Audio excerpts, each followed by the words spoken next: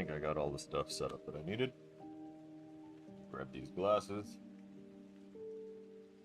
And start with a party. Hello, ladies and gentlemen. It's me, Sergeant Killer Snow, with Snow Studio Games.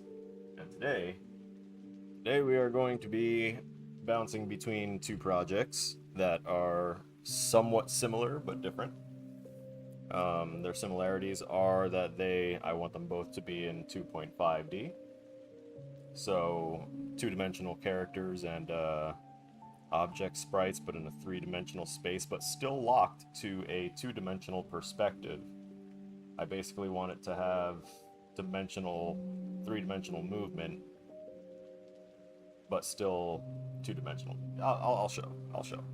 Because I have one that has the movements perfectly the way I want, and the other that has the environment and camera set up exactly the way I want.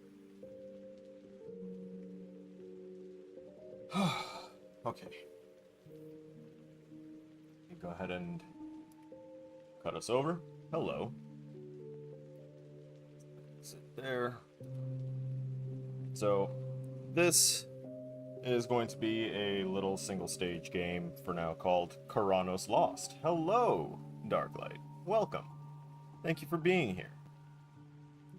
And currently, we have that pops up whether we moved into it or not.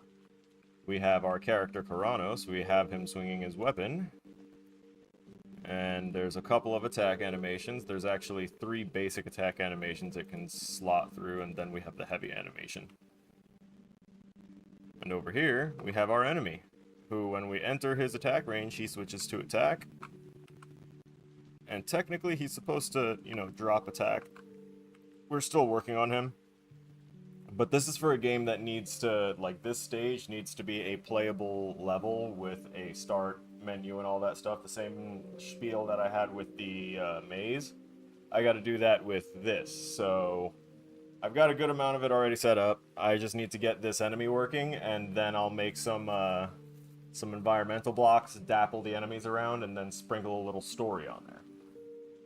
I don't need to make a ranged enemy. I totally can. I'm thinking that'll be on the back burner as a possibility instead of a dedicated, I'm definitely doing it. I need to make sure that I have the level and at least one enemy for this first.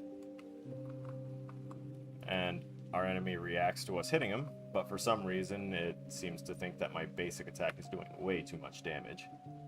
So I'll have to tune that. But what I do need from here is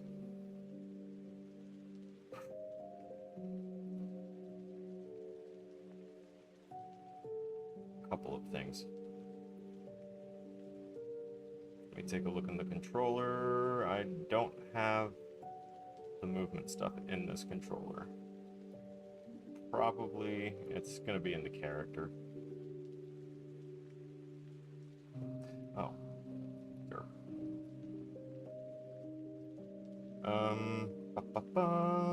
Characters. Go. Let's see, in this character, this currently determines movement for my character, but I already have movement information on my other one. So I don't need this. Arbiter of movement, you've been demoted, don't need that. This, however, I also don't need, right? I think I already have something kind of sort of pseudo set up for it. Sudafed, get it? I'm sorry. Not really. Let me see. Actually, my enemies' states were a little better executed, I think, in a certain spot. Those are both conceptual things that I'm still working on. No, not that movement check. It was in the event graph, wasn't it? Yep. There we go. So I'm going to take a screenshot of this because it's got components that I'm going to want to remember, like the structure of that. Oh, hello. What's this? Notification.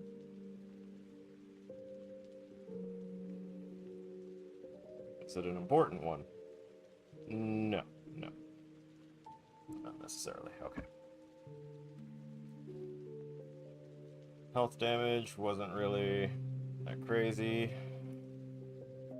This code stops being useful somewhere around this jumble. I think I coded that at like 3 or 4 in the morning, so... You've been sick since Friday? Oh no. That's not good. Feel better. I know a lot of people are actually getting sick, and I actually really need to make sure that now that I remember this, I need to make sure I schedule to go in and get a COVID vaccine update and whatever else they need to vaccinate me with that I might be overdue for. I tend to lose track of time in a heavy way. Melee enemy is good. I need to rotate this a little bit. I'm staring right at a light bulb. Okay. I wanted the controls for the movement. That's right. Okay. Oh, that's my mom. Mom is always important. But she's just sending memes. Here's the thing. These set pieces are... They don't have any code, right? Besides that, for being on the ground, which I already have dedicated things for that.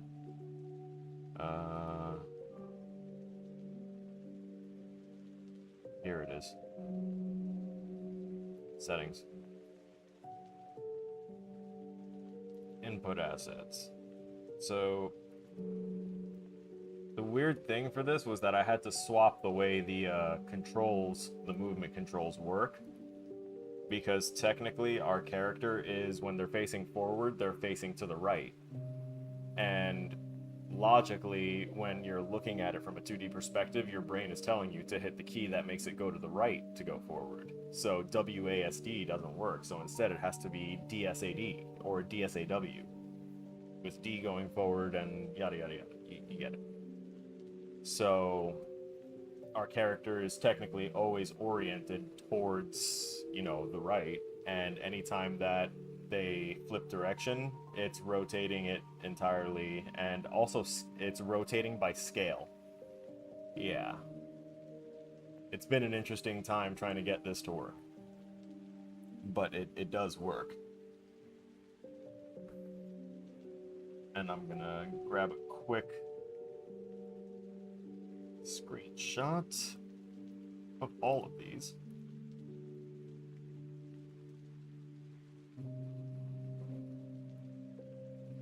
Drop that index down. Don't be stingy now. Gotta make sure that I see that. I actually don't need the actuation thresholds for these. Never mind. All I need to know is that all I need to do is push the button down and it'll do the thing. And this has no modifier on it, so that's fine. 2 modifiers, I need to see your index. Thank you. Showing yours. Okay. I need to screenshot this after I drop my other image safely into my Discord.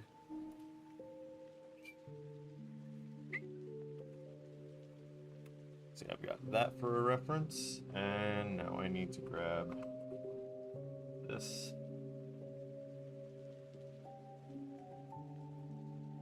Lovely little 5D movement mapping.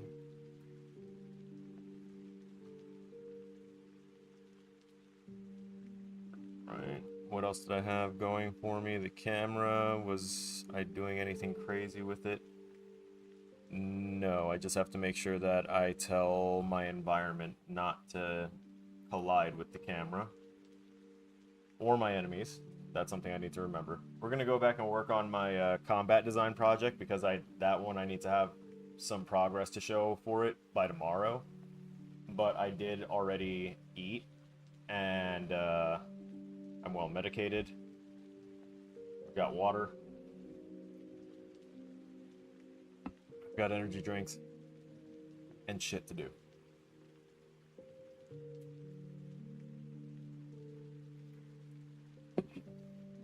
If it works, that's all that matters. Quote from Lixian. Oh, I know that's one of Markiplier's editors. I love Lixian's work.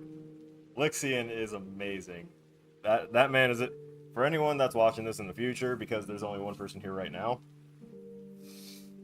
if you don't know who Lixian is, or you've never seen any of Lixian's animations, you can either watch Markiplier's channel for like funny compilation videos from Lixian, and or just go to Lixian's channel and see everything he's done. He also designs games as well. Yeah, Darklight knows his games too. Yes, I haven't played any of them myself. Very little time, but I have been able to have Markiplier's playthroughs pulled up on the side so that way I can watch them. And I love that he keeps on going for it too. And that guy's so wholesome and talented.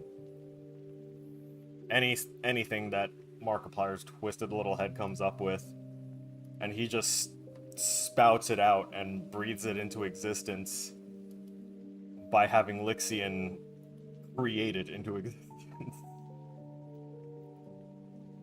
Okay, I think I got everything I needed from my player. I don't think I have anything else related to the camera.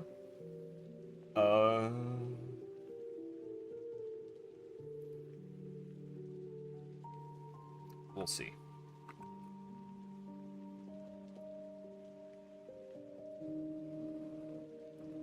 Oh, yeah. I need to pay close attention to this, actually. Okay. So the X value goes there.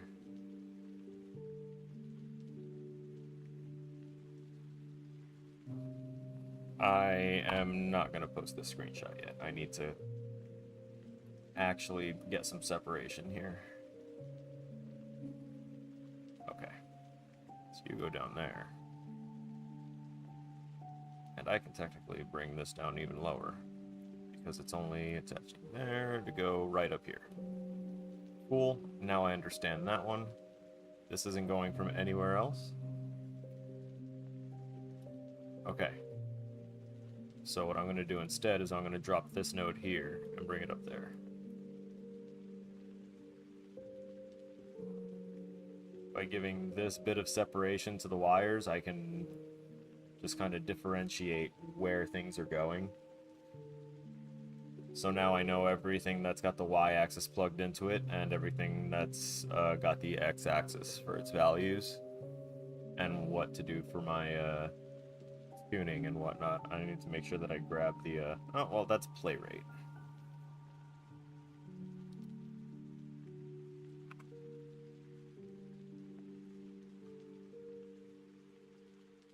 I'll just make sure I grab all of it.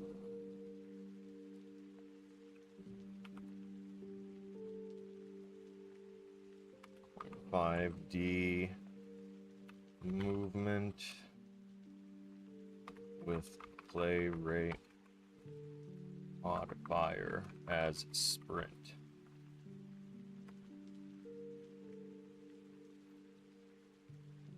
Don't autosave, I'll just hit save my damn self. There we go. Okay. Everything else is already handled in our other character. Lixian sometimes questions Markiplier with the random stuff. I would too. I think one of my favorite ones was where he was asking for a memory to be recalled, and then he said to take the memory, put it in a syringe, inject it into his brain, and make it shoot out of his eyeballs. And he did it. He did it. It's my favorite thing too when he starts it from so suddenly, like out of nowhere. Like Markiplier makes the request, and then there's just this pause of like, is Lixian there? Is he actually gonna do this one?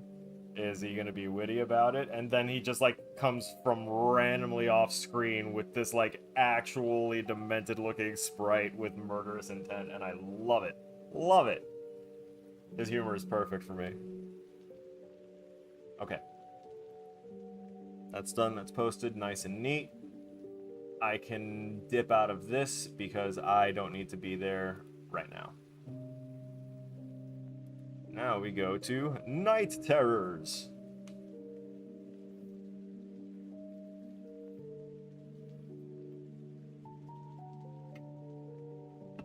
Love this background. You'd never find me anywhere near that type of water. I respect nature enough to say, yeah, no, the water's all yours. That's not what I adapted to through evolution.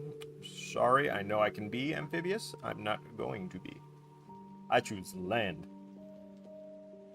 Oh, you said we learned how to fly? Man, that's amazing. Until the wings sprout from my back, and I learn to use them to such a fine degree that I know when I'm about to hit wing muscle failure, and I would know when to safely get myself to a perch or something.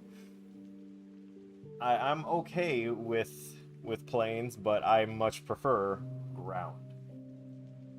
This is why I joined the Army. People said, why didn't you join the Air Force? They treat them so much better. The Navy has so much better, like this and that as well. And I'm like, okay. If the things that we are either living on or operating on daily fail because of human error, I'd much rather be on the ground when those things fail. If my Humvee breaks down, if an Abrams breaks down, if any sort of land-based military vehicle breaks down, you get out of the land-based military vehicle and you start driving on your Chevrolets. You start walking or running, depending on the situation. If those things fail when you are in a plane or in a submersible, and things fail in a bad way, your Chevrolets are going to walk you up the stairway to heaven or hit the pedal on the highway to hell, because you ain't getting out. Well, maybe the guys in the sky. They can parachute out. But yeah, no, the water is it's literally an entire other world, and it's most of what our planet is. I have a hefty respect and a slight fear of the ocean. Okay. We are now back on our other character. What? What is this? What is this insanity? Why is this here? Why is this like this? No one asked for this.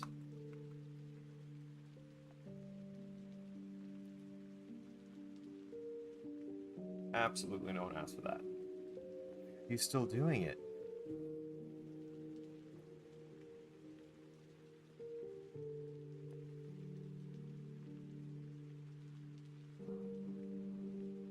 No.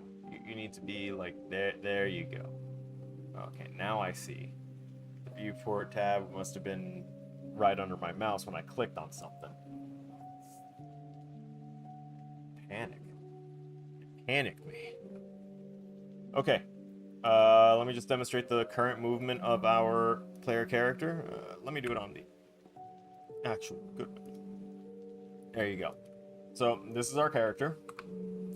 We've already got really good smooth movement going. It's really snappy. It's exactly the way we want it. I've tuned the jump to actually like function at different heights based on how long you hold the jump input.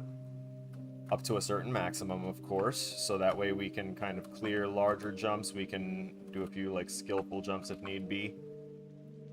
We've tied the start of code for attack animations and stuff into our clicks, and let's see, we have the E key that throws something. F is a special transform. I don't think there's any other ones. Is there a sprint? I don't think I've actually put that in, if I did.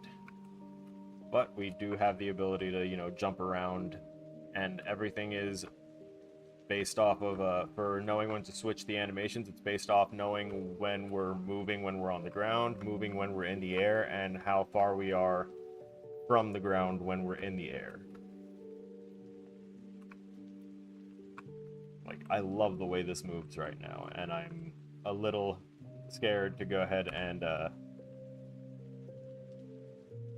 create the other version. You know what? I'm going to actually go ahead and duplicate our current character blueprint because I really like the way it currently moves and stuff.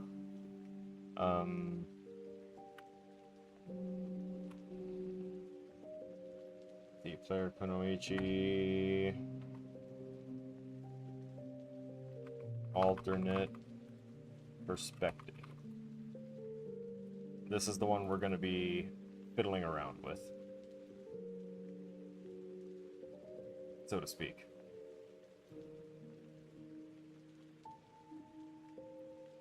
What materials do we have? Okay, I don't have a text-based material yet. We're going to search inside the engine for text and look for... Oh, wait. Was that the right one? No, that's the anti-alias text material translucent. Always know that there's a lot of stuff available in the engine.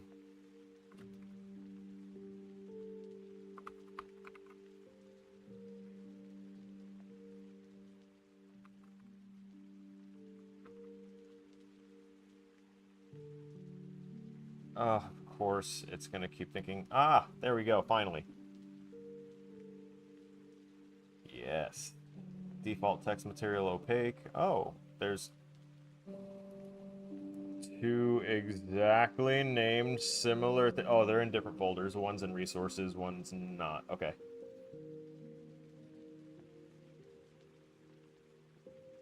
Let's see if I can... We'll duplicate it and call this one... What did I call this game? I know I have it somewhere. Oh, Night Terrors.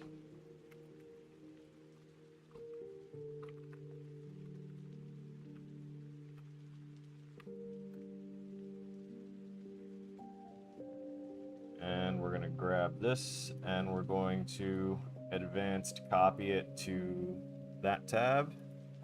Just going to have us save everything. I haven't what? You pain in the... Fine, I'm just gonna move it then. I created it. You won't miss it, engine. Okay. Now from this, we can go ahead and create material instances for any color of text that we want. So we're going to go ahead and just have this be...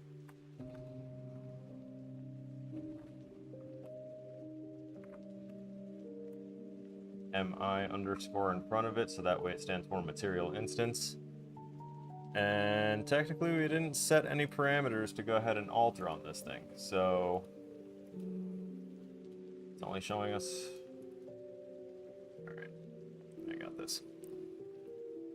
Base color, no, let's go ahead and press the 3 key and then left click. Look at that, we have a nice vector 3, which, if anyone doesn't know, a vector 3 is 3 individual float variables. You know, X, Y, Z, which is exactly how a computer determines color. Or one of the many ways that it can determine color, at the very least. So, go up to this nice shade here. Change the saturation up a bit. Drop this shitty vertex color, plug in this nice new color that we made. And while we're at it, we can convert this to a parameter, call it color, and now we can access that from our material instance to change it on any other instance of this that we want to. And I really like making my text visible, very visible, so I plug it into the emissive color as well. and that makes it basically grab up any ambient light in the area and enhances it, makes it bright, almost like a fake light source. So it's almost like glowing text, without me going too crazy with the glow. Because you definitely can make actual glowing text and make it really pop. There's no need to, though. That should be enough on its own.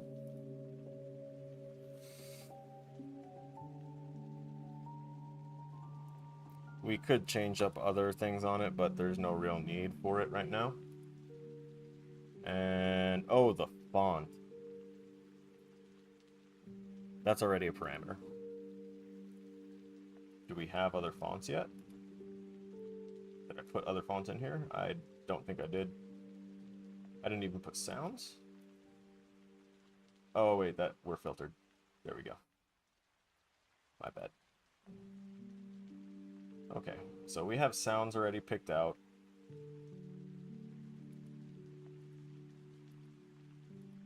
No fonts. Oh, I love the way that looks.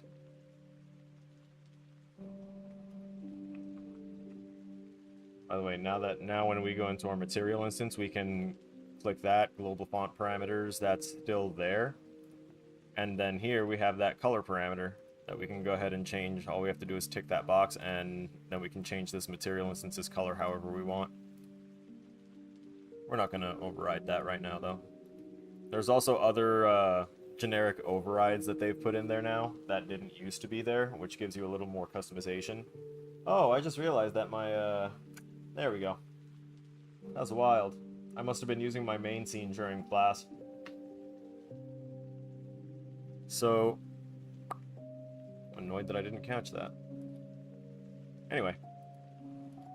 Text, more or less done. I don't remember how to do an outline on it right now, but you can also put an outline around your stuff, your text. It's basically like masking it.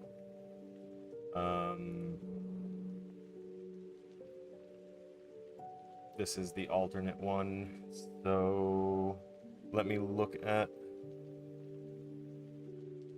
There's a couple things I need.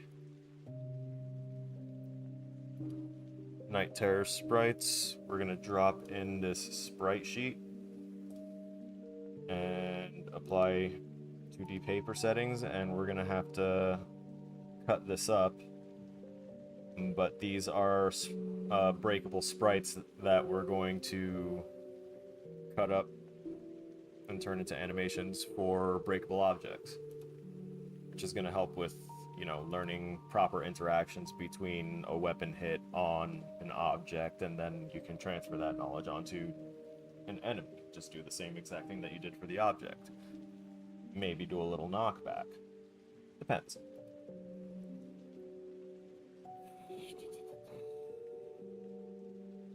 I also needed font.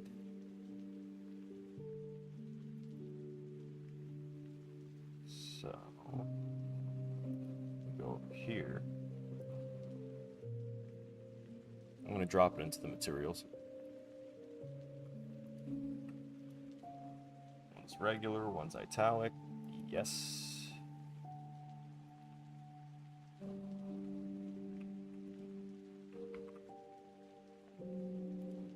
Save it, save it, save it, and save it. And maybe this one as well. For the hell of it.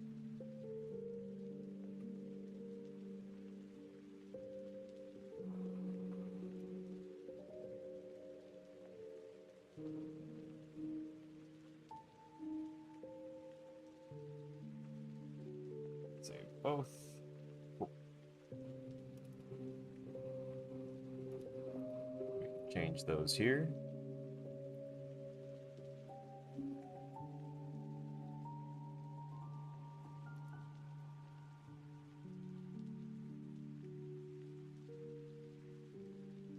On page. Excuse me? You're not going to update. How dare you?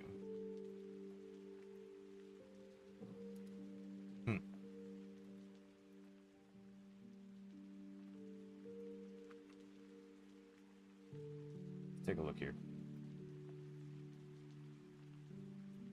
You change it. Error. Why? Only offline cached bonds can be sampled?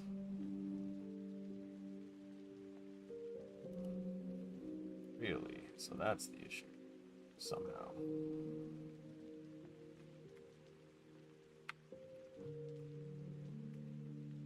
Alright, I'll worry about that later. That's not an important thing. Oh yeah, I already had this picked out for how the camera needs to react.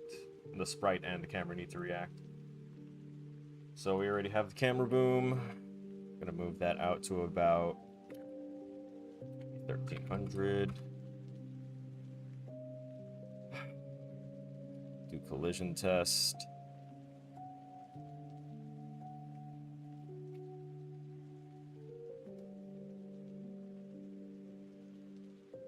And now on anything that we have in the game, we want to make sure that it's not going to collide with the camera and cause it to stop itself and like smack up right into the game instead of being at the nice viewing angle that we would be at. So we'll have to remember to tell our stuff. Once I go ahead and make the set pieces, we'll tell them not to collide with the camera. Same with our enemies.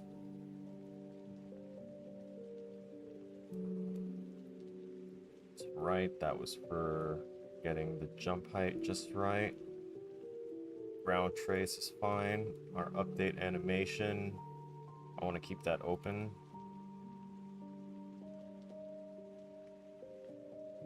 Where's the update animation? Oh wait, no, that's actually in the event graph. Yeah, it's down here. Okay, that's fine. Based off the animation that we choose, and then it sets the flip book, which is okay. But we're going to have to fix that up a little.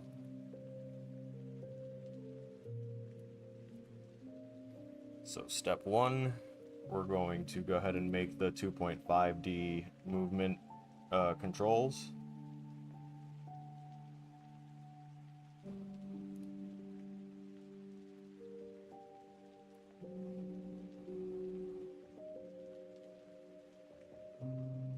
Did I not already have a... There we go. Animation states, game mode. Don't have a player controller in here, that's crazy.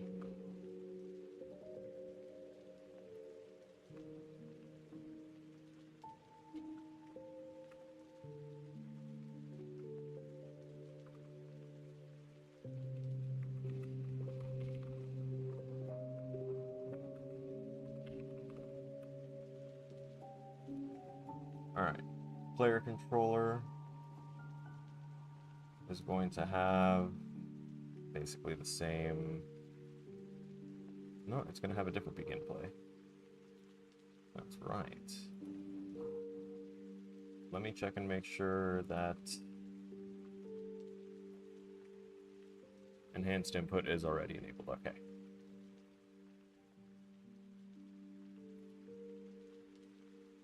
So what we're going to have to do is valid question mark. And we're going to do get enhanced input local player subsystem. And first thing we're going to want to do is validate that bad boy. Put a reroute node so that way we can keep things organized with our nice electronic nodes.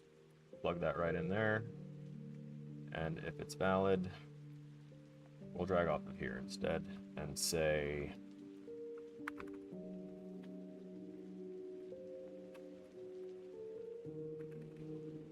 come on. Excuse you, where's set mapping or it's supposed to be add mapping context. There it is. There we go. And we have no mapping context defined yet, but we're about to. So I also want to make a separate folder because these inputs can get a little lengthy. So we're going to go ahead and make the new folder and call it input settings. We can leave the controller in here. But in here, now we're going to go and make input mapping context.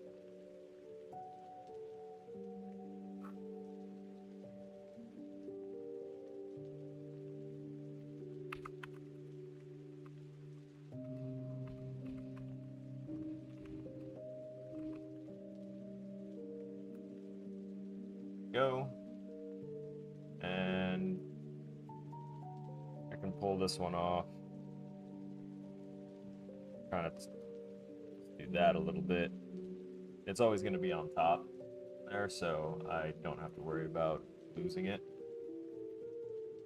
And now I can go ahead and go to input, and we're going to make an input action.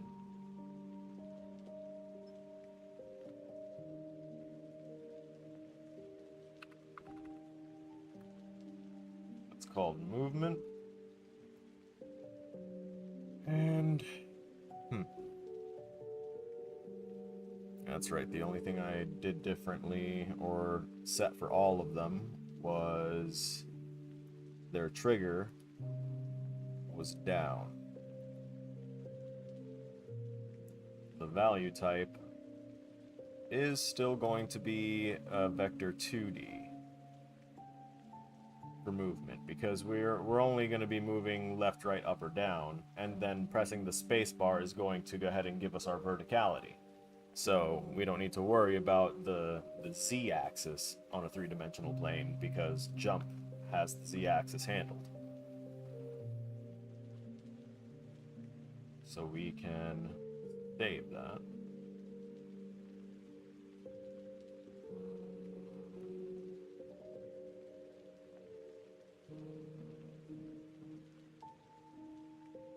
Yeah, we'll set that.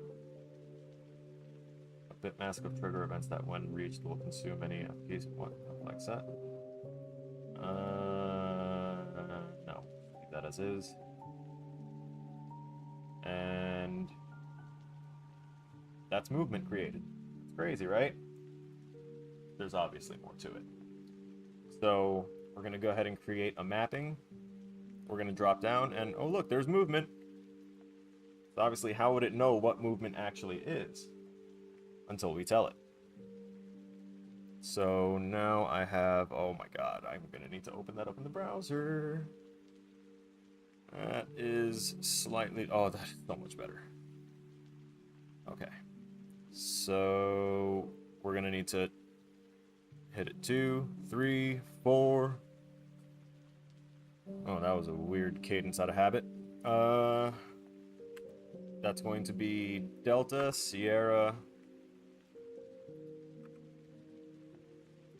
Alpha, and Whiskey. Whiskey.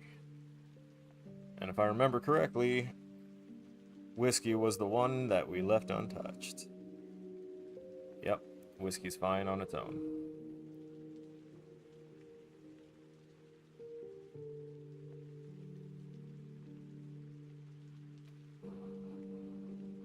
These, though, these need modifiers. Oh shit, I didn't look at the...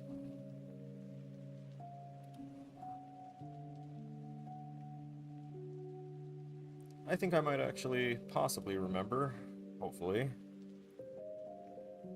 There's not many it can be, because it's an alternation between the two. I hit the wrong thing. I don't need a trigger, I need a modifier. It's supposed to be swizzle input axis values, and then Sierra usually has 2 of those bad boys. 2 modifiers, right? Which one of you had 2 modifiers? Oh, why did I get so... Oh, wait a minute.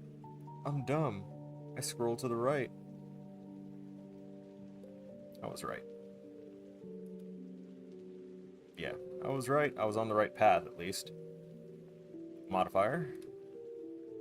We go to negate. What these modifiers are doing is that they are changing a specific value. So what we're doing is we're basically just using the W key or the right direction as our forward velocity direction, and that is the one number that we are constantly changing with these modifiers.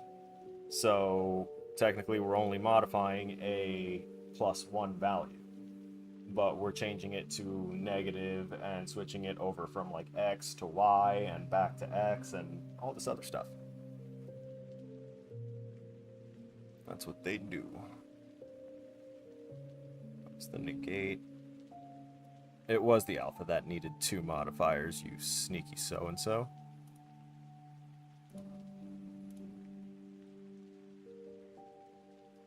This one needs the swizzle input axis values for X, Y, and Z. And this also needs a negate.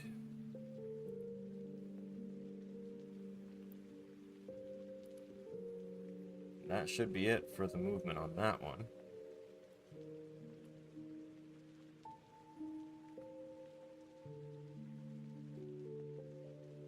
Let me collapse these down so it looks like less of an eyesore.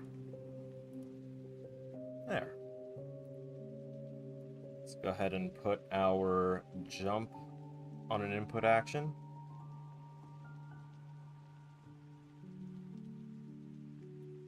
Rinse input settings. There we go.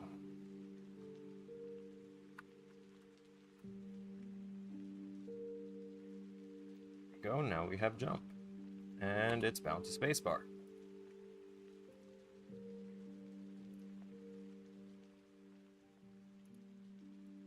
Set the trigger to down, not just pressed, because remember our jump is gauging off of the length of time that you're holding down the space bar determines how much of the jump force you're actually getting.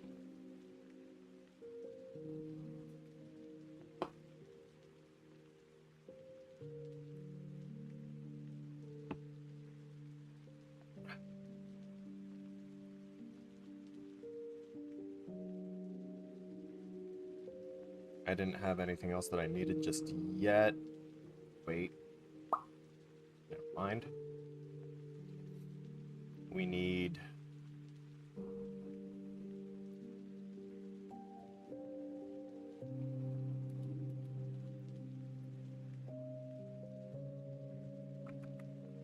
attack.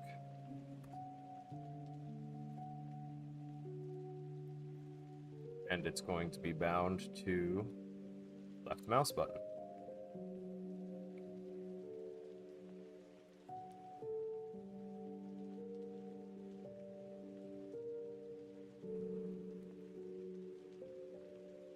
Pressed. We're not doing any charged attacks or anything, so we're not going to do a held or a down or anything like that. If you click, that counts.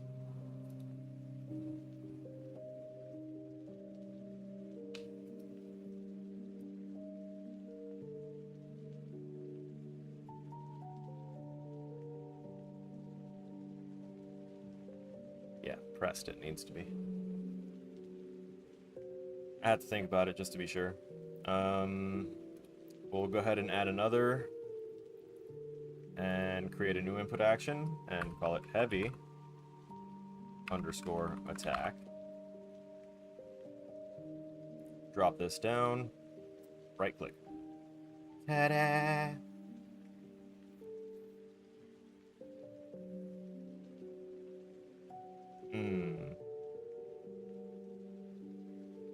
I wonder.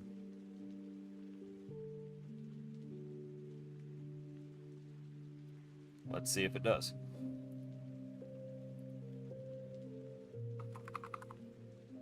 I don't think I have a parry actually, so we'll just put throw on there. And that was, I think, on my E key.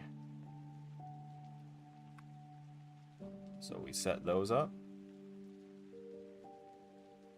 And this is another one that needs to be pressed.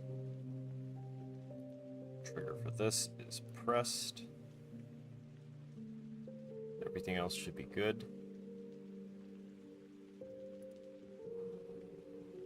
I already had preset what the movement ones were, which is why I did that first and didn't do it for all the other ones. Okay. There is logic to my madness. I'm going to drop that down just so I can see the ones I have whenever I open this.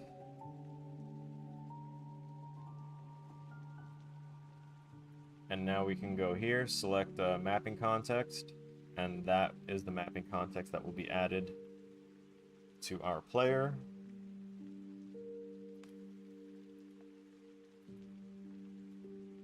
Now all I need to do is go into the game mode that we created, which is just going to be Night Terror's game mode.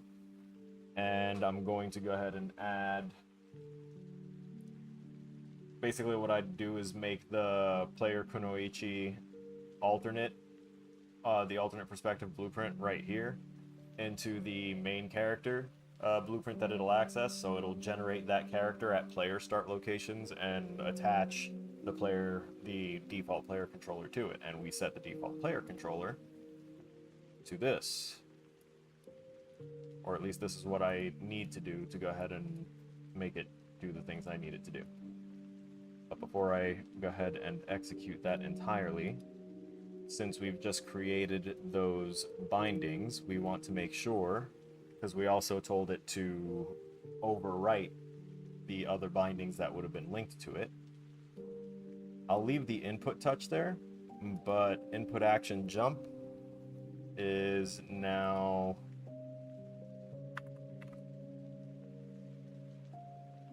going to just be action event jump. Going there and there. Fairly well. Did it really just give me the same exact one? No way. Hold up.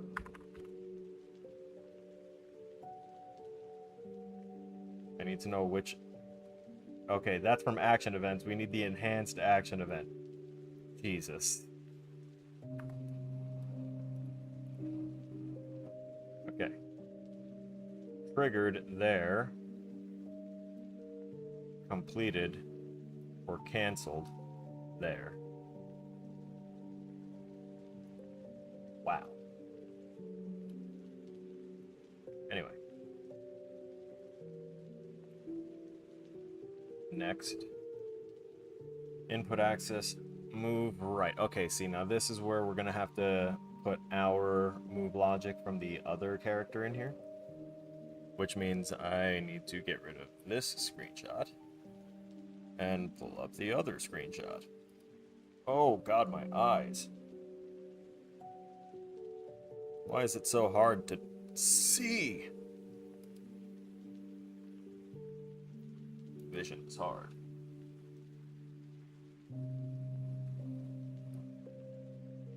I just had a creepy image of Vision from Marvel with a creepy smile. I'm gonna go ahead and cover up half of my OBS with my little preview here, so that way I can kind of see this clear. Okay, we have an on-ground value already, which is grounded. Great. I'm gonna kind of basically precision cut that out of there. We already have something that gates our movement during attack, which is perfect. That's something that I have for something else, right? I didn't put that on here? Yeah, I still haven't added that on there.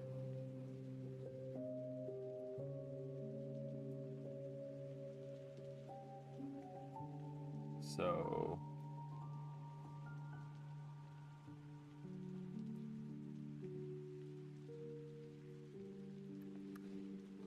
where? Try to put it up here. This is the actual movement input part. Right? That's control rotation. Right. I actually have to deal with that separately. Okay. We have that there. We're going to go ahead and pull up our movement.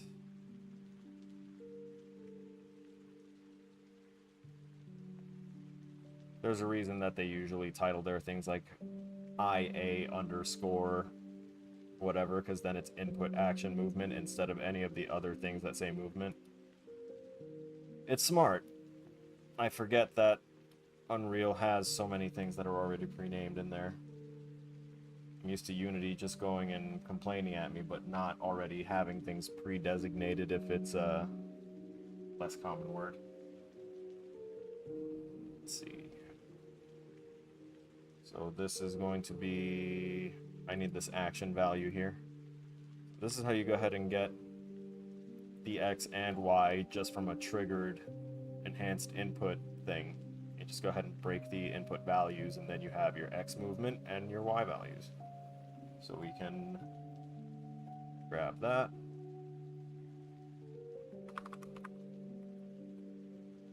Drop that reroute node right there. I'll go ahead and drop one for the Y as well, so that way we're ready to pull off of those as needed. On triggered, we're going to set a branch to make sure that we are on the ground and able to move.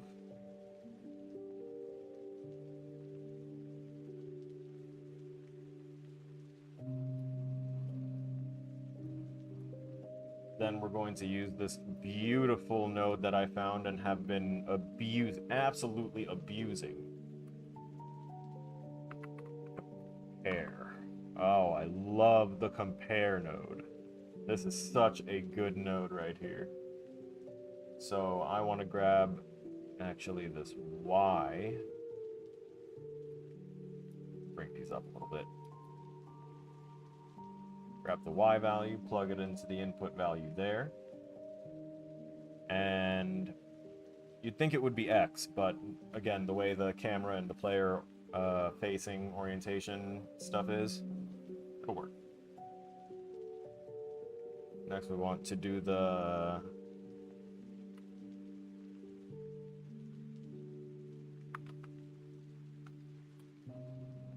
is moving right.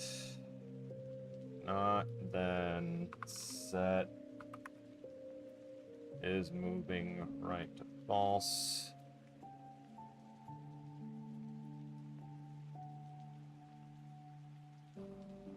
And come on, scroll over. Scoot. Do it. Do the thing. All right. Add movement. So add movement input, and this is going to also be where the equals goes directly into as well. Because if our input value is 0, we want to tell it that its movement values also need to be 0. If not, it's just going to keep on moving when you let go of the key. And which ones were this? And that, and the other thing, and oh right, the play rate. The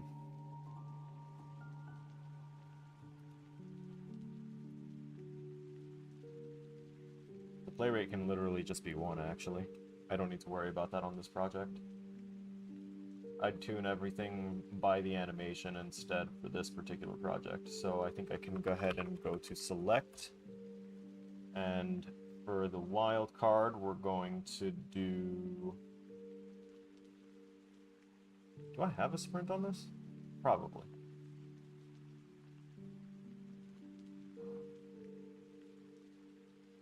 Hang on. Let me see what my animation states says. Idle, run, there's no walk. There's no need for me to do the sprinting calculations. We're gonna do another add movement input here, because these are gonna be for each direction. We're going to split the structs on each of them, because we need to apply these values individually. Scoot this over a little bit so that way I can see which values are getting plugged in where. So this X value is actually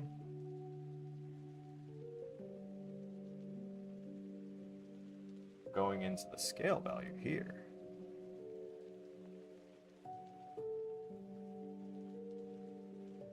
And the world direction will be 1.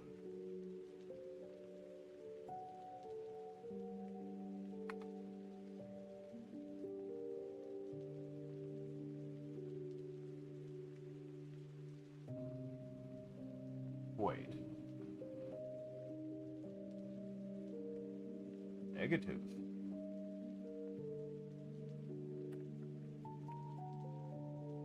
Ah, darn it.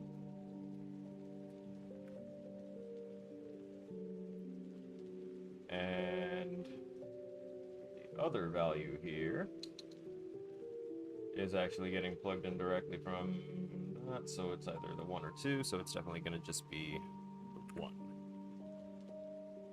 And the scale value is coming from probably the Y. This one, right? Yeah. Y is your scale value. That sounded philosophical. I'm going to bring this either down or up. Up is fine. Actually chopped out a good bit of that code. We don't need sprint. Input action jump is already taken care of. Well, well, well. Lovely. So in theory, oh wait, I do still need to, oh wait, I did do the jump logic stuff. It's already here. Aha. Oh wait. Oh wait. But wait. It's like any anime ever when they try and do a twist and make it so that way people don't anticipate it. They make it twist 80 different ways all at the same time.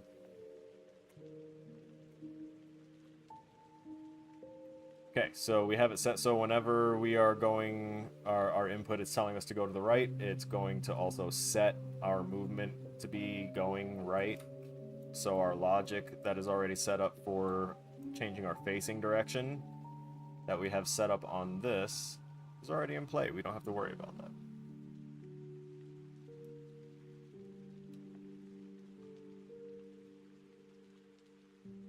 Hopefully. So I've closed that out. What else did I have under here? That's just for the actual swapping of the animations, which technically shouldn't be bothered. This rotation, though, I'm a little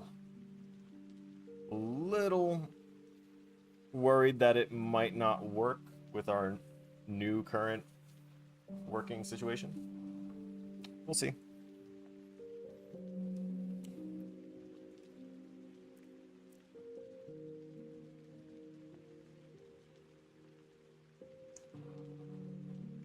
My meds are drying me the hell out really fast.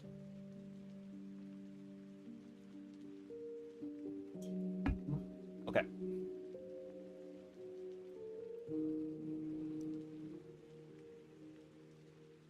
Nothing left to it but to get this to be, you know, the set thing. So we're going to go ahead and jump into our blueprints folder. Go to Night Terror's game mode.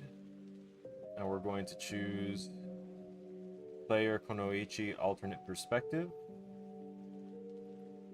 And we're going to swap from the default player controller to the Night Terror's player controller we just made.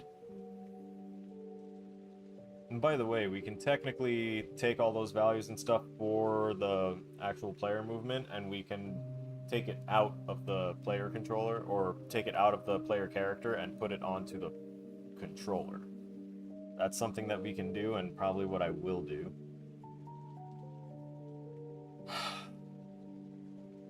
Yeah. Replay spectator player controller class, they can have the regular controller. They don't need anything else. Plus, there's no replay. What do we have for other stuff? Default player name, Konoichi, that's fine.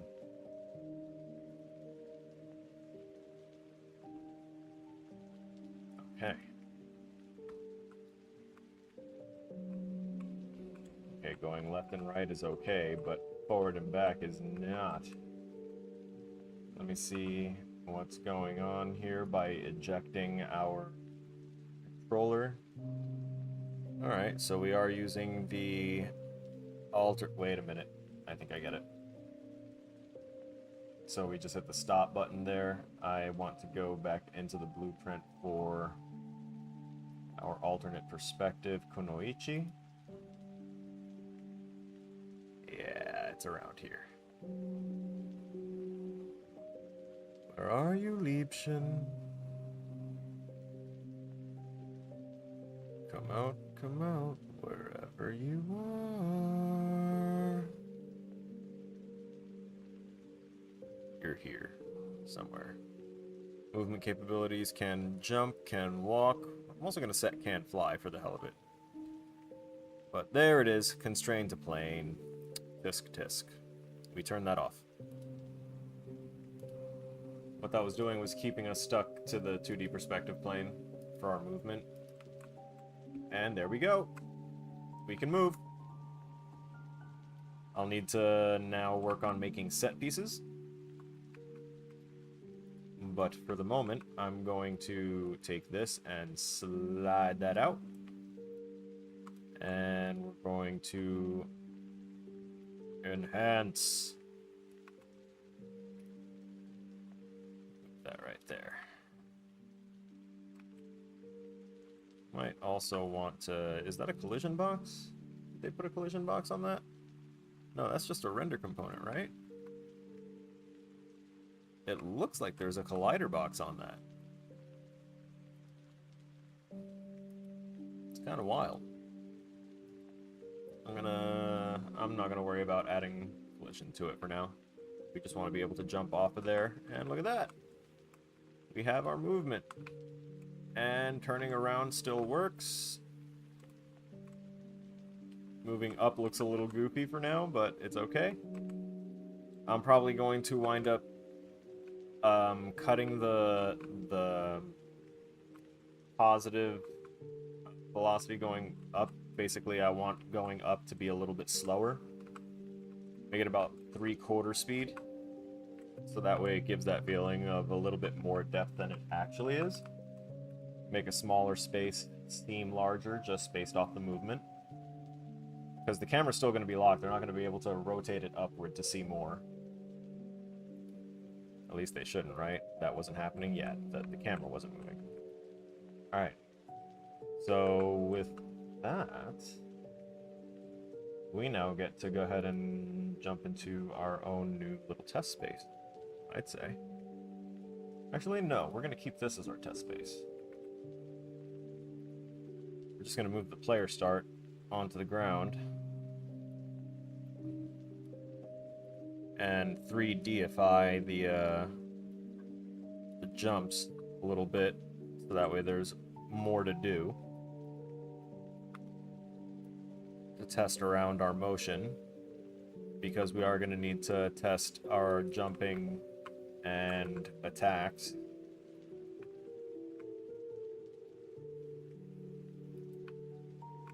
There we go. That'll be fine. I don't care about these. Bring that down. That should be enough. Okay. Player. Fake player. We can get rid of fake player.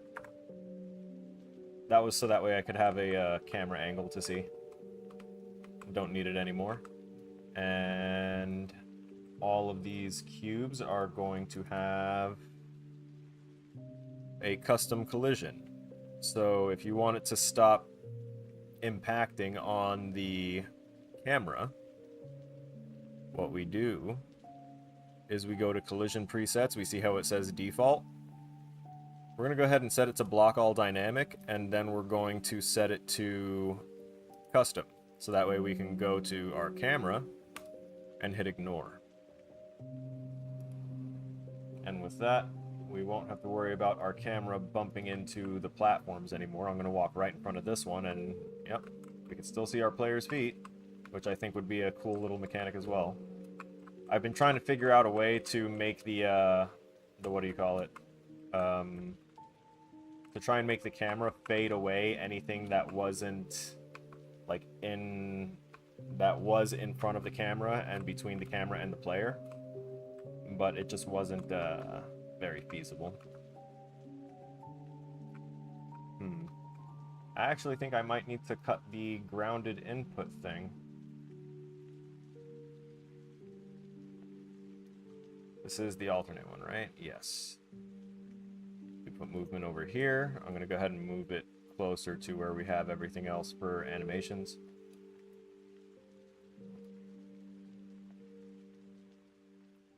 See what happens when I just plug that in directly, because movement still needs to feel right. And part of that is that we have a little bit of air control, and if our jump isn't receiving those inputs to keep jumping in a direction, it seems to not push us in that direction anymore, which of course makes sense. So that is good.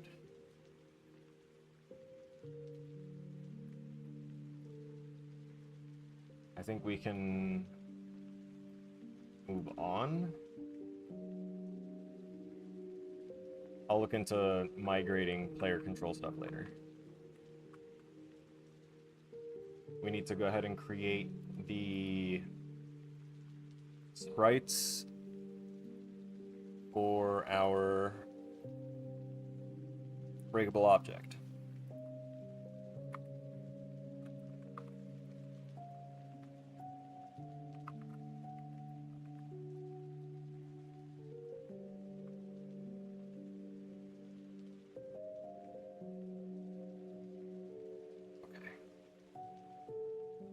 Wrong Discord. Alright. Sprite is already in there, right? I did grab it, didn't I? No, we're in the 2D side-scroller stuff.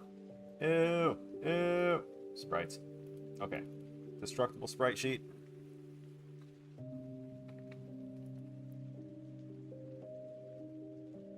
All the important settings seem to have already been taken care of. Let's get a little bit of a zoom here. Oh no. Is that an actual red spot between each one? Don't do that to me. Unless that's like a little marker indicating where each thing should be cut, where they need to intersect. In which case, do that to me, but it's scaring me right now. We're gonna hit extract sprites. Oh yeah, no, we don't want auto. We want to grid that up.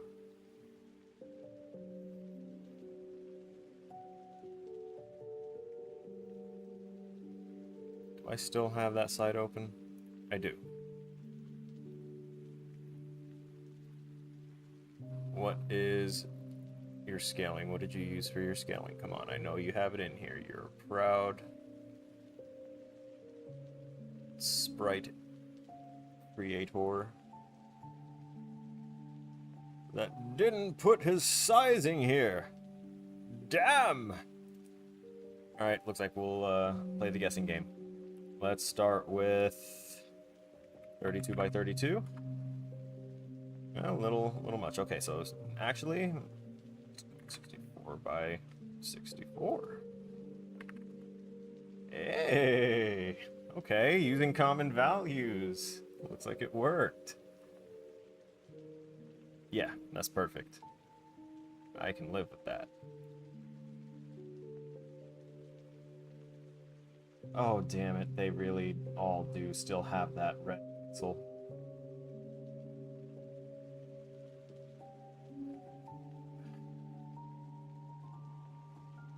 I have to edit it. We can't have it. Not like that.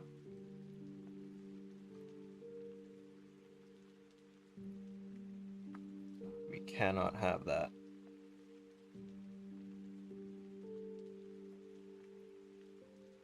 So instead, we're going to definitely still have that, but we need to edit it. So we're going to bring it into Photoshop.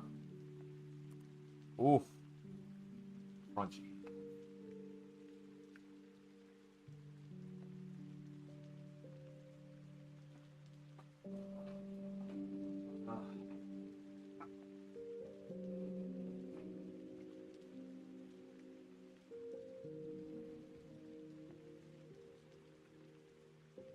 Yeah, there they are. Oh my god, why? Why would that be there?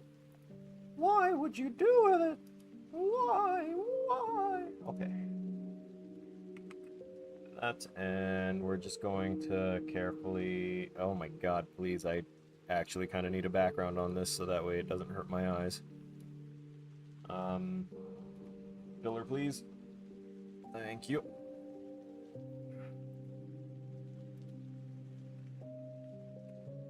Oh, so much better. Look at how much better. Okay. I don't even need to be zoomed in that far to see everything anymore.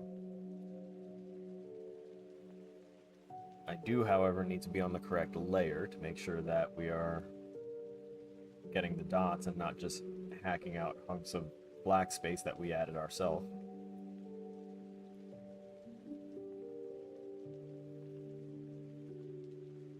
I noticed they didn't bother keeping the red dots on layers where, or rather in columns / rows, where they had finished the animation already.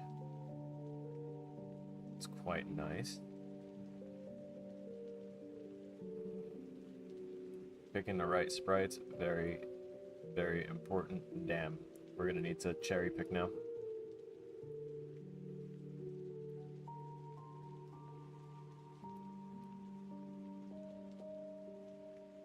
I know I'm out of frame, I'm just getting a closer look without necessarily needing to zoom in, but I'm gonna need to because I see down here. Yeah, that's what I thought. You sneaky bastards. We want to make sure that we did not miss anything like that. And that we also do not accidentally grab things we didn't intend to. And like that, we have cleaned this up. We turned that off. And it's ready to be re-exported.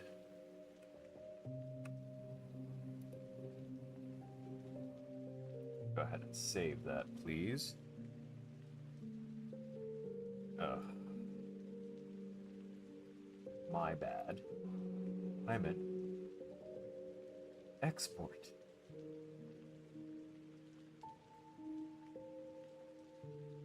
Destructible objects, rapid game develop. Nope, nope, wrong class.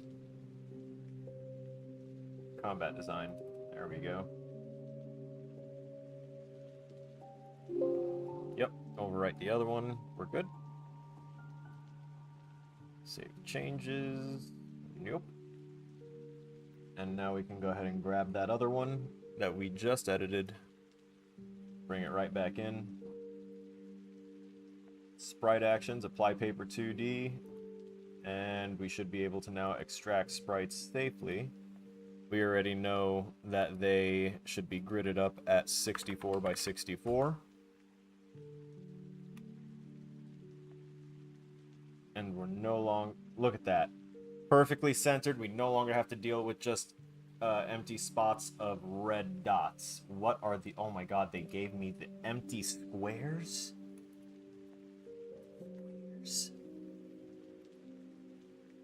Ugh.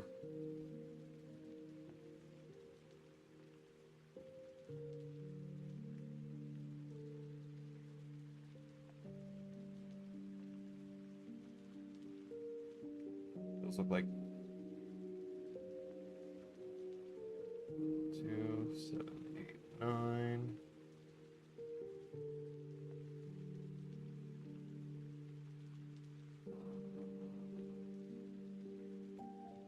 I'm guessing idle would just be the 0 sprite, but then getting hit would be one of those two. But I don't see much of a difference between this one and this one. They look very similar.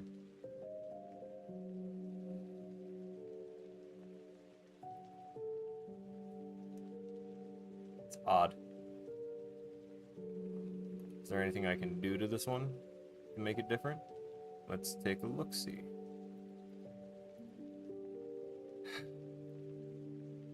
Additional texture.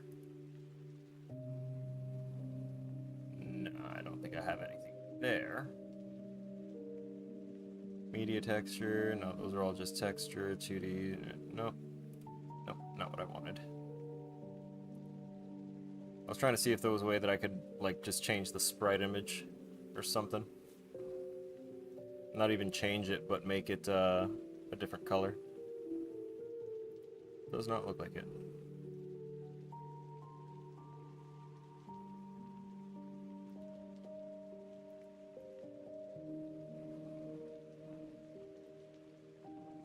Okay, no, we can see the whole thing there, actually.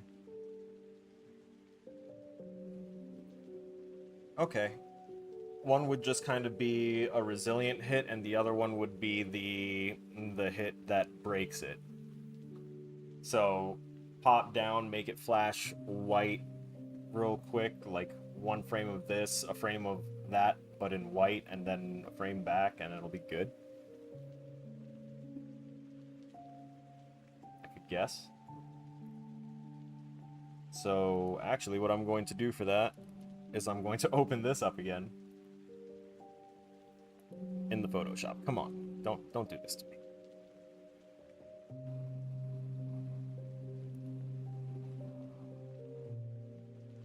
And we're going to edit it with a mask on top of it.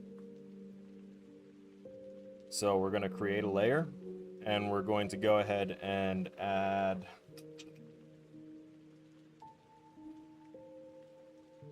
white. Flashing white for what do you call it?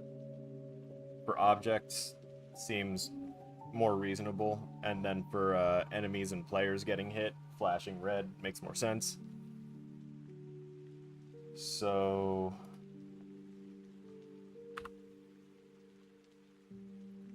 let's do this.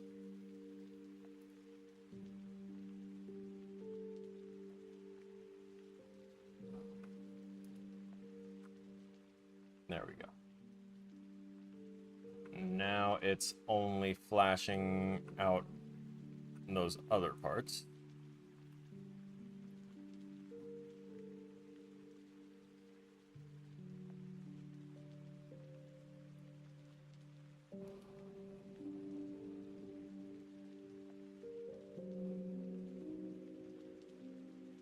Quick export as PNG. Destructible objects. Whiteout.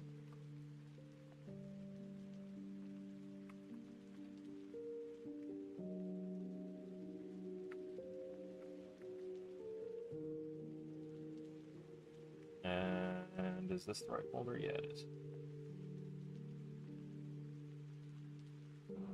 Now I can drag that one in. I'm actually going to leave this Photoshop open. And we can close out that individual sprite. Change the size of this a little bit. Make a folder for destructible objects, or just destructibles.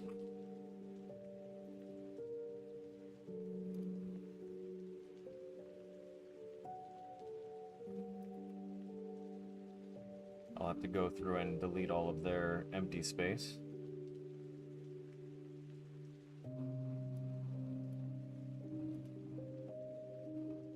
First, we move them in. Goodbye, empties. Goodbye, empties. And more.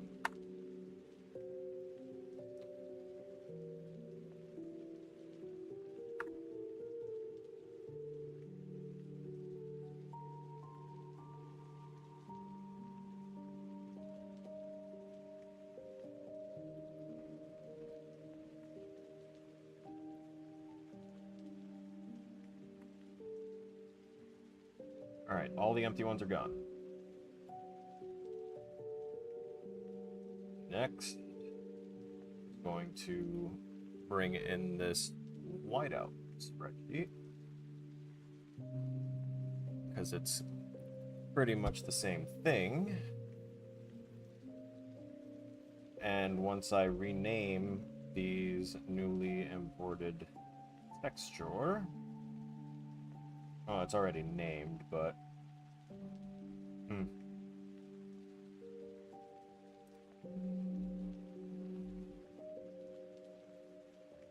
paper 2D, extract, grid, 64 by 64. I don't know why it doesn't have the option to not retain the empty space. It's weird that it doesn't, but it's okay. Now we have to go through this and make sure that we get rid of the empties on this as well, because there's no point in saving them into memory just to have them removed again.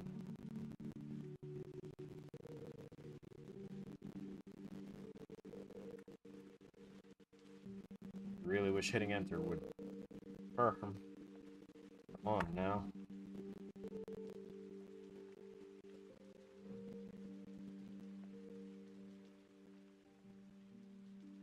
I still wound up trying to hit enter too.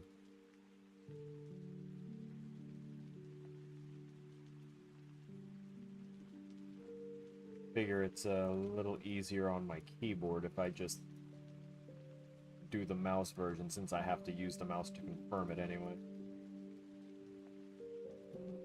Okay. Cool. Go ahead and create a flip book here and call this barrel underscore hit, and then we'll call this one the barrel break hit.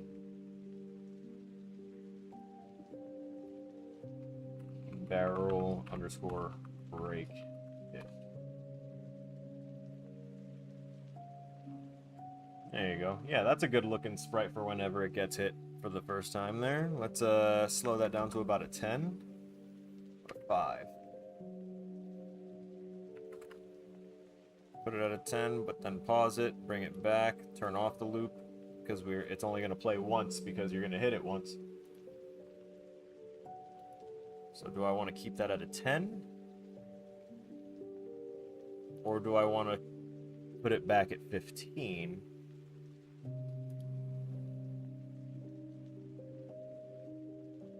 Oh, let me grab the whiteout bits too. Night Terror sprites, destructibles, and it would be among the first couple right there. Yep. Oh, that's right. This wants to be annoying about that, and I need to, like, oh wait, I can drop it in up here. Add another.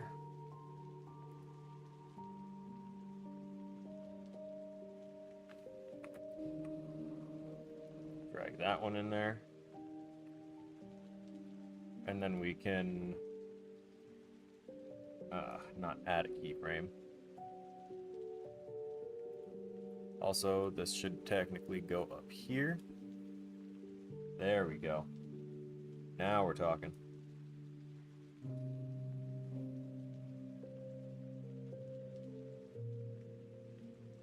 Actually, flash white first, go back to normal. Let's take a look. Oh yeah, I like that. Wonderful. Let's turn that loop back on. Yeah, that feels good. We'll keep that.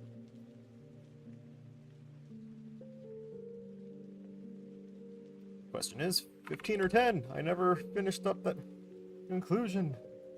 Leave it at 15. Barrel hit has been set. Woo! That hit break is satisfying.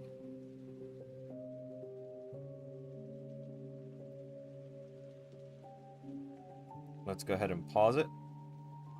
Bring it back to the start. We're going to do the same thing where we add...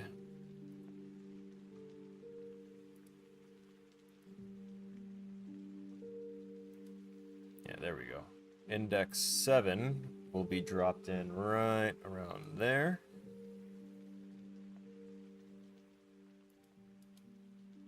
Yes. There you go.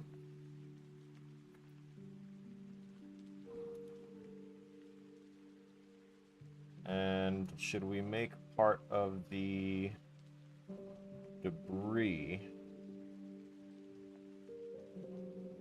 I think we should add another one here after the third index, actually, of the tall barrel white. No, not that. Whoops.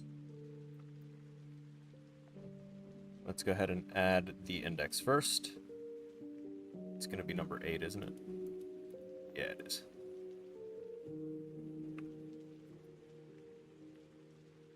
We'll add that there, and then 8 can go right.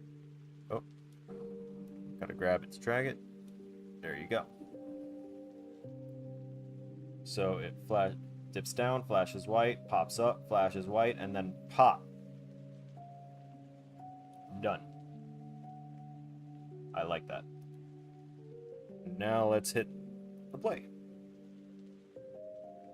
Yeah. Yeah. I like it. Did the work. And technically the barrel is the only one we need right now. I don't need to worry about these other breakables. I can, but we're not going to. Not right now. It's also nice that we have a chest for this game as well, since we already have one for the other game. And we don't need breakables in the other game either, but that's why I needed to work on this project first. I need to get these breakables in and make sure that my attack, at least my basic attack, can do its thing. To some degree. I think I can close that window now.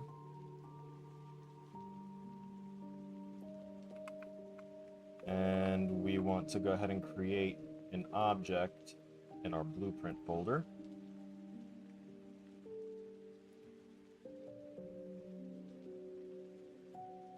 Actor.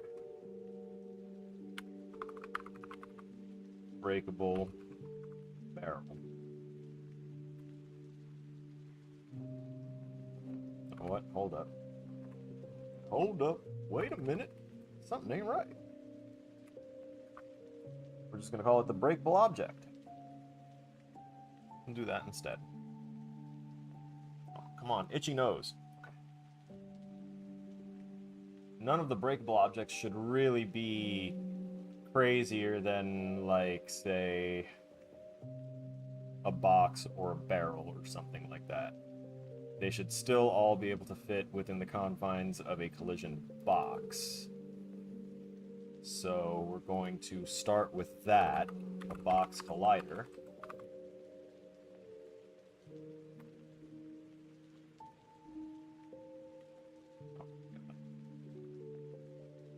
There you go. Box collision. Next, we want to go ahead and add our flip book.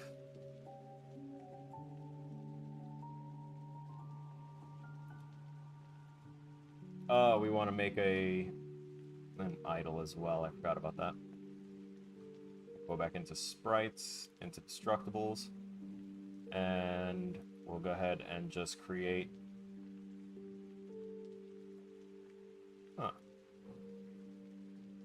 The base barrel is a little wider than the end barrel. That's interesting. Okay. It's wild. So this will be, we'll create a flip book and call this barrel neutral instead of barrel idle.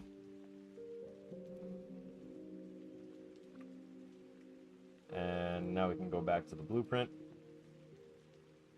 Make sure that that's not attached like that. and grab barrel neutral. What we're going to want to do is, for sizing, we're going to drag our player out here, and then we're also going to drag this barrel, just so that way we can see sprite sizing, because that's obviously very, very small for a barrel. Typically, I found that when we're working with 64 by 64 size sprites, increasing them to at least 3 times their size, between 3 and 5 times their size, makes them good workable. So for the flip book, we're just going to set this to 3 on the X and 3 on the Z. We don't need to worry about Y, because Y in this context is depth. We don't want thick sprites like that. Wide is fine. Thick is, in this instance, not the desired one. Desired effect. And we want to make sure that the sprite is contained within the hitbox, nice and centered on it, so we're going to make sure that that is a thing. Let's look at it from the left.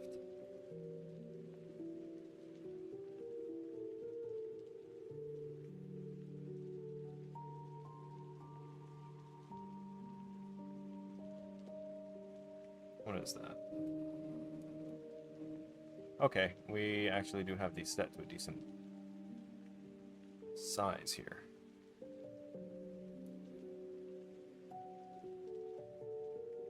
Still feels like I'm bouncing in between, so let's say for -4.5. Yeah, that's the nice, sweet spot right in the middle. And I'm assuming it's going to be the same for Z value. Yeah, between 13 and 14, so 13.5. Nice, perfect little midpoint. And then we can also go to the box right here. And we can obviously change this per object afterwards. But we can change the extent of X. We'll say to be 29. And that just fits. But it's not the only side to our box, is it? Yes, it is. Totally forgot about that. That should be kind of reasonably sized for a barrel, right? We'll have to look at it perspective-wise now.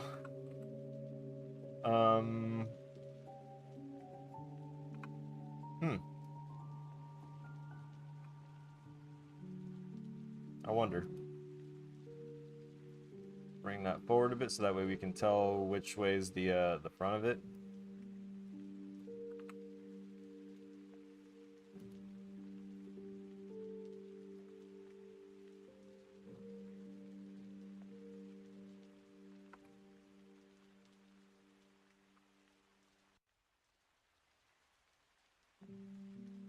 Cool. Next, we're going to want it to react to... Actually, we're going to leave this part by itself. We're going to go to class settings, and we're going to implement the interface for damage. Oh, I haven't built the damageable interface. One moment. We're going to go to blueprint on the list, not blueprint class up here, but this list right here, so that way we can access blueprint interface. And then we're going to Night Terrors BPI damageable without the E. There you go.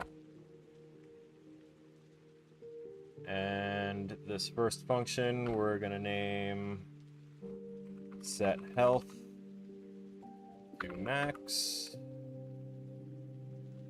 We're also going to set a take damage function and a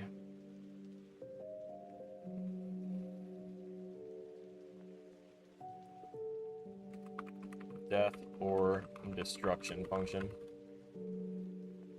So that way when its health reaches 0, if it's something that's alive, it will be dead. If it's something that is destroyable, it is destroyed. I know I don't need to use specific wording because I'm naming it and it's only for me, but it's how my brain works. I'm explaining it as best I can. Description handles death logic, death/destruction. Category is, there's no other real category here. Keyword is going to be death. Compact node title, death.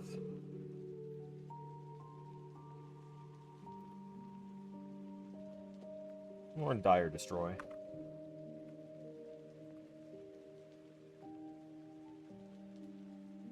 I totally forgot that it'll automatically split things anyway. I just need to camel case it properly. And we don't need to worry about the advanced. I don't think it needs any inputs necessarily. Take damage is going to need an input. That's going to need damage received. And that's going to wind up being a float.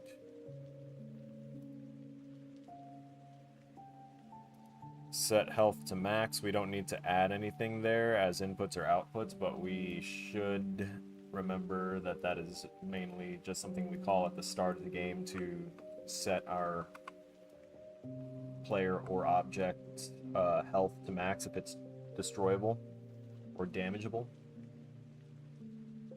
And we can go ahead and actually add it to our player as well as to the barrel. So first, let's add it to the player. Add night. There you go. Night terrors, BPI damageable. Wonderful. Now we compile and we click this down, and right where everything is blocking, trust me, it's there. It's there. It's just it's there.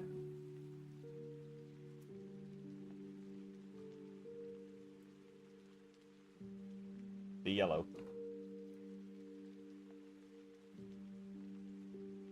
It's excellent. That's what it is.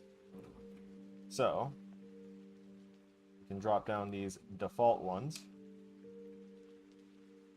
For some reason, death or destruction was put there separately, probably because I actually gave some details on it, which I should for the other ones as well, I guess.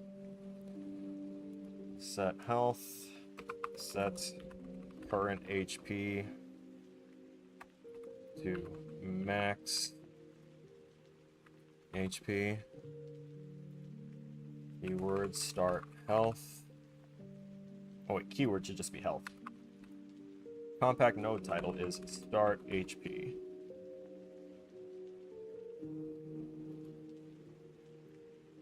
Take damage is going to be obviously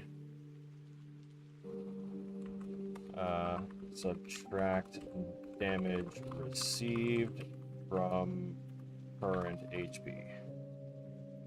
Keywords damage. Damage.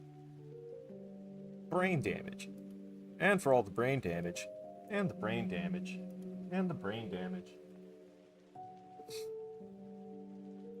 Default value of 1.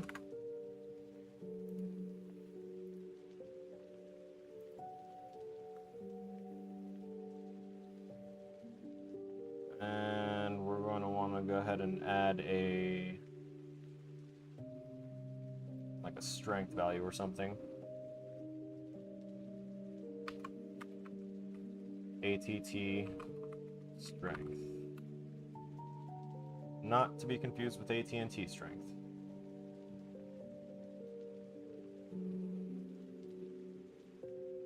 I'm going to go ahead and give a description here and say that meant to handle outgoing damage. Instance editable.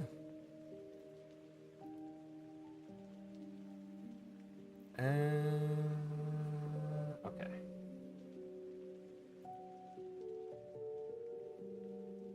we've defined everything. So now in our player under components, not components,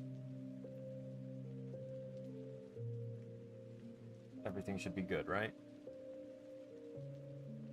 Breakable objects should now be able to have this inherited, not inherited, implemented.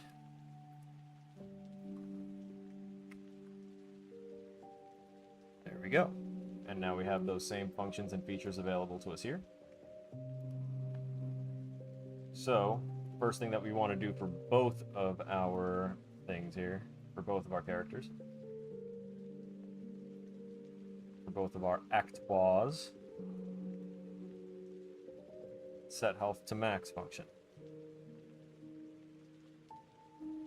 We also need to create health values. So we're going to go ahead and create a current HP and a max HP. We're going to make max HP public, so that way it is editable just in case.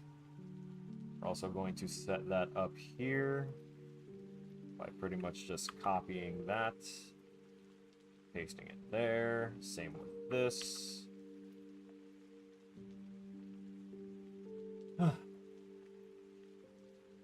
And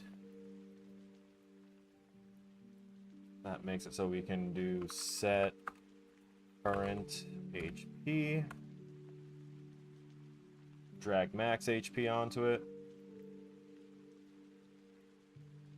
and we'll go ahead and print string that says HP initialized.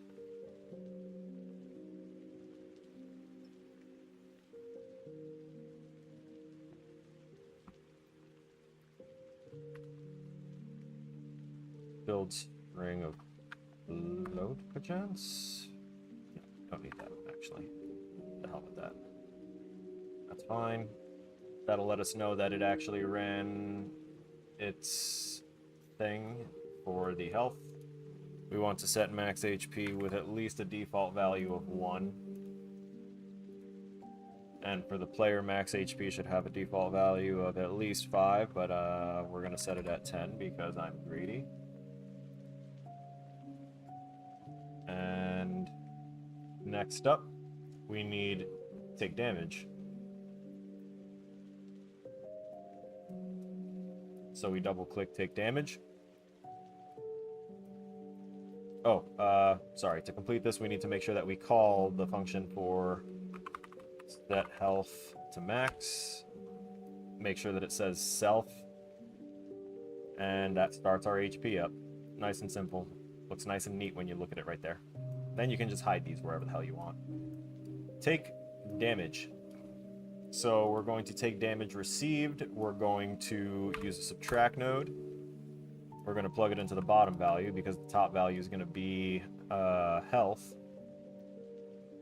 current HP. And then we set current HP.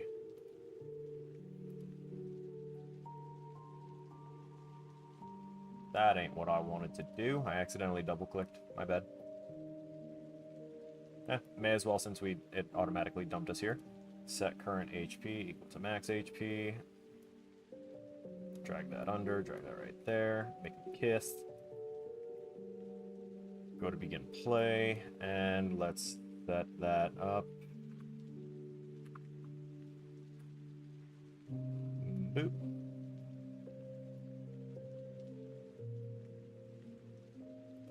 Good. Set up damage for the player another time.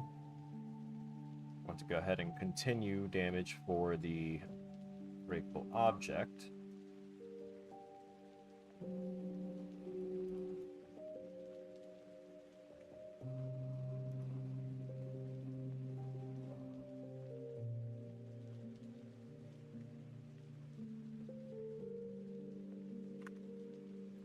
We'll create a bool called hit. The reason I went quiet and just kind of stared off is because I was thinking of how I wanted to do this. We don't need to make an enumeration or anything for this. It's only going to have basically two states. If it's still got HP, it's gonna have it's been hit, it's not currently hit. Those are the two states. If it's got health and it suddenly subtracted 1 health but it's still alive, it just does the little bounce down with the white flash, and if it's out of health at the end of that, then we'll basically copy the same methodology over, but we'll have the animation go from hit to break hit. Done. But it needs to be good and responsive. So for 2 frames out of the hit animation, it cannot be hit. In my opinion, thanks. I want the breakables to be collidable too. The flipbook though, the flipbook itself can be non-collidable. Character can step up on it, yes. And I'm going to create a separate collision box.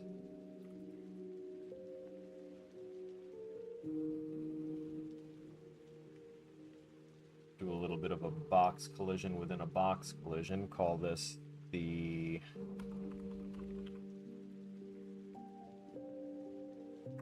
physical collider. I actually want to separate that for once. For score, and we're going to set. I don't think simulate physics would be a good idea. Gravity can stay on since it's, just going to be on the floor. Can characters step on it? Yes. And we're going to change this from overlap all to block all dynamic, and then we're also going to switch this to custom and set it to ignore camera.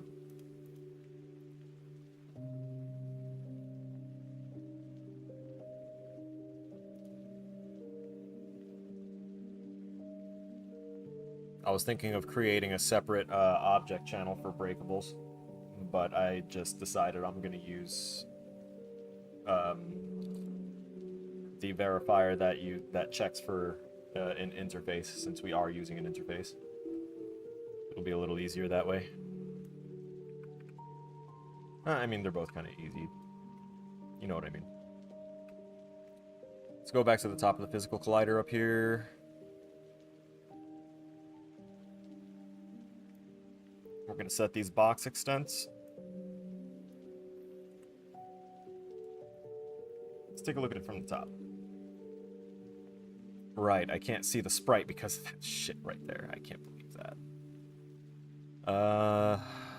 We'll say 22, maybe? And then look at it from the right.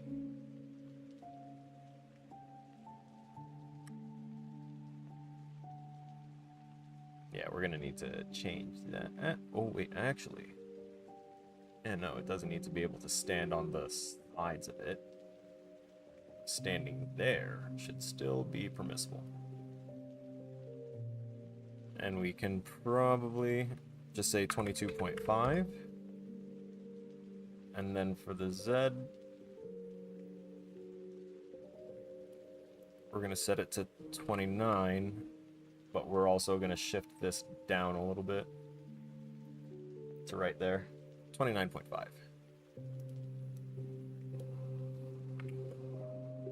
Wonderful. Should give the player a little something to stand on every now and again.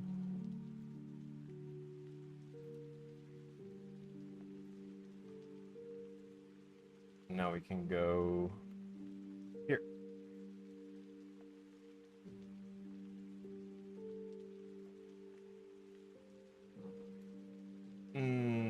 Technically you'd also need the ground tag, wouldn't you? Let me check this real quick and see. Yeah, these are tagged with ground. So breakable objects will need a ground tag. Or at least the physical collider for it is going to need a ground tag. Component tag, ground.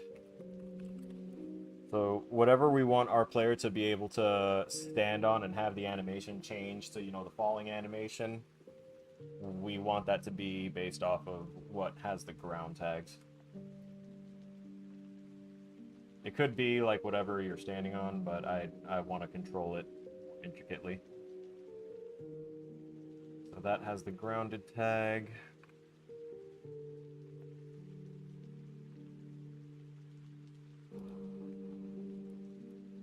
Take hit is currently doing that, and we're going to need it to,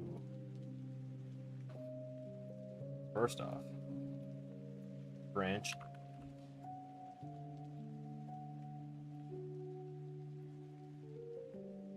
Hit first needs to be false before we go on and set it to true.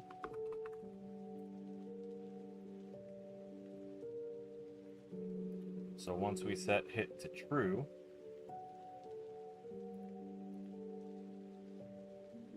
it will go ahead and calculate the damage received to the health. And depending, once again, on the results of... Oh, wait, no, not on hit. We're going to do a... I don't think I even need the branch. We can do a compare. Compare float. The input is going to be the current HP. And we're going to compare it with 0.0. And if it is less than or equal to the 0, then we want it to trigger death or destruction. But if it is not, well, then we can come up here and say that hit false, and that's that. Right? Real nice.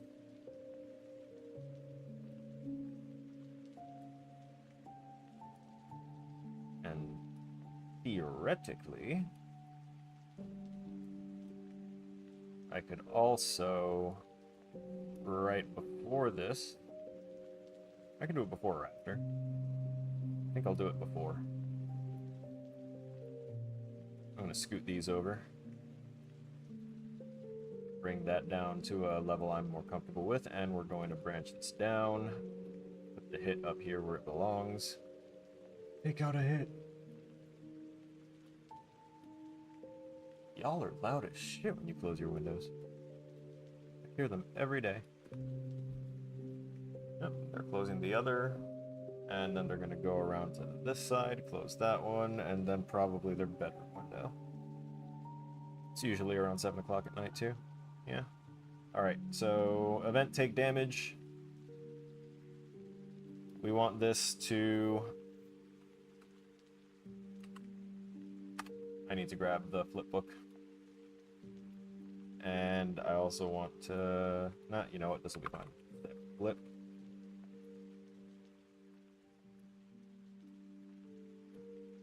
Since we're not in a function and we're just kind of out here in the main blueprint, we can actually use delay nodes and everything. So...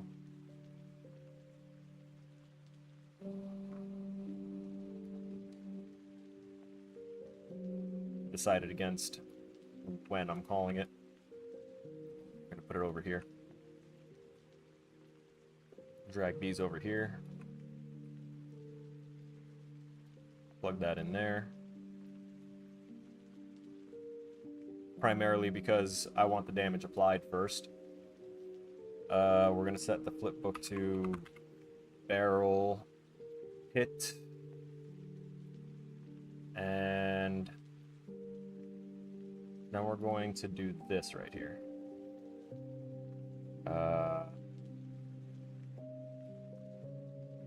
Flip book length.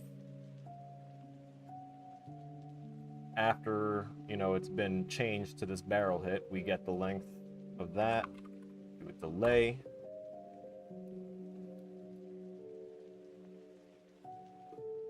And then on complete,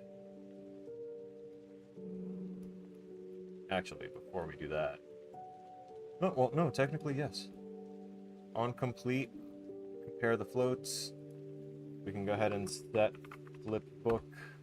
I'm gonna delete that and just drag it over from here. We could also... No, we're gonna put the set flipbook information for Dire Destroy on Dire Destroy. That is for certain. I'm just gonna bring it over here so that way I can know to work on it here. We want this to go back to barrel neutral. If it's still alive, it goes back to barrel neutral. I don't have a damaged state where it has like stuff looking janky and beaten up, unfortunately, but I'm not about to go that far. Not for the objects. Not for the school project, I should say. I will definitely go that far on my own personal projects when I'm trying to release them out into the wild to be harshly critiqued by the masses, and that'll be fine. So we set the flipbook back to neutral. We set the hit state back to not hit. That should be all that we need here. We still want to keep the state as hit if it's going to run the Dire Destroy, because it's already going to be destroyed. We don't want it to be flashing any more animations of being hit. Alright. With that, next is something for the player to have to do.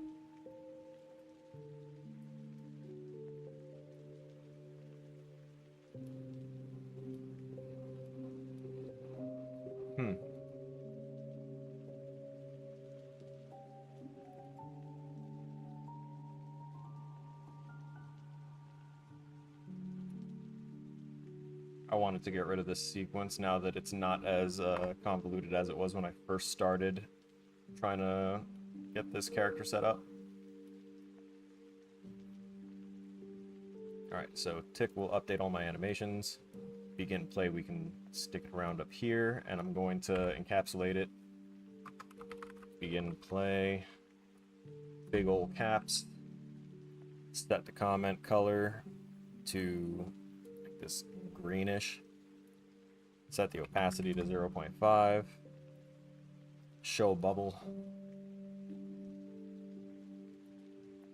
Don't need to color the bubble. Never mind.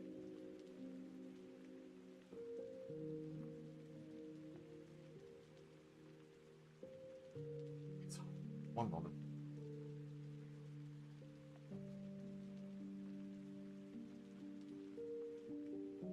It's like uncomfortable levels of heat.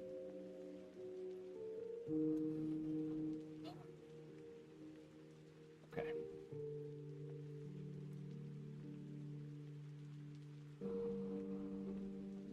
What was the next thing that I needed to do here? That was definitely necessity. I need to design my hit, my attack. Damn it. Okay. It's time. Oh boy. So breakable object, you should be fine on your own.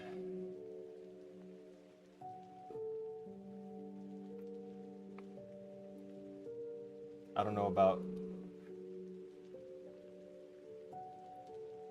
Let me double check something.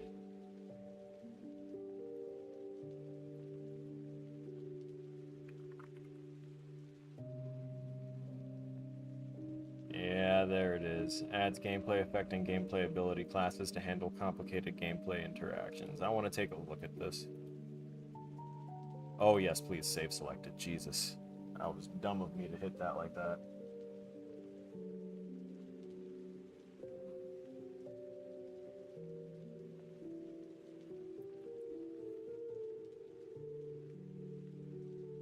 Just standing off to the side.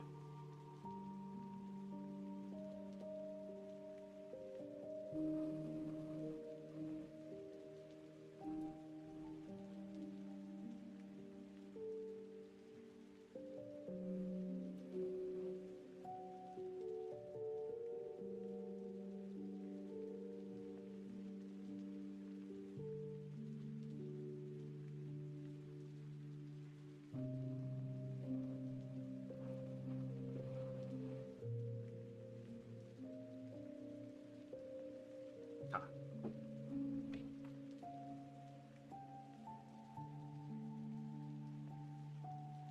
I got off-screen things.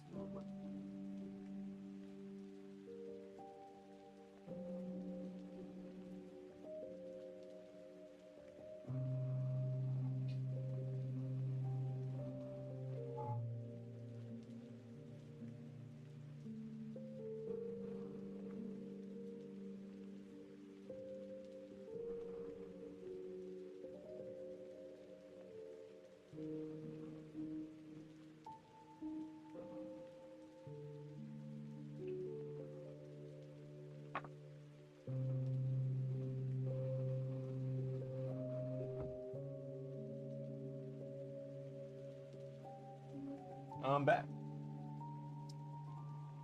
We can go back to the regular main.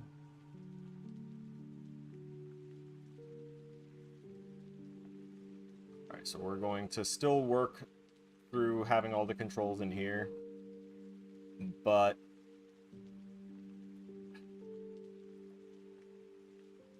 yeah, we'll work through everything in here. I don't need this, because it's already working, because this worked exactly the way I needed it to. Animation approval, get help to implement 2.5D angle, reasonable movement, rotation control. Already did that. I am going to go ahead and make sure that that stays, and we're going to elevate that color to a slightly more concerning color. And move logic good. Animation logic good. That's right, we popped this off because we wanted to be able to apply our logics on certain things, but we can pop this back on now and say when false, because we're not going to use grounded as the tool to check anymore. We are going to use attacking.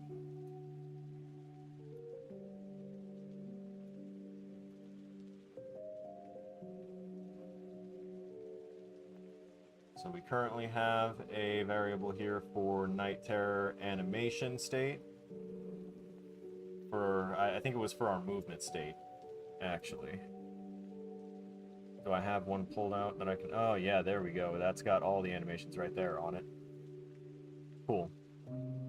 And it's being determined by choose an animation over here. So this is where it's going to get freaky. So if we're on the ground, true, does those things, depending on the input value. But we will need to check.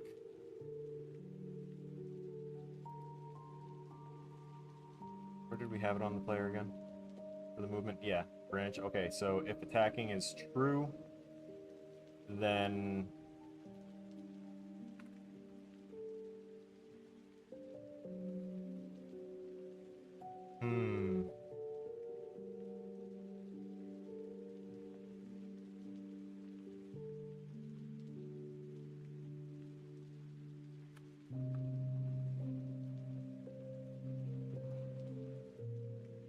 we're gonna have stop movement here, but it's gonna have a little bit more to it here. I need to move the comment box over a little bit.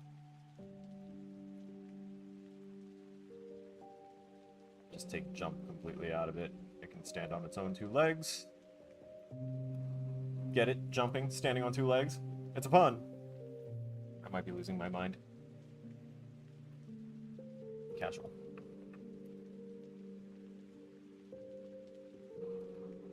Have everything else there. We'll go ahead and make sure that we're not dragging that off. Okay, cool. We want...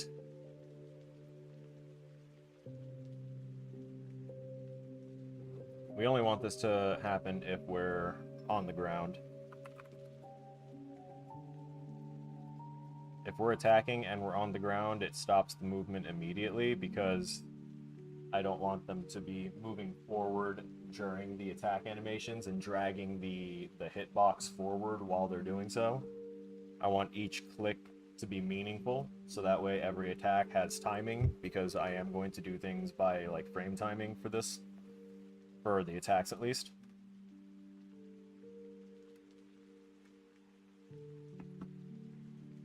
So we want to go ahead and check grounded. If false,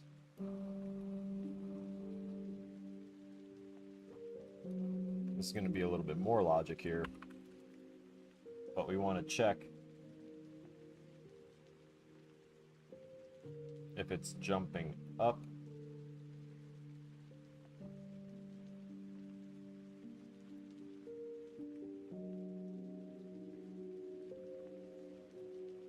or jumping down.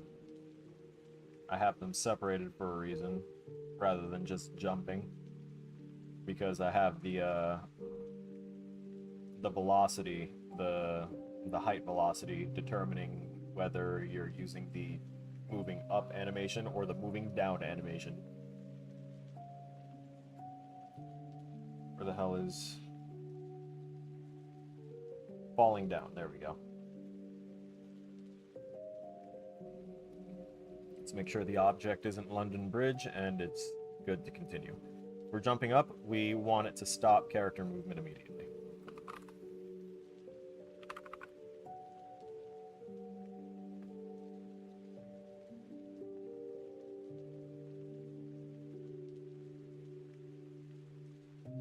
Wait, if we're already attacking, never mind. I'm being a little too circuitous. My bad. My bad! This is just for movement. Brain needs to stop overcomplicating. This is just going to determine the movement stuff. So if we're grounded, it'll make us stop. If we're not grounded, it's not going to stop our movement, because I've already made that mistake, and it will actually make your character stop midair, because technically it stops the X, Y, and Z velocities. So it just stops everything. You will freeze in midair. Gravity will still take effect immediately thereafter, but there will be a moment where you're just stopped in midair. So if I attach that too much to this, to movement, I basically only want it to be like, hey, if they're attacking and they're on the ground, then they need to not be moving when they're trying to be, you know, attacking. On the other hand, if they're not attacking, or rather, if they're in the air, it's not going to inhibit them. I should probably plug this false back in there. Wonderful. We'll scoot this out. Scoot!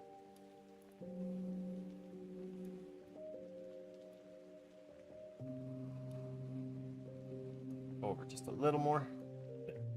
There. And that should be fine. Makes enough sense.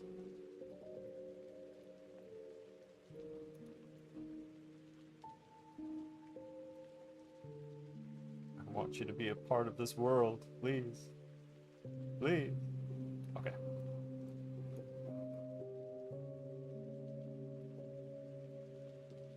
Sorry I'm like itching my nose and like leaning in so much, but I've been spending a lot of my... Actually, for the last 2 months, I've been primarily sitting. Spend a lot more time seated than standing, so I've been making it a habit that whenever we stream, I try and be standing as much as possible. It is sometimes a little strenuous on my legs because I am standing throughout the day as well. I'm just not comfortable sitting for so long. Also, it's a sign that this chair is wearing out a bit. I have an actual text message.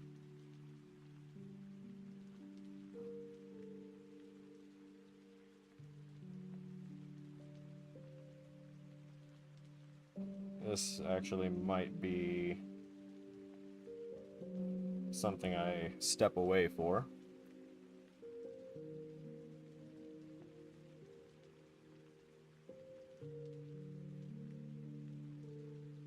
We'll step away immediately if needed for. Just so you guys know. I may just, like, walk off here. Okay, yeah, I'll be right back. Y'all enjoy the soothing music.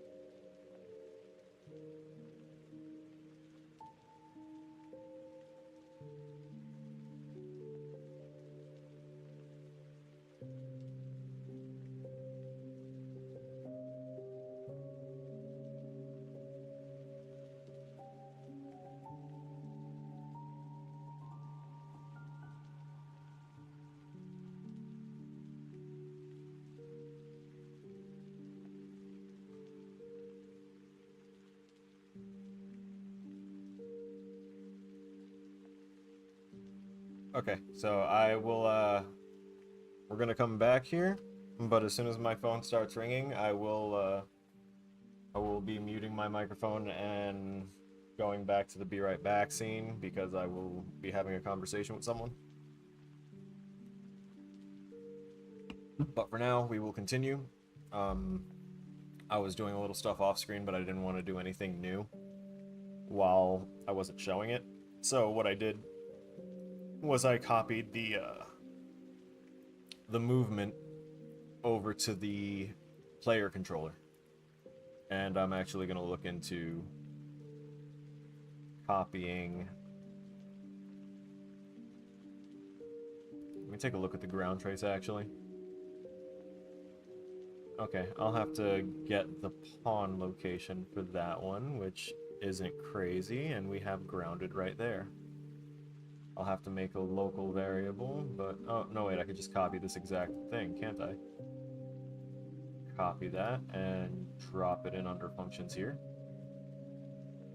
And there's everything already there, so I can come over here, get player pawn, go into the ground trace. Okay, apparently it didn't want me to, so get player pawn. We'll do it that way. Fine. It wants to be real picky with me. Why can't I delete this? Why are you mysteriously overpowered? self-reference. That's kind of nuts. We're going to create local variable for ground check range.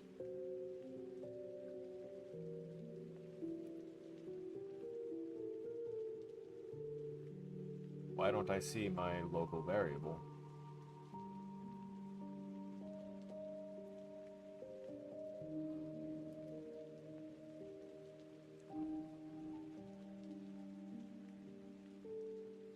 Interesting.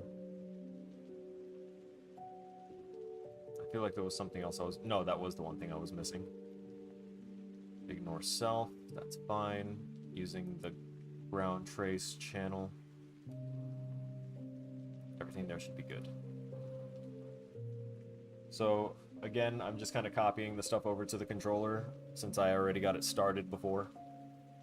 It's not exactly a difficult process. I just need to make sure that, as I'm pasting the functions over, that I make sure I have the right things in place. Such as the variable for current animation state. And these. That's a full adult variable. And yep, I need to get player pawn. Plug that right there. Drop that down just a little bit. Not too much. Oh fuck, I missed the call. Be right back.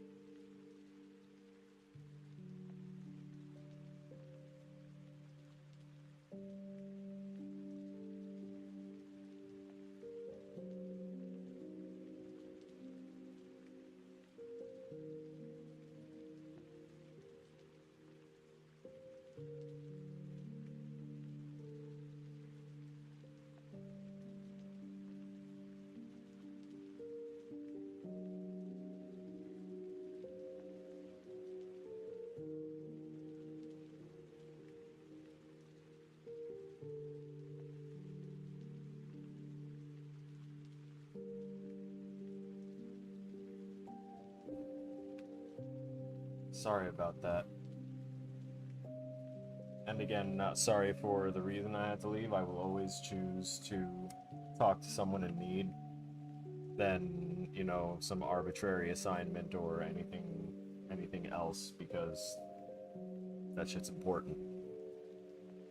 So, getting back to what we were doing, I was continuing a little bit, doing a little multitasking. And we are going to be adding the mapping context to the controller on play, but we won't get a reference to the player until we're possessing the player, just to make sure that it doesn't skip over that part. So on event on possess will fire off when the controller is applied to our player. And that lets us set the player in control, so that way we can start using this variable as... Oh wait, not that one. I needed this for something. It was still something in the event graph. To begin play, there's jump, there's jump and move and jump and move and... Sorry. There we go, player in control. Wanted to make sure that was set. So, with that, that should take care of all of that. We're going to double check this, of course.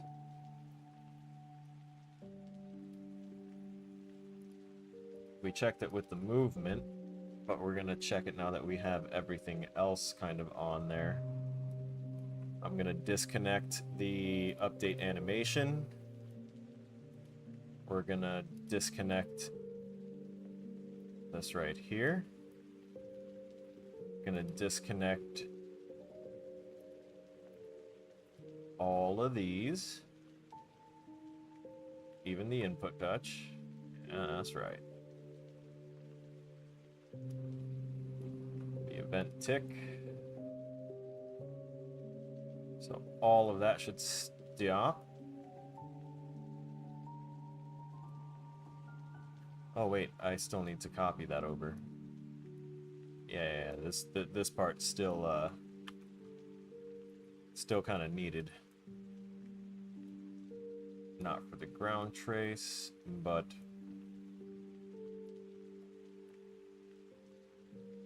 for this here. Hey, yo. No. Return. Okay.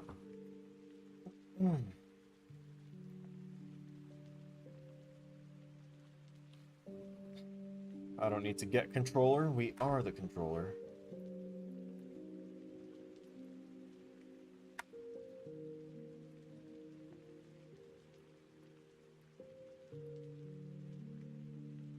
And so we don't need that.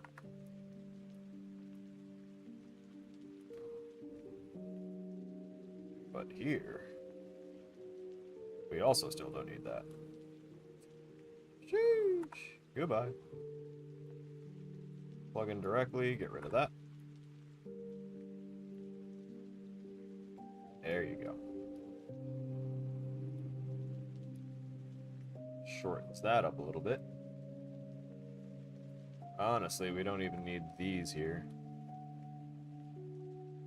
Not for this one, at least. Wait, we do? Do we? Where is this going? Oh! Yeah, I need that right there so that way I can see that delineation. That was crazy. I had that 2 lined up. Oh, target is a pawn. So get controlled pawn.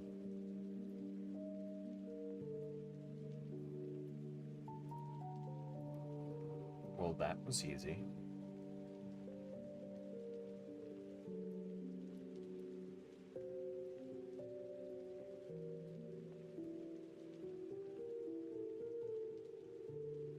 If this works, we should be able to just lop off all that code from the player here. Like, quite literally get rid of all of it except for the begin play stuff over here that sets our jump height, sets our health up. Declutters it, so to speak. I've copied all that over. And we can actually kind of do the same thing with this.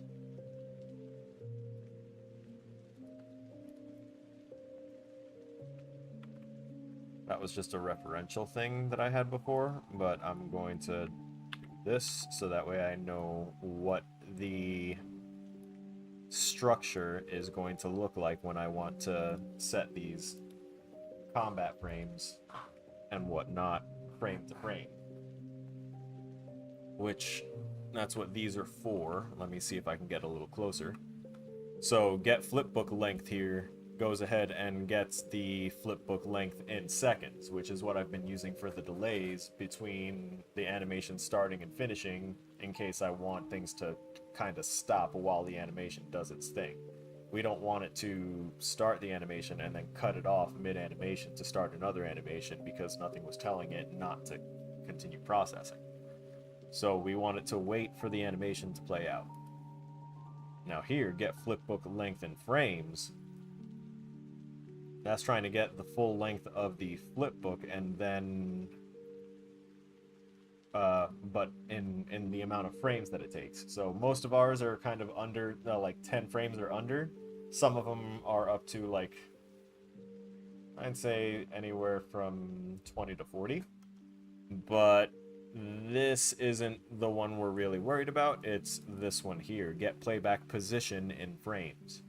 So for each animation for like attack and stuff, I'm going to make sure to check what position, what frame we are at before spawning in the damage field, right? So we can honestly get rid of get flipbook length in frames. I don't want that to get me confused.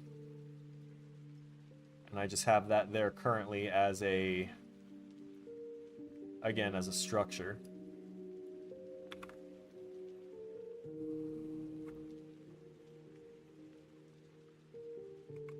Animation, timing, structure. Set that to a nice color that is kind of appeasing. I can also talk about some of my fun times playing Hades.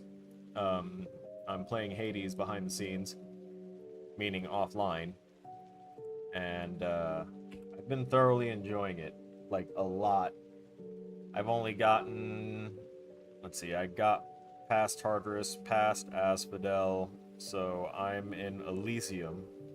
Well, not am, but I've gotten as far as Elysium, and I got to the bosses of Elysium. It was a surprise that there were two, and no surprise they whipped my ass because they were two. But I definitely noticed the increase in skill that I've been maintaining after each run, but then I also noticed that their bosses change, which I actually love a lot. There's a lot that I love about that game. I could gush about it, but I really feel like I will lose track. So, back to paying attention. Animation control. Those are for the attacks.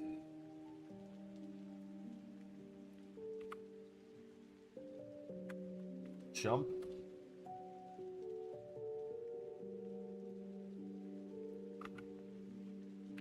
Movement.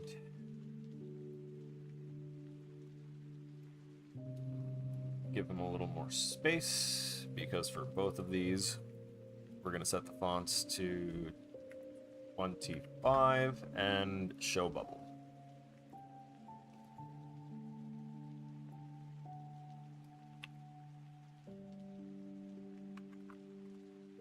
Big old capital letter begin. 25. Show bubble when zoomed, and we're going to change the comment color for this one to that nice appealing color. And we have event tick. Show bubble 25.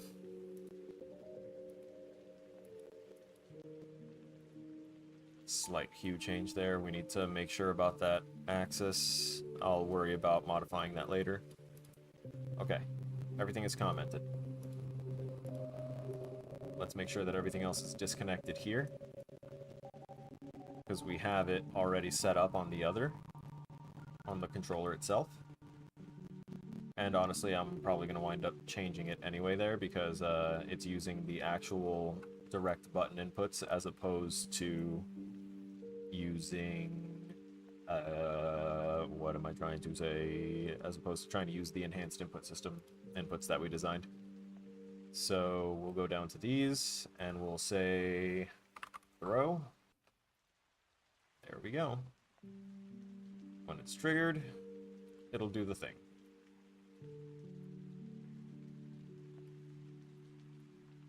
Next, there's the transform key, so I don't think I actually set that up yet.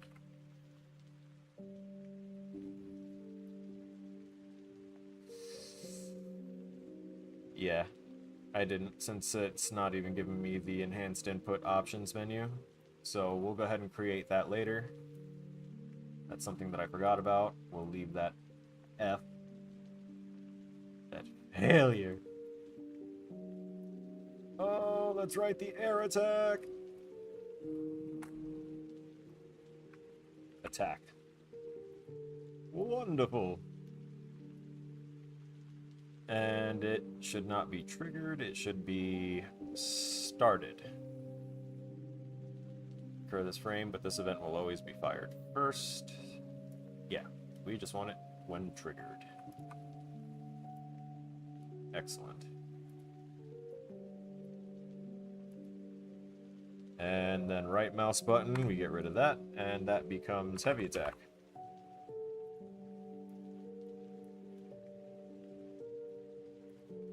Okay.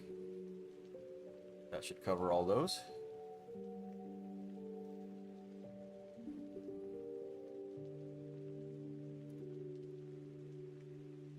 And since I already unplugged everything from here, let's compile that and double check that our game mode has us set to using the alternative and the player controller is set. Okay, let's give it a try. Oh no, I'm in the air. I'm in the air, bro. No, it's not detecting the ground.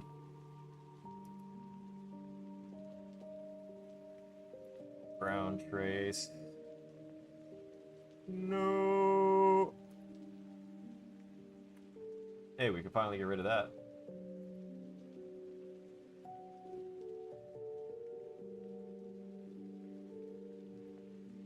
Now I gotta figure out what's different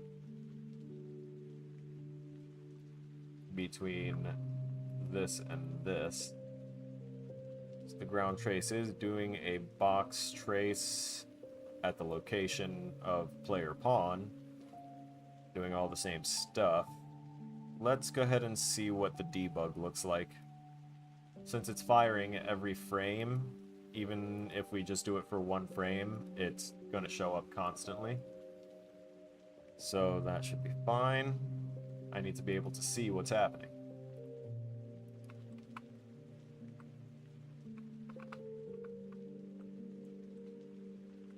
Why is this, I wonder?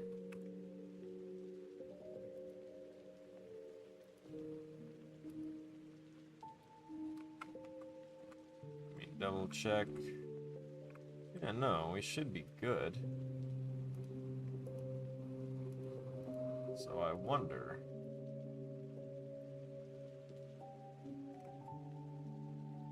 Let me look at this from a right view. Do we have the grid? Can you show me the grid? Yeah, there we go. Grid lines. I don't know, we should still be on the ground. Let me go in here and set the sprite. The sprite is set to no collision. What about the character mesh? Character mesh collisions. Ground block. Yeah, cool. Which character mesh, though? You're not using a skeletal mesh. Oh, it's just because I'm using the character class. So technically, this should matter. This should matter. I don't know. Let's see. Let's see if we cut it off the ground trace collision. Or rather, if we just set this to no collision. What happens then?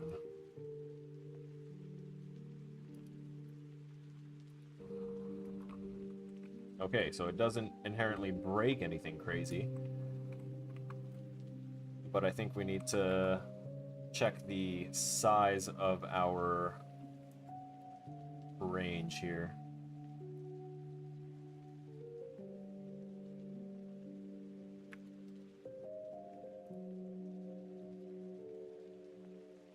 Let's see how that goes. Nope, still not. Why?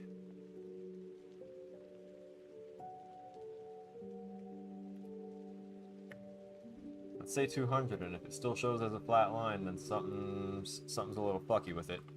Oh, nope. It's not just a flat line. We did it okay. We just did it on the wrong part. Oh, right, it was this. The ground check range is fucking 0. Gotta be kidding me. What was it over here? Ground check range was 5. I just set it too high. I copied these variables over and I totally forgot about actually setting what they were supposed to be. So now it should be good. Wonderful. Uh-oh. Not quite. What just happened? What are you looking at? Is it because of the thing that I did?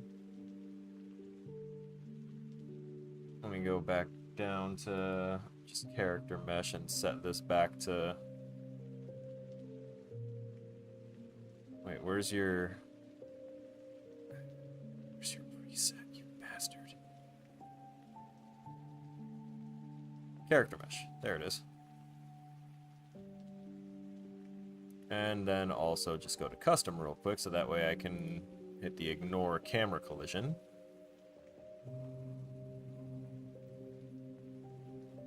Wouldn't want that.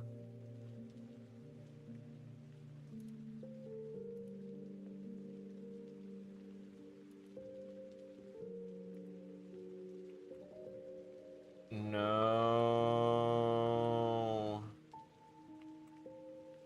Wait, why is it always...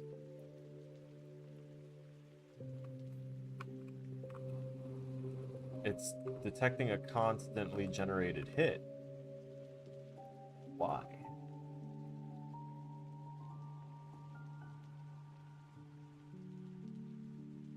Yeah, for the ground trace channel.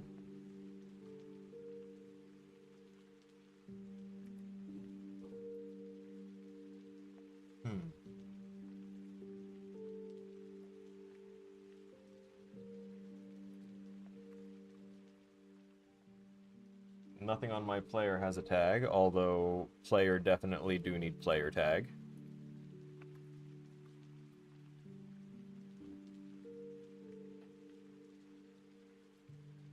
But our ground definitely all has that ground tag, huh? And this is looking for ground trace things on the ground. Okay. And what...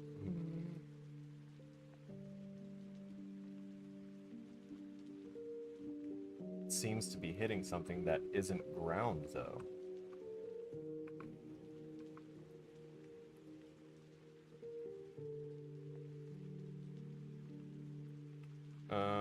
Oh, that's... I think that's the pseudo character? No. It's not the pseudo character.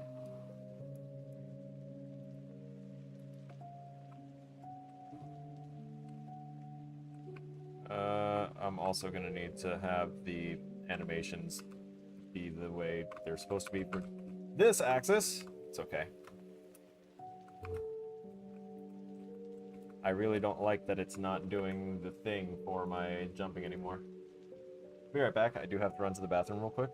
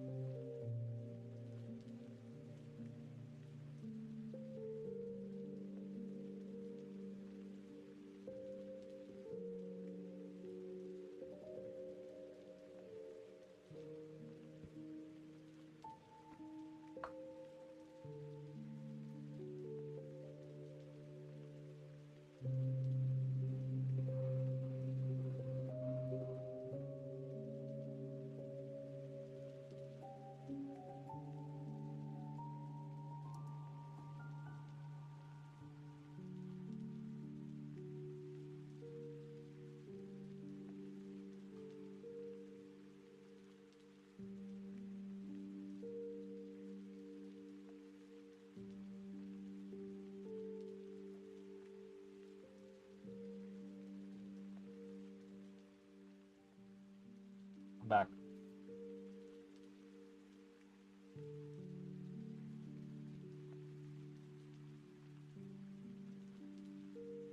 Mm.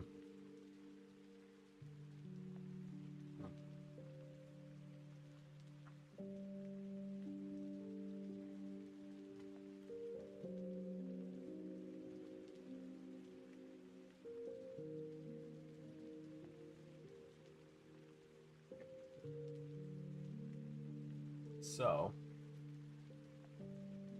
we have a conundrum. For some reason, this doesn't seem to want to work anymore. At least not the way it's supposed to. So we're going to go to the event graph here. Also on this Onoichi, we are going to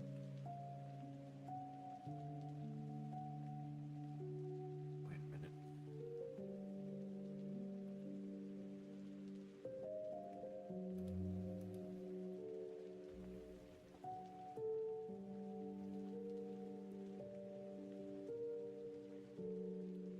Damn.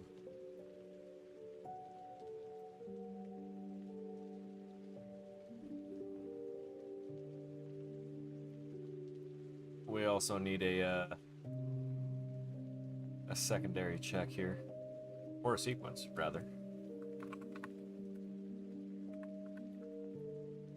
We can do a sequence here.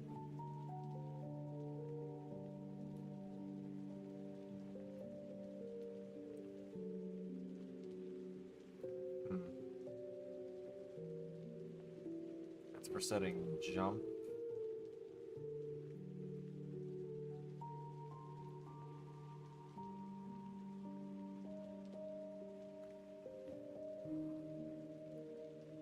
With a branch.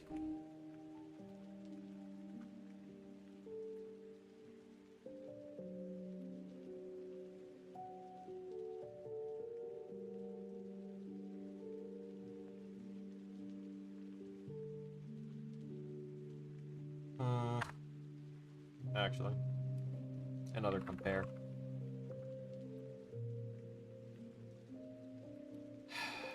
And we'll compare those values there. And if it's greater, set current animation state to run. If it's less than, set it to run. And if it's equal, set it to idle.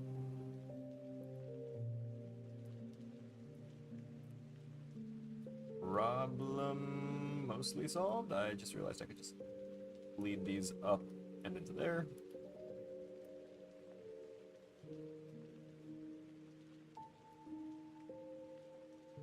It's just cutting through the need to do the other part. We're fine. This should let me at least be able to move in our depth field and have the movement animation still trigger, but it's not doing it. Unfortunate.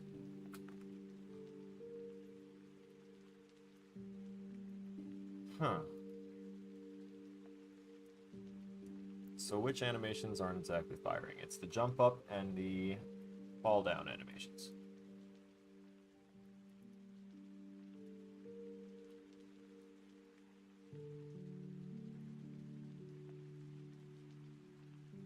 That's right, we have to get rid of things on here.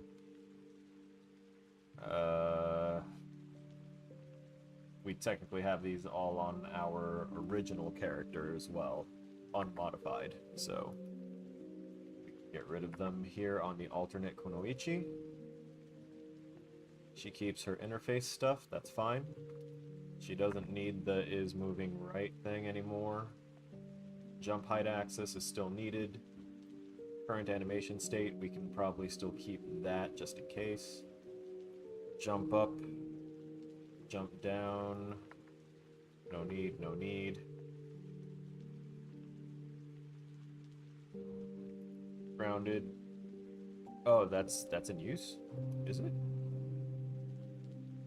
I forgot to get rid of all this. Goodbye. None of that was plugged into anything. So now will you let me delete grounded? Yes, you will. Ground range check gone. I just realized that ground range check was a regular variable instead of a local variable. Like, it was a global variable, so that's interesting. Test float, we don't currently have that anymore. Attack strength, we will keep that on our character. Alright, the things that we currently have are what can stay with our actual character blueprint. The rest should be handled through this. I'm gonna double check that just so that way I can be sure. Okay, yeah. Good, now I need to find out why it's not gauging these velocities correctly. So my guess is that it's not registering the Z velocity.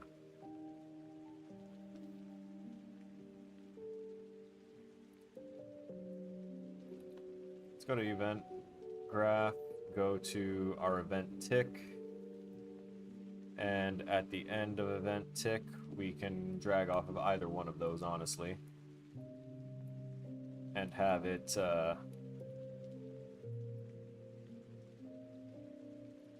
do the little magic trick where it spits out information via string.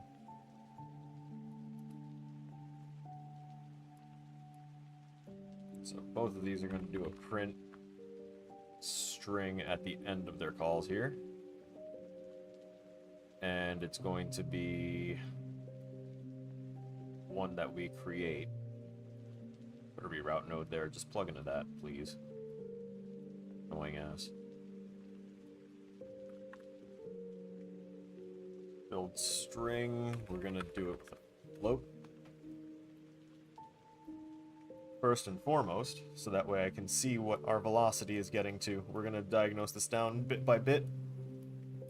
I'm probably not going to get to the to Carano's project, because I need to have this done to a certain degree before tomorrow, and it's not even like a tomorrow afternoon thing, it's a tomorrow morning, 9 o'clock in the morning thing, so I'll work on Carano's tomorrow when I get home.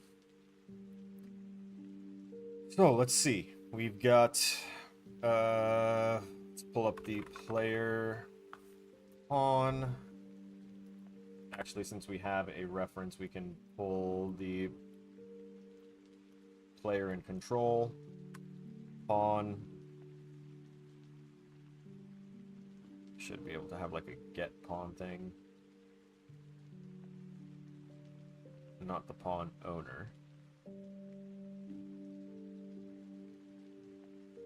I technically only need the movement.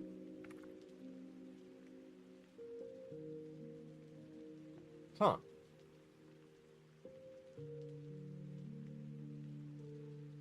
Interesting. Anyway. I just remembered something that I need to look at for my movement on my player. That's the movement base. Pawn movement.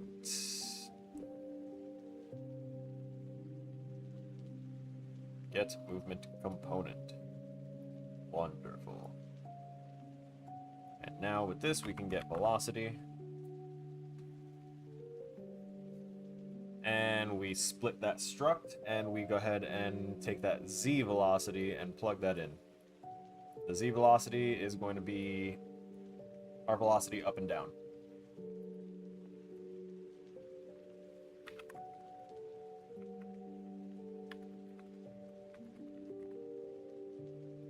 And let's go ahead and get grounded and put that as a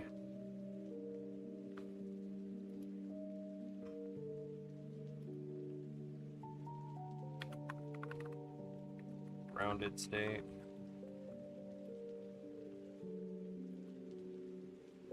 This to string.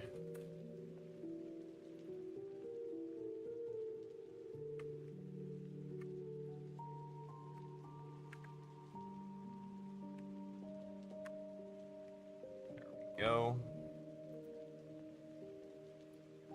And now I copy all that, including the space. Cut that out. Drop it down here.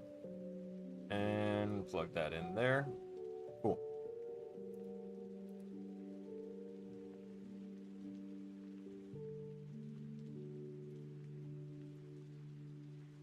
Current grounded state is true. Okay. 0 is the current Z. Okay, Z velocity is going up, but our grounded state is not changing. So there's something happening in our trace.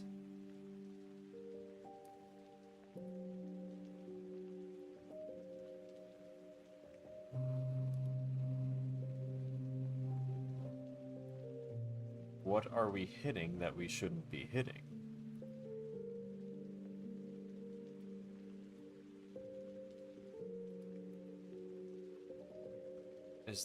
There's no invisible box around here.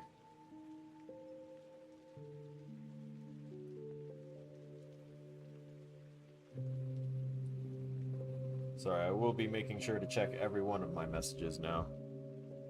Just to be certain. No player start tag, that's for sure. Why are we detecting craziness? What is this? Oh, global post-processing. That's fine.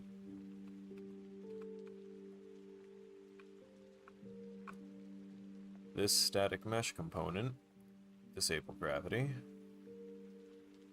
Can character step up on? Yes. Let's do ground trace overlap.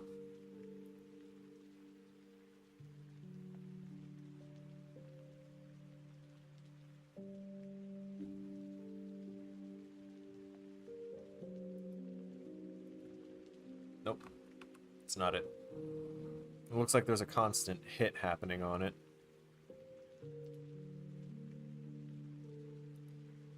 From the player.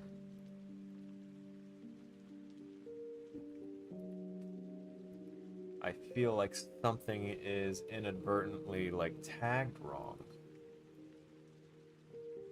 And it's like it's reacting to itself.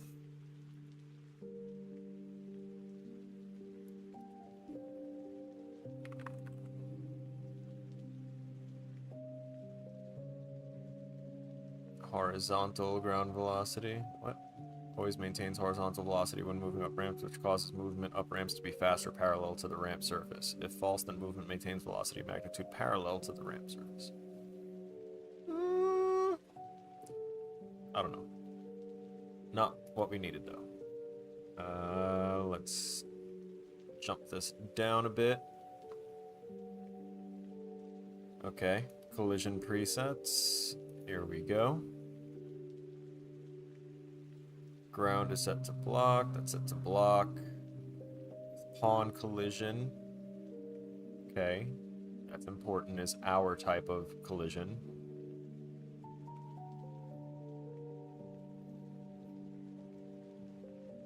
Alright, one is the mesh. This is the capsule component.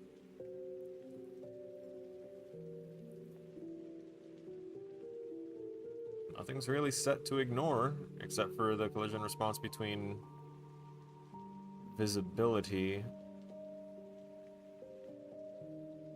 and the capsule component of the pawn.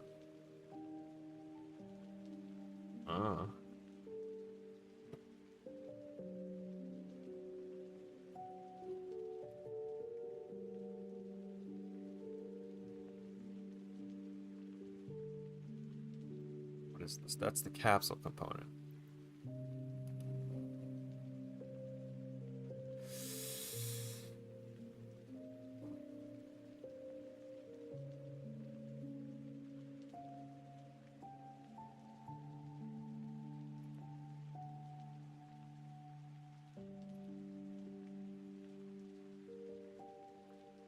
See. Still don't know why it's not treating my velocity when I start moving just up or down. And why it's not doing that either, still. What is happening?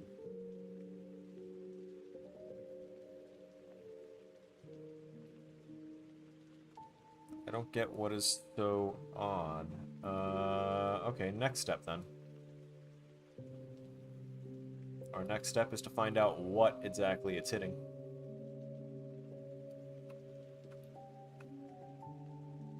So what we're gonna do is we're gonna disconnect this real quick. And we're gonna go to the ground trace, and on this out hit, we're gonna split the struct and figure out what it's hitting.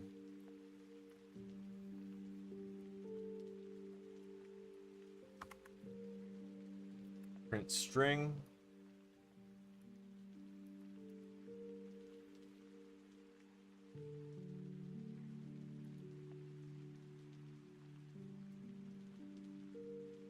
Keep it up there for 5 seconds. Text color a nice pink. But what we want is the hit actor for sure. Just to find out first what it's actually hitting. So do string. And we'll find out right now. Yeah, so the player is hitting themselves with this collision check. That's one thing. Now let's find out exactly what's getting smacked, shall we? By outing the hit component that's getting detected. Player damage trigger. Why is my damage... You dirty hoe.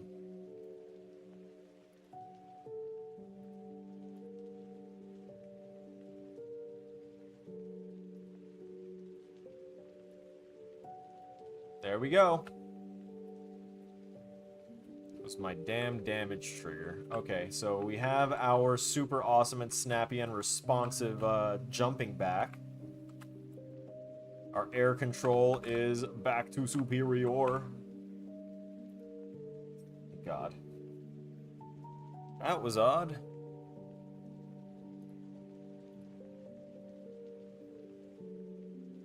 So, next step is to figure out why motion going up or down isn't checking out, you know? We can get rid of this.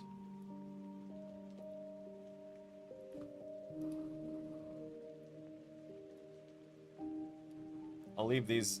No, I'll get rid of that.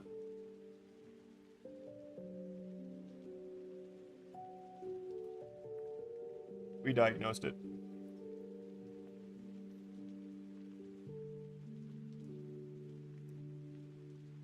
Sorry, as stated, I'm going to be absolutely 100%, like, checking these and making sure that my friend is okay.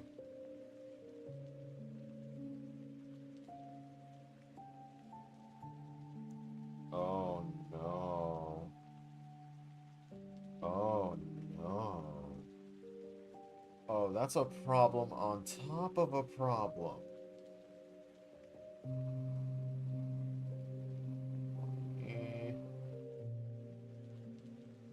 Hard disk. Okay, system warnings.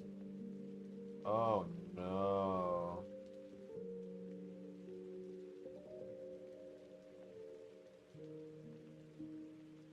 Sorry, the same person that is having that I just got off the phone with is now having other weird problems with their laptop, which just compounds issues in a very negative and unnecessary way.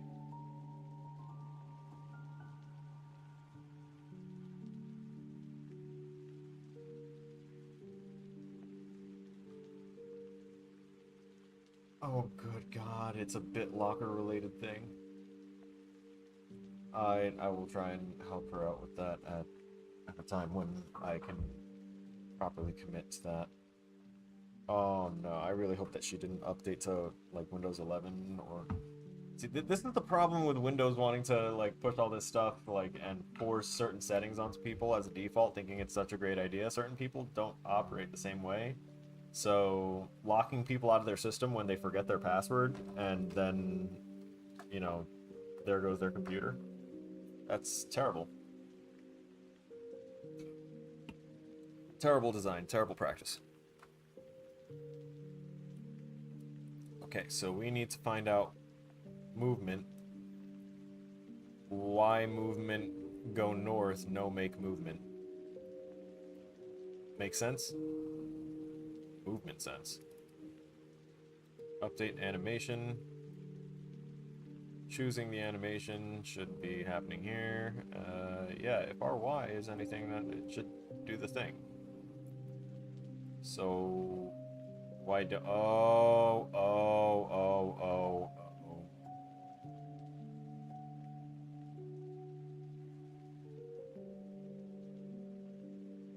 I got it.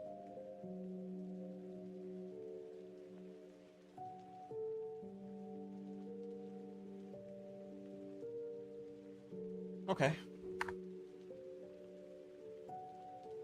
I can figure this out. So, what I'm going to do with this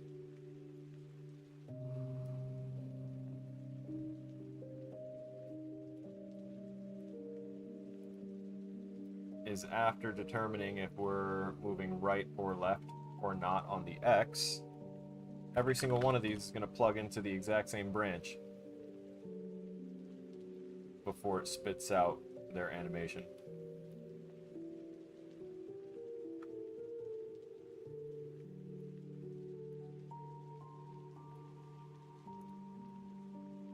There we go. It had the right spirit. It was just confused. This one right there. So with all of those plugging in directly to that, they await the next question.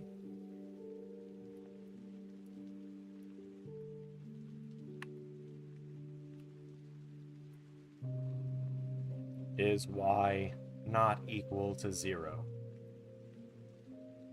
If y is not equal to 0, we set run.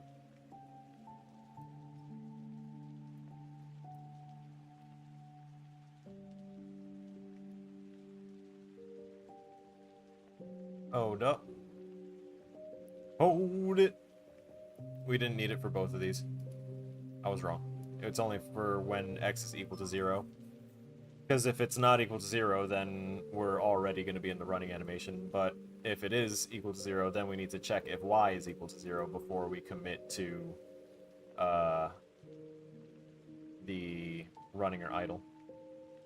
So if x is 0 and y is not 0, then we go to run. If false, we go to idle.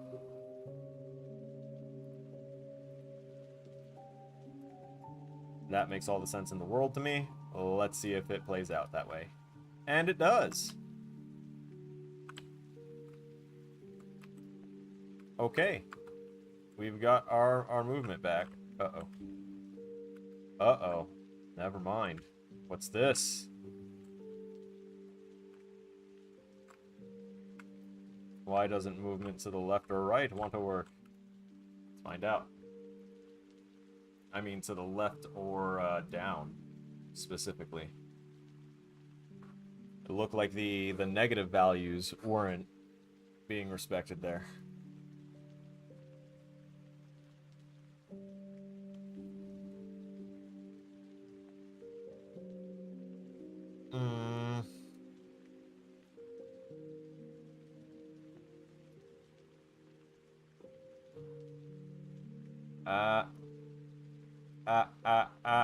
See, I was dumb. I made it so that way if the x value was less than 0, it was also going to idle, but if it's less than 0, it's just going left. Okay, okay, okay, okay, okay, down, okay, up, okay, up, down, left, right, with jumps and landing at weird angles and facing different directions when we land.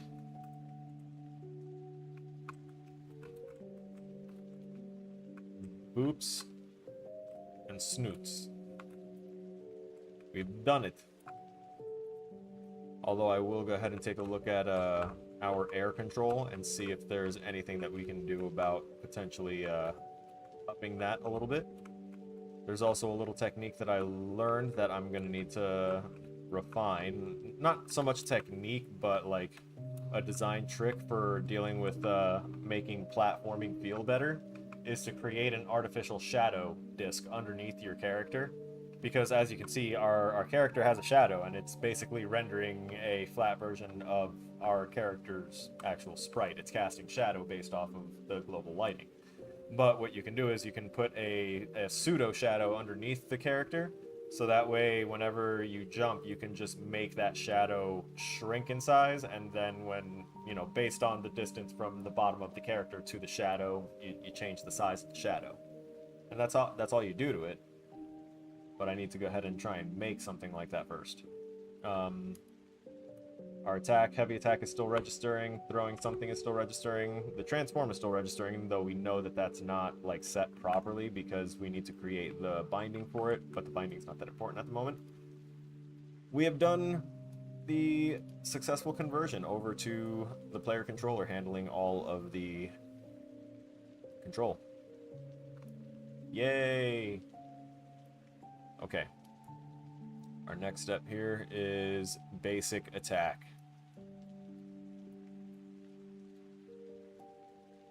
Because this has to be a specific thing here. So I'm going to look at making a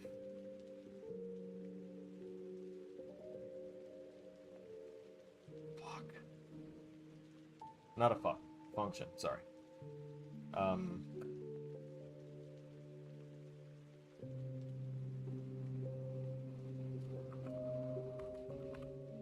Attack sequence.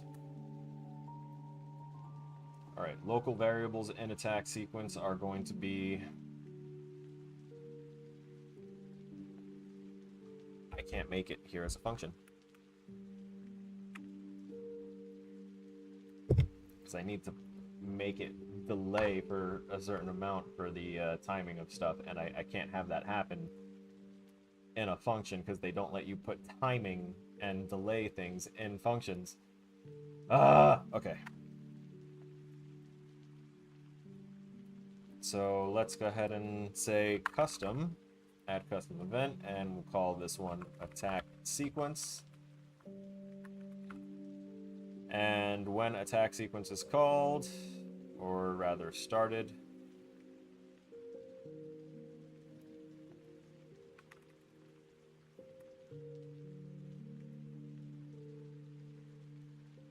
it's going to fricassee.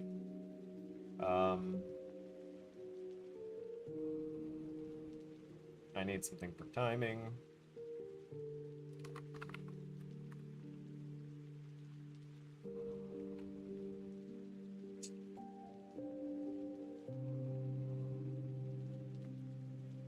You're just gonna be called new variable. I need to turn you into a float real quick so I can stop getting lost and confused.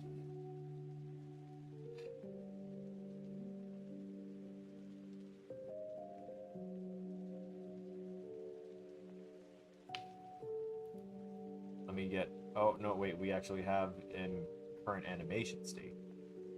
Let me look up my enum state as well. Or create an enum state for my attack states. So we go to blueprint list right there, and you go to enumeration, name it.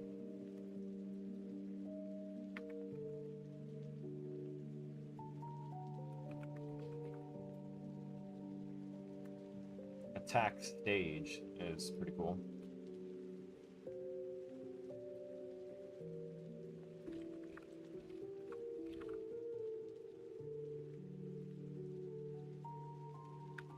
Not attacking. That's the default.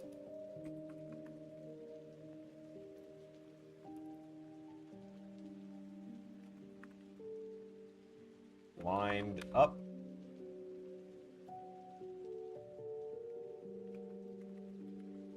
Attack window, or let me say damage window.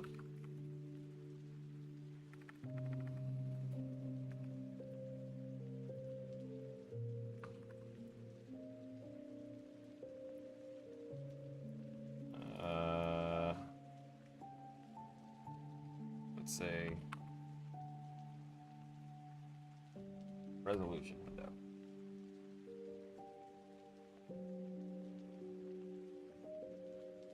Or I could just say ending attack.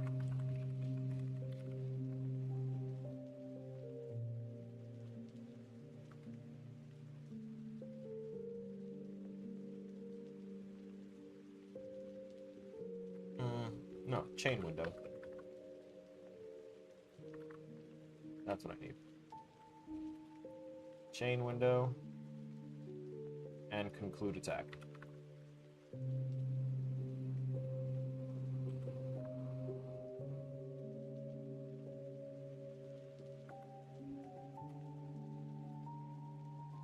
Didn't know which tense I wanted to use.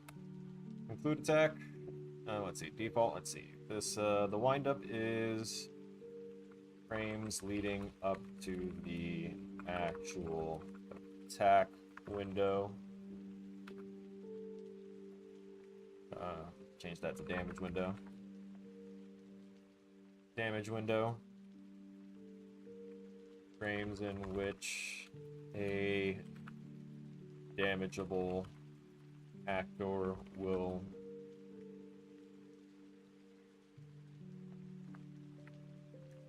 let me change that. Collision with a damageable actor will trigger its take damage function. Chain window. Frames in which collision with a frames in which attacking is allowed again to chain to a second attack in the sequence, or chain to the next attack in the sequence. Put attack and includes no chaining possible beyond this point. Should trigger idle after. Okay.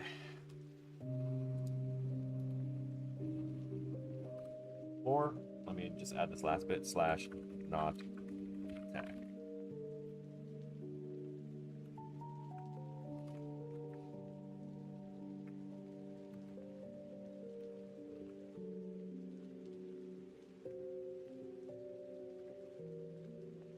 Alright, we save that. That's done. So now we can go back to player here, attack sequence. And we're going to want to start it off with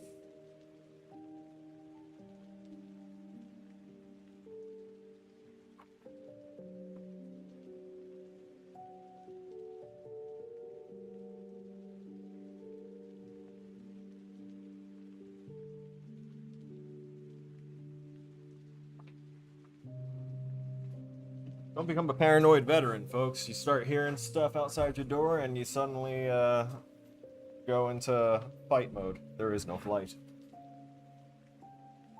Alright.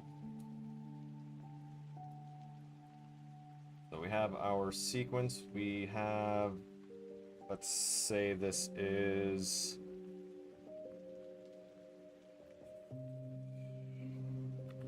chain window.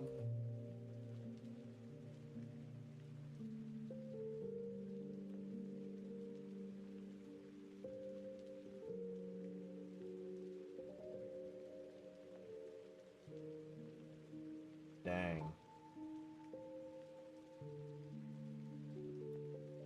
Wonder, is there a way to save a range? Just leave that as new variable. Yeah, that's fine. Range. Accumulates the min and max values over time. No. Double range. Float range.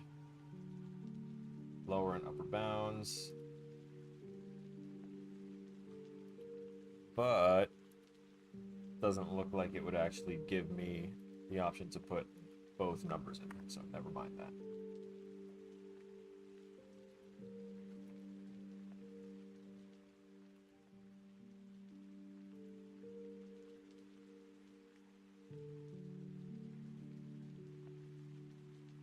Chain start frame.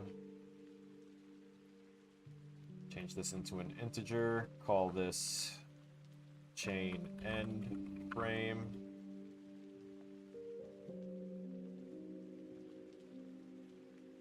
And we're gonna have to set these values per animation in the attack sequence. So essentially, like, we come over here and say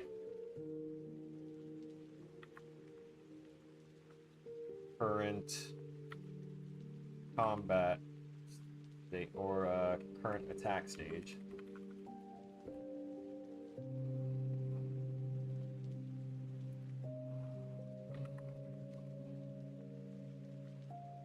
Current combo.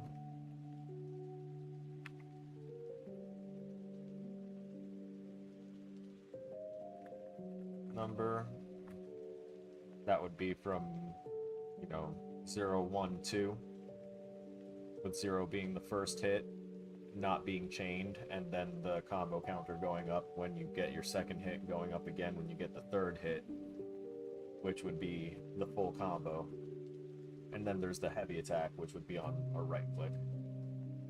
But we need the start frame and end frame for each of their for each of the animations. Probably also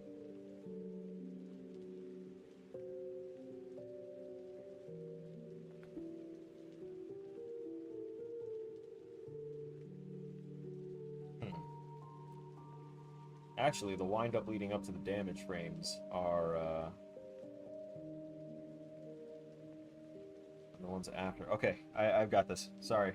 I know I'm trailing off a lot. Brain is thinking faster than the words are wanting to process themselves. So, damage start frame.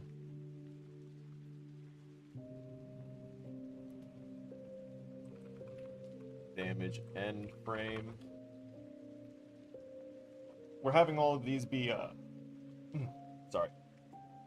We're having all of these be integers because, as we know from that useful little structure right here,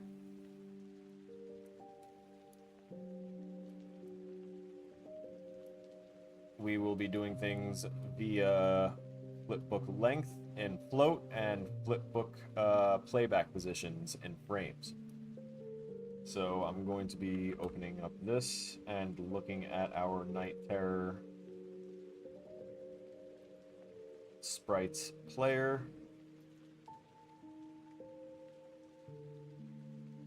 Making sure my friend is okay. Oh god. It's 4 months ago though. Oh, okay. I'll have to explain stuff at a later time.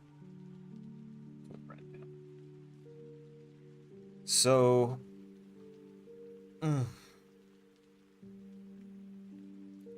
need to open up attacks.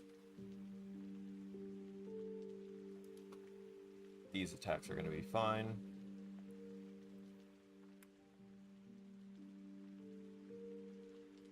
And then I'm going to have to attach these all here because they just wanted to open up all on their own, all over the place, wherever they damn well pleased.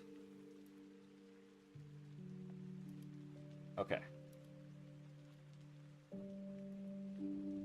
We got the good stuff. That's the air attack. Okay. So, one of the things I want to do here, set this. Because the flipbook length is going to be, obviously, the full amount of time that we have available to us. Actually, I don't think we need this in this value this time. Length and frames. And the reason we're getting it in length and frames is so that way when we get the playback position in frames, we want to make sure that as it's going through the animation, once it goes ahead and hits the correct point in the animation, that it opens up the right attack windows and whatnot.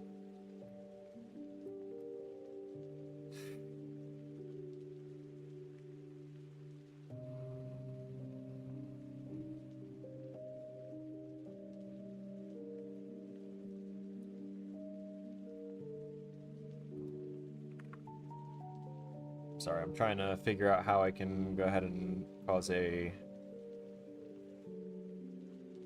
I don't know. A pause or something in the actual running of the code. So that way it can wait. Is wait a command? Yeah. Wait. Task wait delay. Wait specified time. This is functionally the same as a standard delay node. There we go, though. On finish. That's exactly what we'd want. Oh, interface. Gameplay task owner interface. We do not have that. But it would basically be the same thing to do on finish. Yes. I think I was wrong. I think I'm going to need all three of these.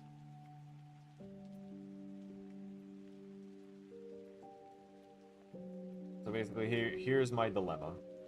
Is that when the attack fires, we need a branch to see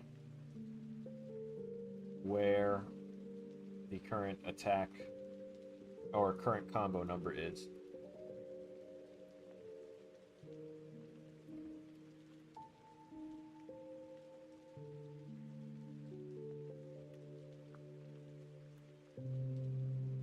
It's equal to 0. We go into our first attack animation.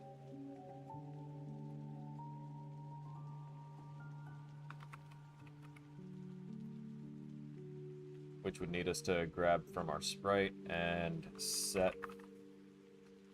Come on. Thanks, fingers. Hit every other key surrounding the target. It's cool. So we go to set flipbook. And this is going to be attack P1. First part of our attack is initialized right there. And suddenly, our player has offensive capability. She has now suddenly become too manly for about a quarter of the people in the United States because they don't know anything about advanced biology versus basic biology. And she will live a better life having those people far away from her. Such a good kunoichi. So, next we want to get the flipbook length. But I'm trying to figure out which one, though.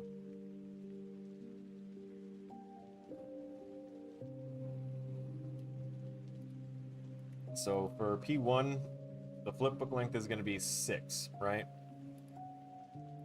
Let's go back to the very start of this animation. We only want damage to be applicable here on 1, 2... Yeah, no, we only want damage applicable on those 2 frames right there. On frames 1 and 2.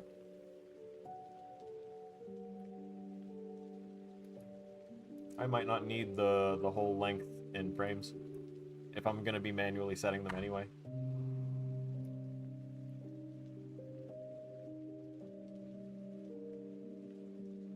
Oh, the question is, if this isn't constantly firing...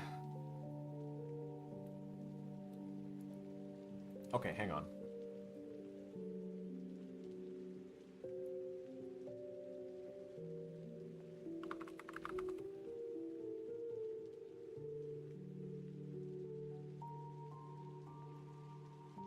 Oh, not by event. I don't think I even have, like, a name for this. Set timer. Set a timer to execute a delegate next tick. God damn it. Ain't gonna do it.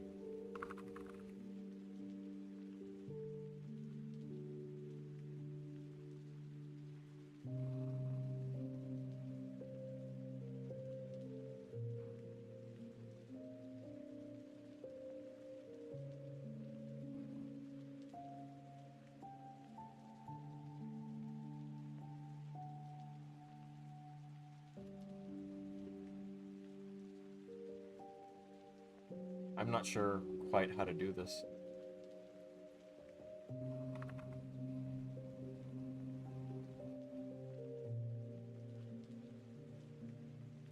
Because what I'm trying to do is basically tell this to, hey, what's going on, Evil God? Welcome. Basically what I'm trying to do right now is I want this to wait until a certain frame before it starts doing before it starts doing certain things. I'm trying to set it to like frame logic manually, which is gonna be a pain, especially since I can't seem to find a way to tell it to not do anything at certain times of this.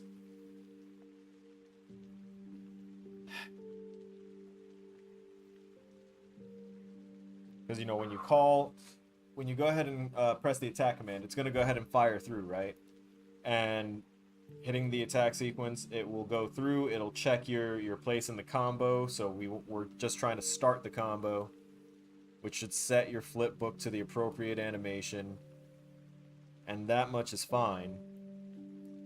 But once it hits that, there's no way to tell this thing to actually, like, wait and do things in the middle of that wait time. Like, while waiting, do this.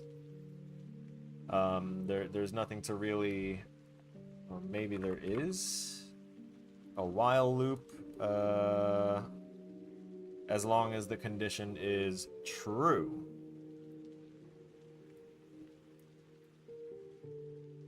Okay.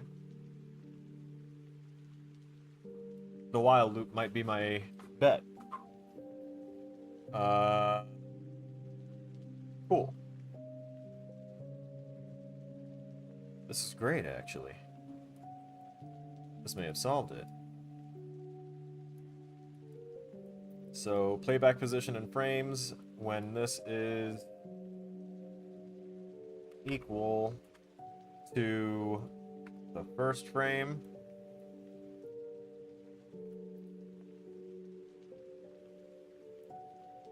actually, technically, I can do this. Set chain start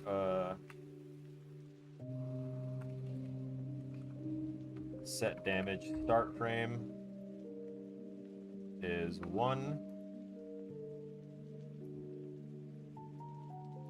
Set damage end frame as, setting it as 3. So there's 0. There's the first frame where the damage would start.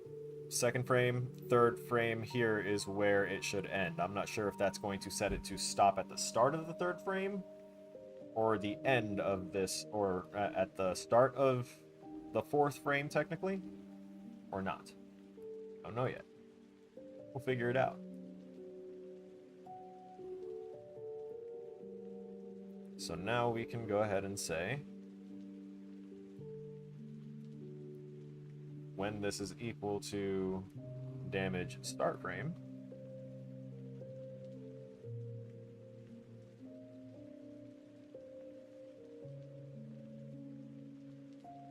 oh wait, is this supposed to be only going while it's true or false? Repeatedly executes as long as the condition is true. Okay, so I need this to be not equal. Or less than. It's gotta be less than.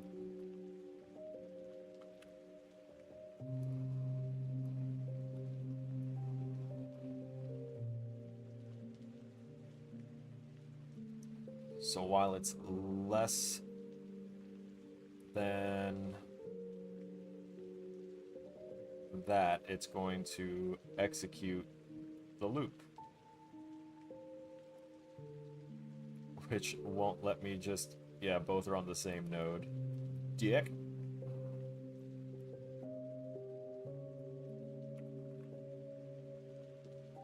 I'm just gonna see if there's something that lets me, like, wait for the next frame.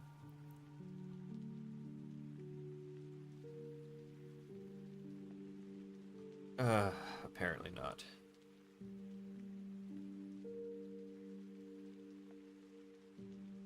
Find the user marked frame by label. Oh, that's for actual sequences. That'd be so lovely.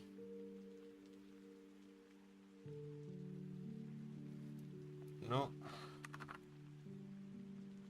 Let's see about time. Custom time dilation, timeline. Get time seconds, that's for meta sounds. Nope.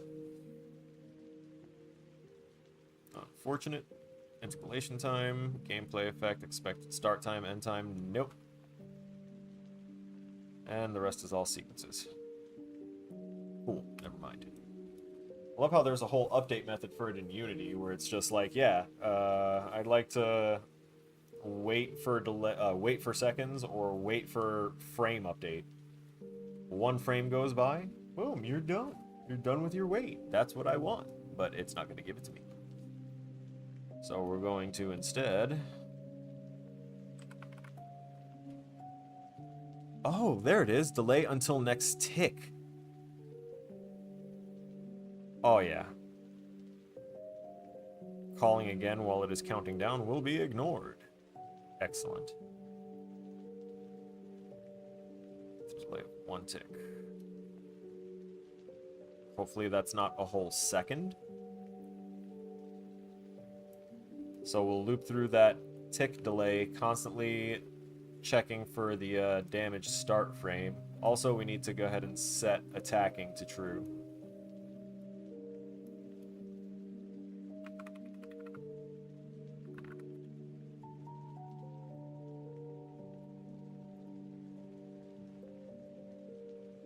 What's this? Can't parse 0.00 for damage start frame. They're not? Question mark? Is it because their default values were weird? Yeah, their default value is weird. And 0 for some reason is read as a float in most cases. So there, we've set our integer. If it's less than 1 for the start frame, it's not going to do the thing. Okay. When it's completed, that is when we're going to want to get a reference to our damage, which we haven't created yet. Crap. We'll have to make a damage area prefab.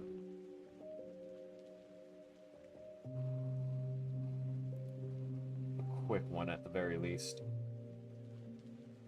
So, to accomplish that... Oh, scheisse. Let's go ahead and put this copy of our Konoichi there. And let's go into the sprite and change from idle to attack P1. So we can see she does kind of dip out of her box a little bit when she starts to do the attack, but the center of gravity for her, she's like, the way she stands and stances when she does it, she's still kind of reasonably going to have center of gravity where the pill is. So we're going to leave that alone. But we need to go ahead and get that distance there. And I think I'm going to accomplish that by adding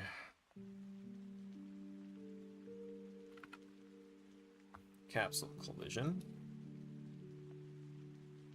Call it damage field.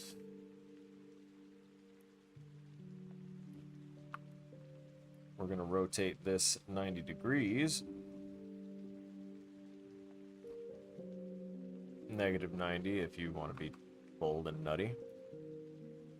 540. It's crazy. Shouldn't need that. Yeah, there we go. We also shouldn't need that, theoretically. Let me take a look at that. 0. Oh, look at that. It didn't do anything crazy. Whoa, wild. Okay. So if I...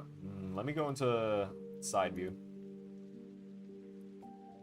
Oh, cool. Yeah, no, that's fine. Oh. Unreal Engine might crash. Nope, we're good. Let's take a look at it from the left, from the top, from the... Okay. How about unlit? Yeah, no, nothing? Okay. I have no idea where it had me. I do want to try and know where it had me.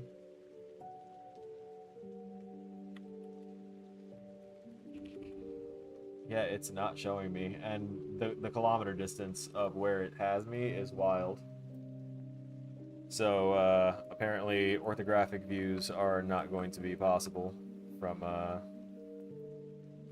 here, so real crazy. Let's take that damage field and kind of scoot it in a little bit.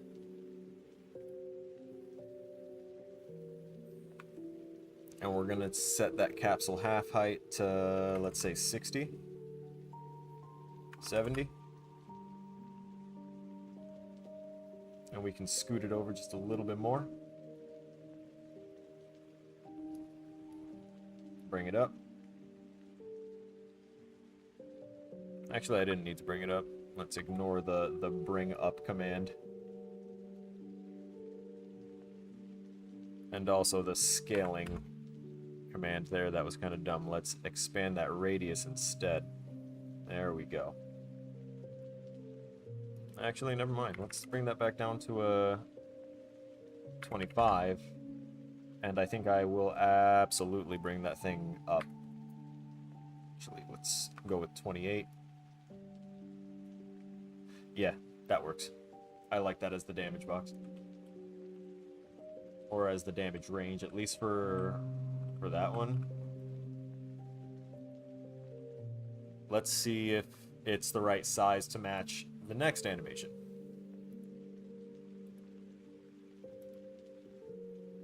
Oh, yeah, buddy. I can literally just maybe scoot it over the slightest bit, or I can leave it as is because it doesn't need to be like pixel perfect, but it's pretty damn close. Oh, yeah. Oh, yeah. Huh? Okay. So I think what I can do is, for this one, at each of those crazy frames, I think I'm going to go ahead and have it spawn a damage field and then destroy the damage field at the end of the frame.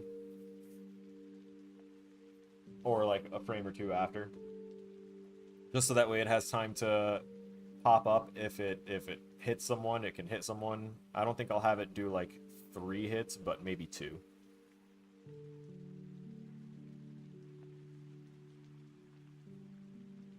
Yeah, I think I'd have it do 2. Just so that way that attack, that full combo feels good. So the question is, what size would I have to spawn that thing at then? If I were to do that. Because it's not quite enough there. If I set it to 30, push it away from the character a little bit, that feels decent.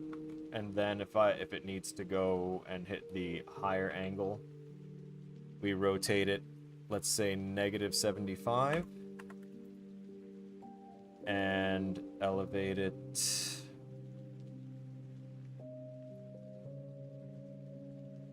about 55. Let's say 55.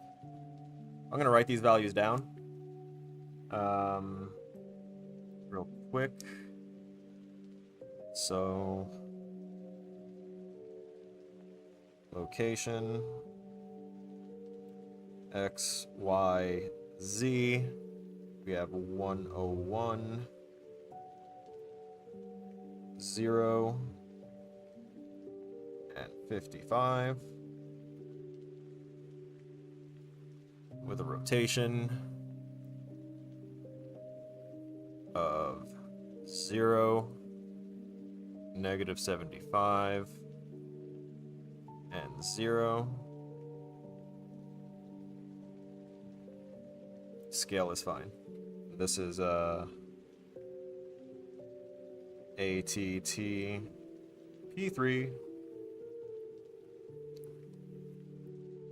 top angle.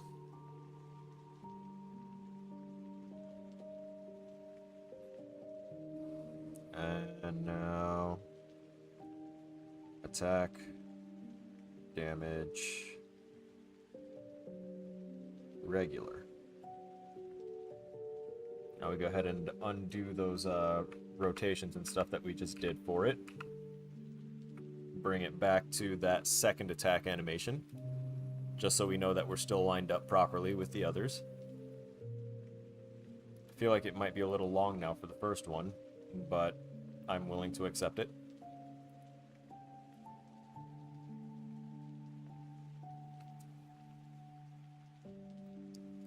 So for this one, it's going to literally only be location Z, 163. I'll be right back. Gonna run to the bathroom real quick.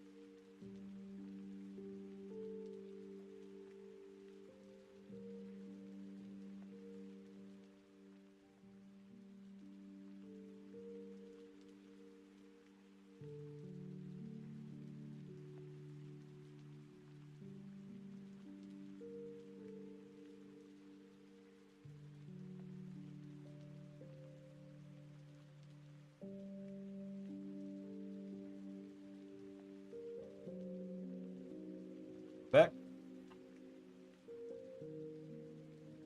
Alright, we have our stuff. I believe I can get rid of this particular Kunoichi, but not before we create a blueprint. Call it a blueprint actor. Name it damage field.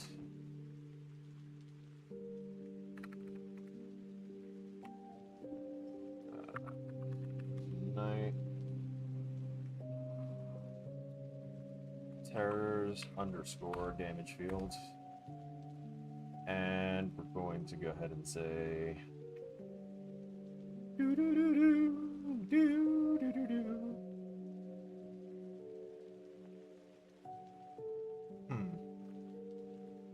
We're gonna store those damage field transforms, actually.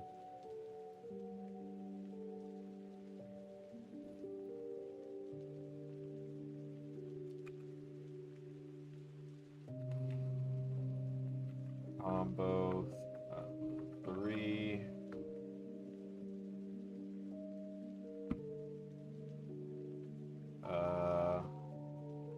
Damage angle.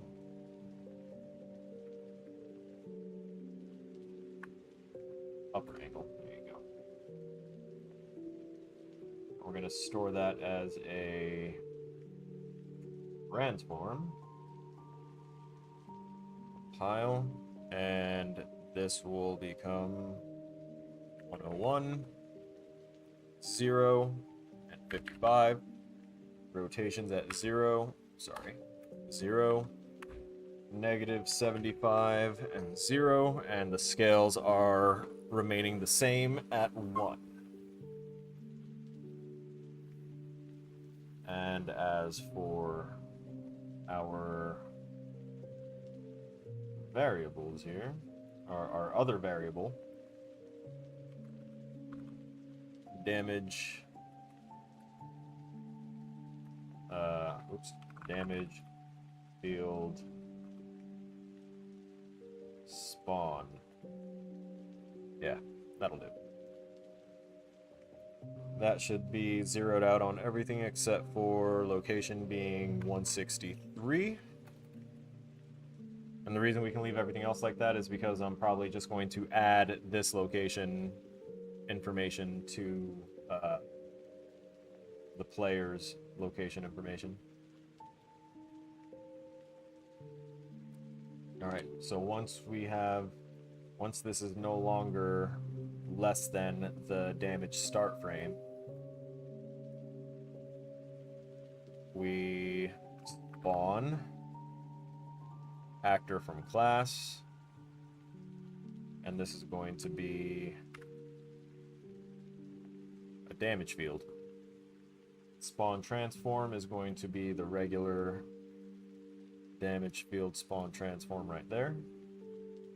We also haven't put anything in the damage field. I just realized. Woo! Wild! Capsule collision. And we want it to have the same transforms that this damage field has.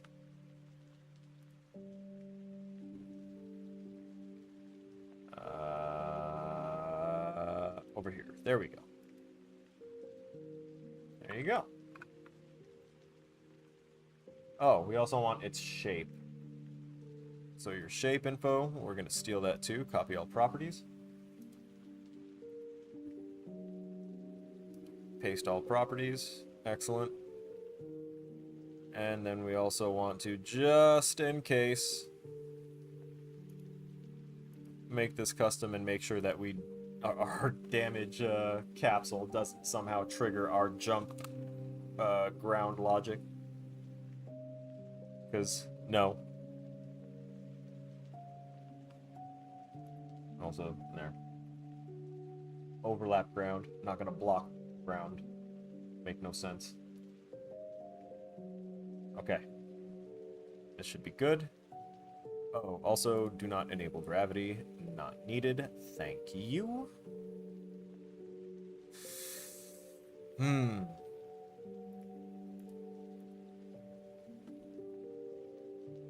think I can delete it from here now. And I think we can actually delete this together. Why is there an instanced foliage actor randomly somewhere? Where is it? Really?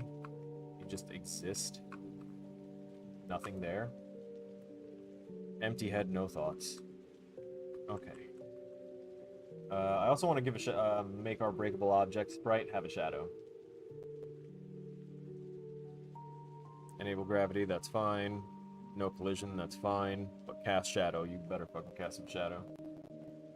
There you go. Give it some semblance of life.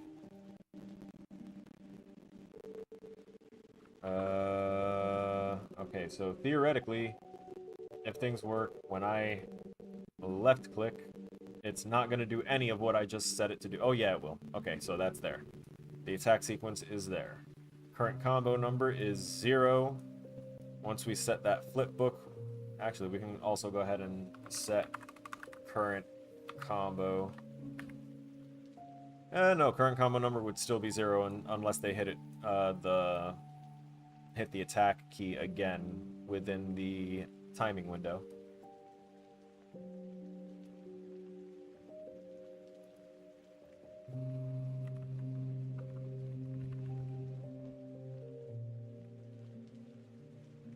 We're going to set a bool for combo timing open.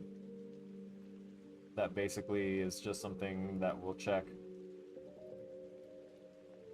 that will set within the attack sequence, so that way when we call attack again, it's something that it can check, see if that if we're in the attack window of a previous attack, then it will go ahead and, you know, feed that information back through. Because then I can get that info by saying, oh, okay, so if we're currently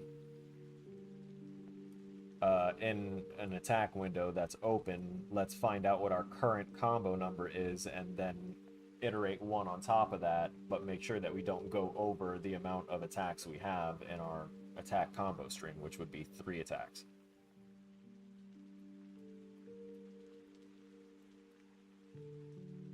So for now, this goes ahead, checks that, sets those frames.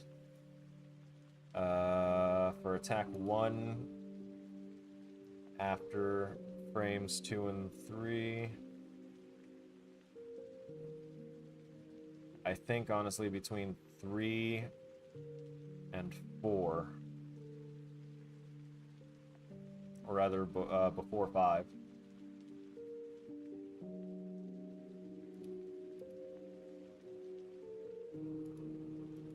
Let's see.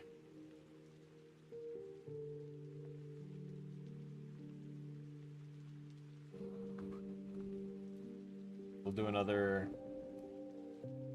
get playback position in frames. Put that over here, along with dragging the sprite in, so that way we make sure that we have our target for it. After we've spawned the damage field, with self as the instigator,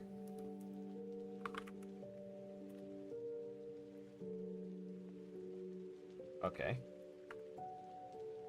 Oh, that's right, because I'm a controller. Derp. Get controlled pawn. There we go. That tells it that the damage is coming from us.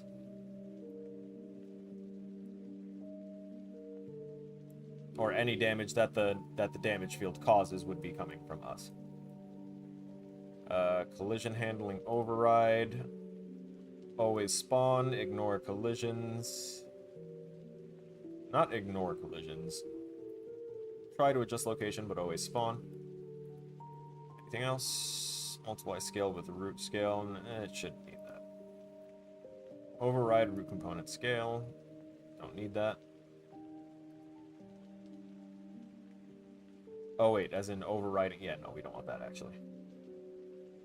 And that's used for replication. We're not doing this as an online game. Replication is not needed.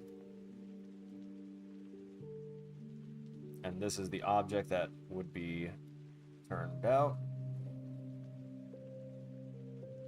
So we need to go ahead and say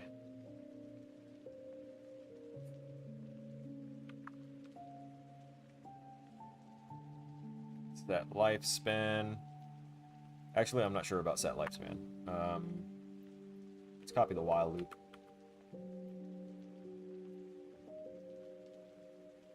While loop, which loops back on itself after a tick, after checking if our current playback position in frames is convert to greater or equal to our damage end frame.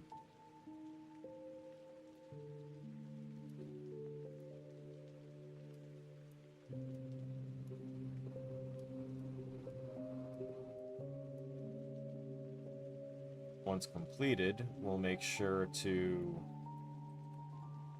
destroy the damage field.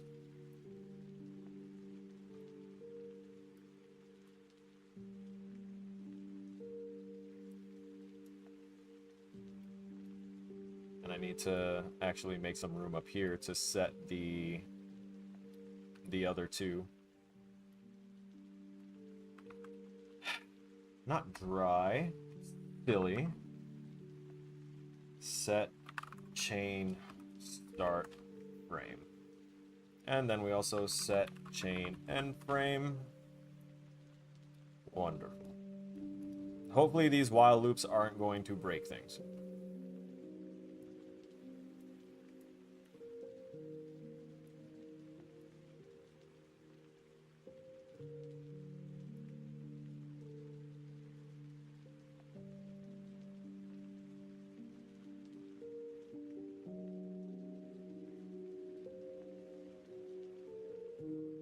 I'm going to start prepping this.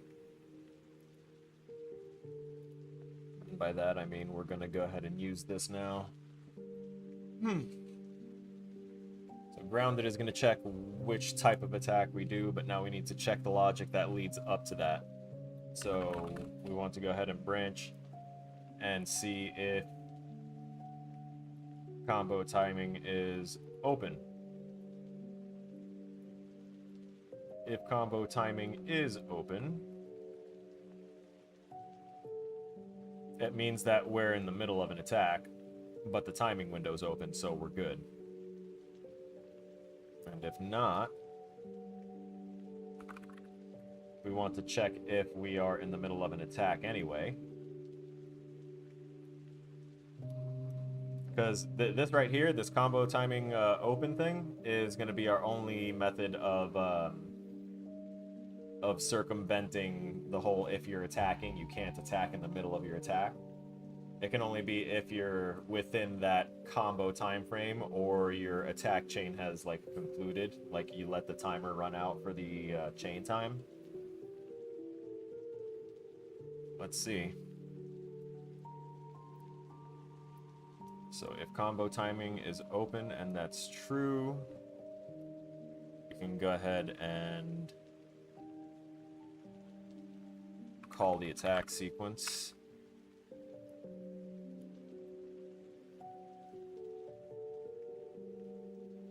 The attack sequence would automatically set us to attacking anyway. And this checks if we're at our first combo.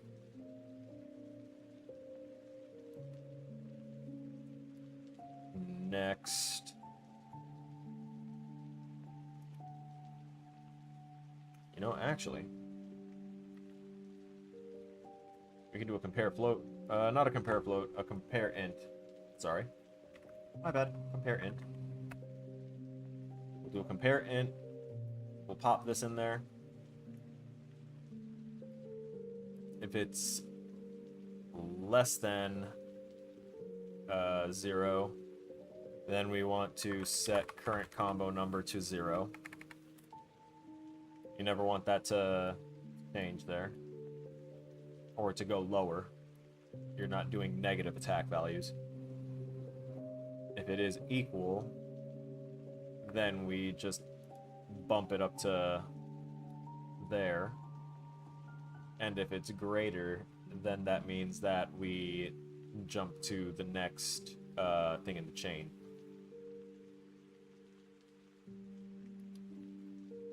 Which then would be finding out if it's 1 or 2. Which is fine.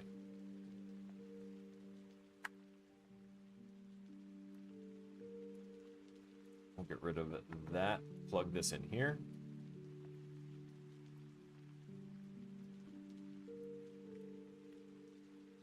And then depending on these values, that'll be how it, you know, continues.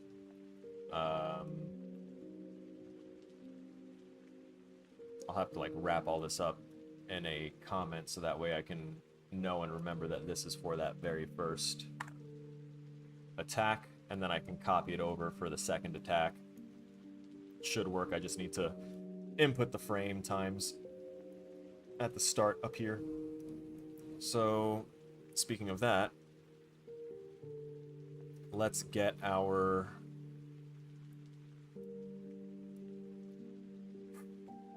frame timing for the opening of the chain.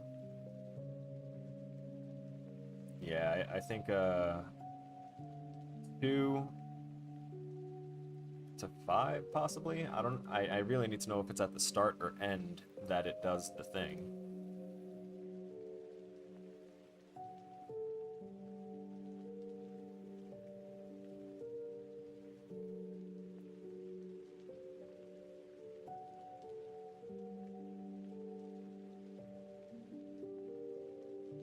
I guess there's a way to find out. We can set the breakable object to visible. So that way we can kind of... Not the breakable object. Whoops. Change that back. I oopsied. What the hell did I do? Where's your hidden in game? There you go. What was I trying to... Not the breakable, goddammit. Save that. It's the... damage field. I want to turn on the visibility for that.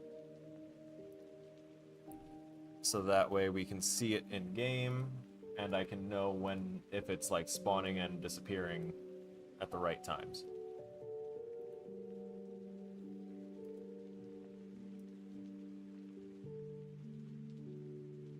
And by disappearing, I mean destroying.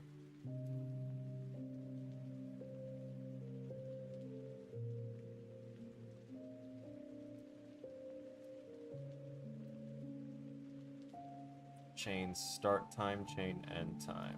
It's at 2 and 4 right now.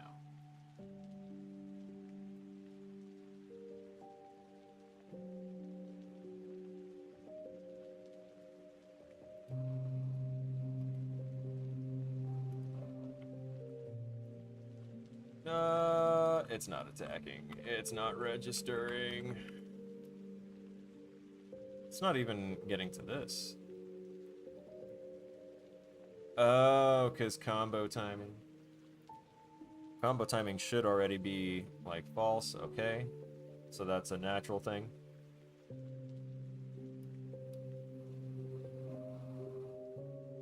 And then the next check should have gone to attacking and seen that...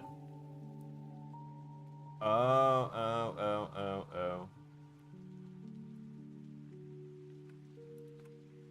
Attacking is false. Then we should be able to go out there. Don't know why it was set otherwise. And it froze. Infinite loop.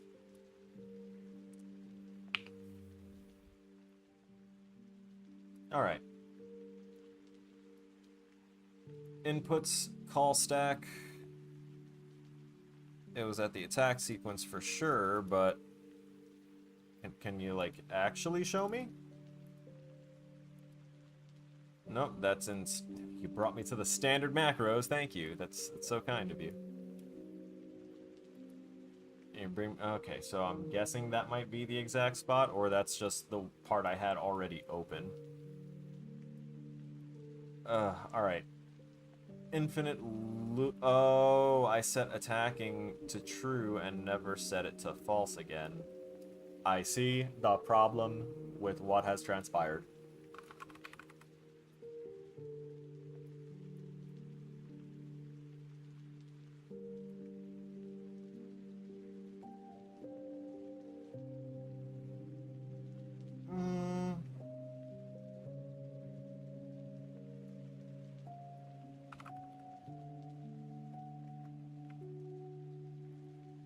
Gonna go ahead and copy that there. We'll loop that body until playback position in frames is equal to... We're just gonna see if this works. Playback... Sorry, length in frames.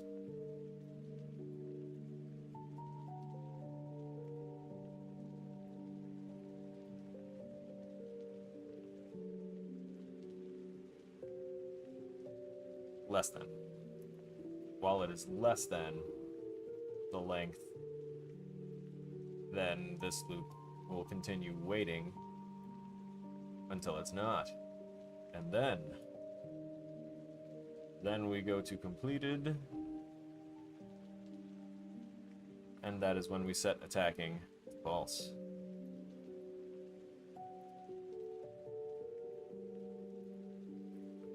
Let's see if this will actually run without breaking. If it does break, then I'll probably wind up cutting here because it's almost 10 o'clock anyway, and I'll just approach this at my own pace with plenty of yelling and screaming to make my loud window slamming neighbors upset. I entered, I clicked, and it broke. Lovely!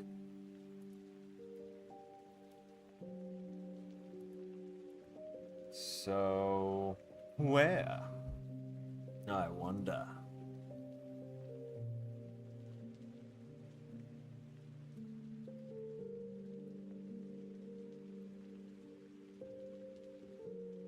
I never did the current combat state or anything. Current combat. Oh wait, current attack stage. I actually do have it, but it's set as a as an integer. Whoops. Current attack stage. We're gonna drag that up, and we're gonna change that into Konoichi alternative perspective.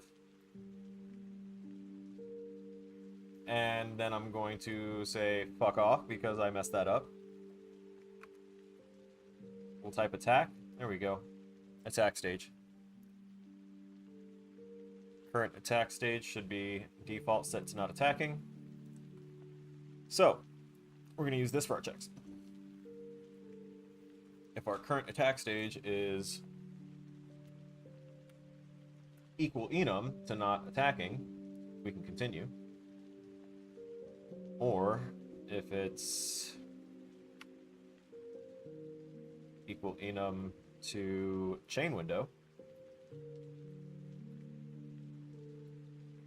if either of those are true, then it should be able to continue on to the regular attack. How about that?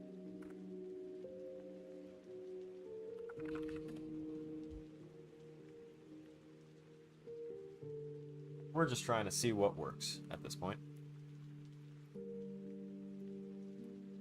So, let me see. Let's use the OR Boolean node to go ahead and combine these into one logical statement, one logical question. And if they are true, meaning if we're not attacking or we're not in a chain window,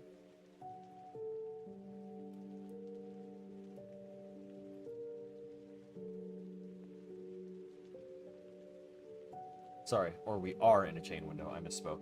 That's why I was confused and like cocking my head. I was like, wait, what just left my mouth? What am I saying? What am I explaining?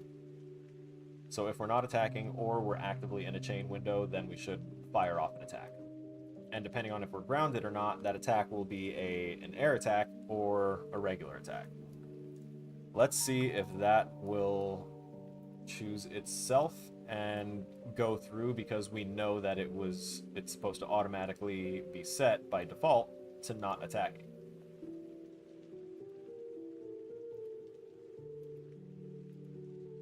Okay, we're seeing the word attack being called in the top left corner, same with the heavy attack and same with the air attack. Okay, so that part works. That's good. Next step.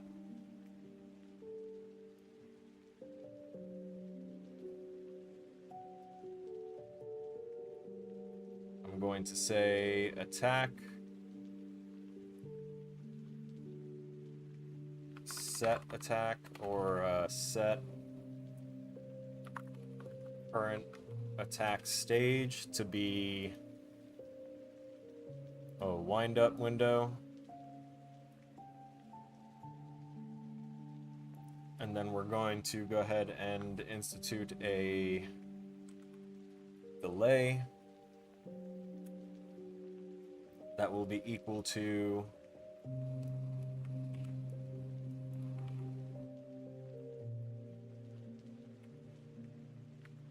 length, this time not in frames, but in actual float time. So we can tell it to just wait that amount of time before switching current attack stage back to not attacking. It's real basic.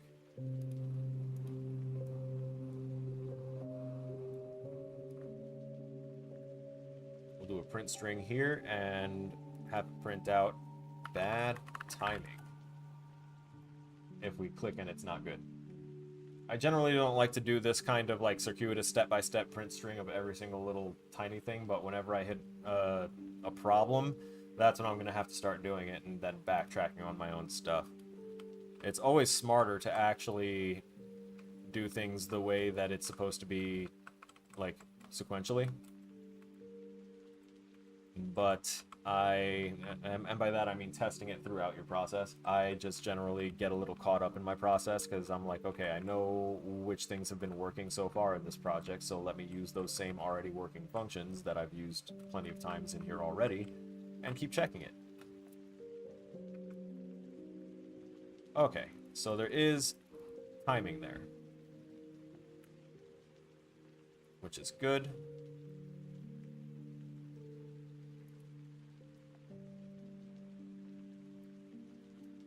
So let's see if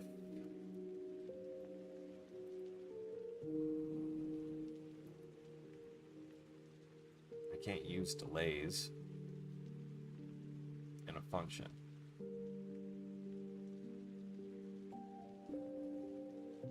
But I could potentially compress most of this down.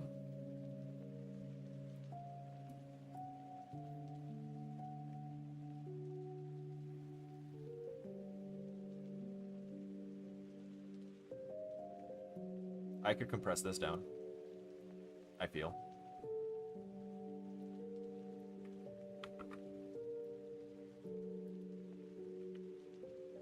I'm going to copy and put that there. We're going to scoot this down a little bit because I'm going to run up to here. And I'm going to plug that in right there. And I'm going to take these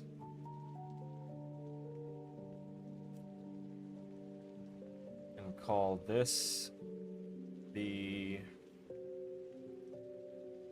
We're going to collapse that to a function and call it set attack part 1. So by setting attack part 1, that will go ahead and set up our chains and timings and all that stuff. And once that is complete, pops out to there. Nice.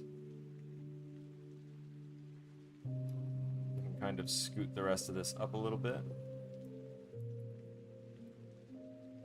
I have a feeling it's the loops that are getting to it, so to speak.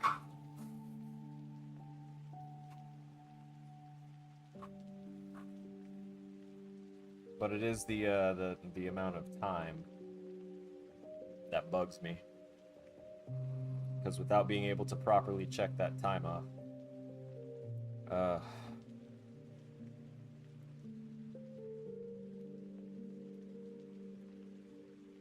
generally you could kind of check things through here. Elapsed seconds, triggered seconds, and stuff like that. But that's for, like, if you're holding the attack button, ongoing stuff like that.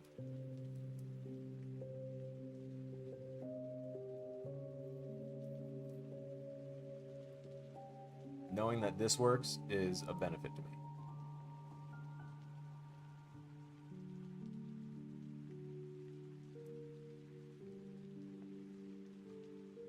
Alright, so we've done this one. I want to see if we can make the other one work. Do this.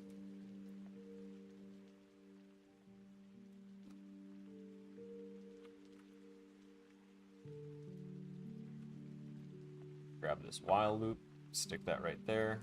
Also grab the delay until next tick. Drop that right there.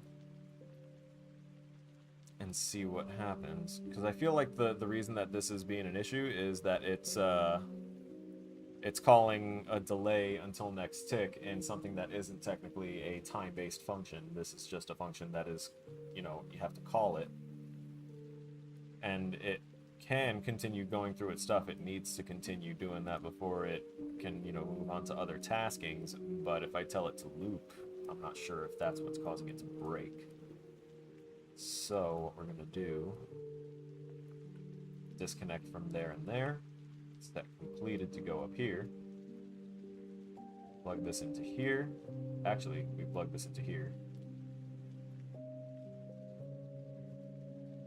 Plug that into there. That back into there. Lead it up into there. Delete the other delay. And we look for the flipbook length.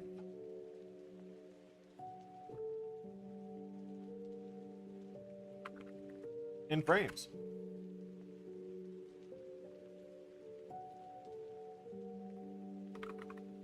And then we get playback position in frames. And then you know what we're going to do? We're going to compare those things in frames.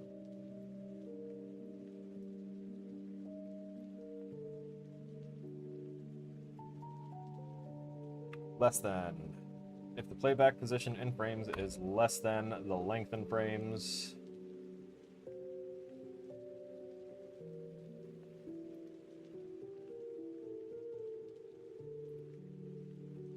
sorry, greater than or equal to. Playback position in frames is greater than or equal to the length in frames, then it jumps out. Oh, it's repeated as long as it's true. Okay, so the true one is actually the less than. So while that's less than that, it's true, and then when it's not true, it'll jump out at completed. All right, let's see if that causes the same problem as before, because if just that does it, then we know that the problem is the whole while loop and delay. And then we can try and see what to do from there by testing it just a little bit further. Yep, that did it. Repeatable. So that means that it lies in probably this. Because this jumps out to here, which then throws itself back out and into the loop. So what if I just do that? I don't know if I needed to actually make the loop jump back into itself. Nope, still breaks it. But it only propped up one warning this time. So, infinite loop detected, delay until next tick. It's literally this that's causing the problem.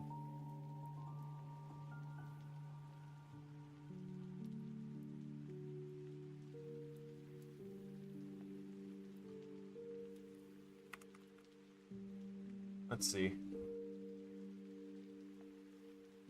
Frame rate. Ah. Okay. Now we're talking.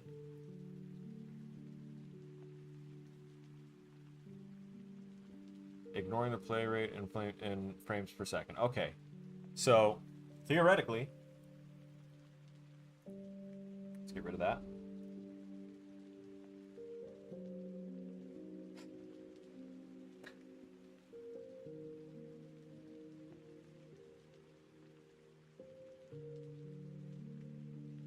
If I get the frame rate,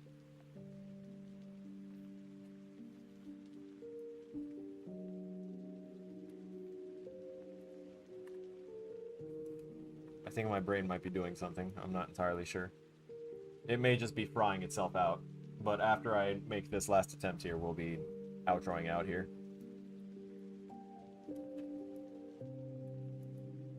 If I get this flipbook frame rate, multiply it by the length in frames.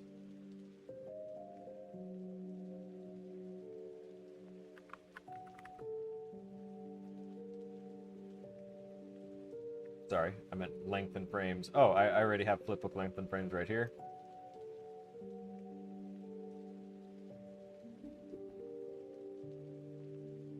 Why is... Oh, well, no, the frame rate's actually technically the smart one there. We'll go ahead and change this pin to an integer.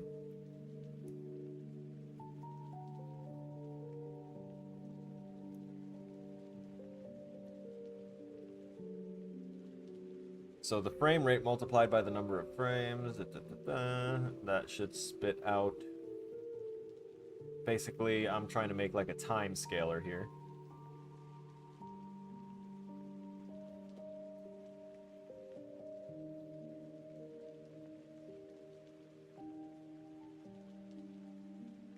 And if we set a delay on something, it would have to be equal to...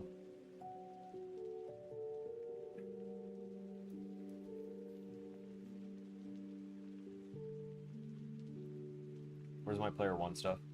Attack 1 stuff. Alright, so these are the things there. It'll set those, it'll set the attack animation. I also think before we set the flip book, or actually right after we set the flip book, I want it to set attack. Attacking to true.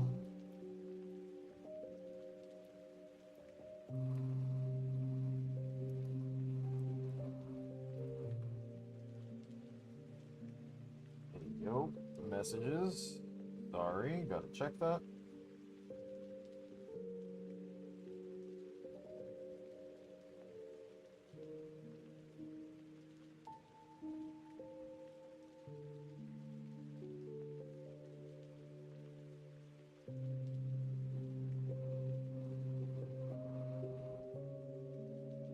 Looks like I've got plans after.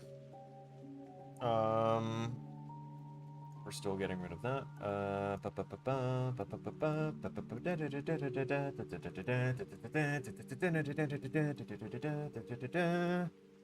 Yes, this is boss fight worthy in my head. I need to close this. We're working in the controller exclusively now. So let's get rid of that while looping, because I feel like that can continue to be a problem. Are you doing the same thing where you're not letting me delete that thing? Wow. That's really wild. That's weird that it's been doing stuff like that. Yeah, I'll have to like restart or something. That's the second time it's taken a node that I don't want anymore and said, you know what, no, you put this here and it's gonna stay here now. Can you imagine game development if you couldn't edit your shit ever while you're developing it? I'm not talking about like back in the day when you release your game and it had bugs and you had to deal with it. I'm talking about like you're coding your game, you put in the wrong node accidentally, or put in the wrong little bit of code, 1 to a 0, and you literally cannot go back and change it because the computer's like, no, you made that bed, you lay in it. So we have the frame rate thing.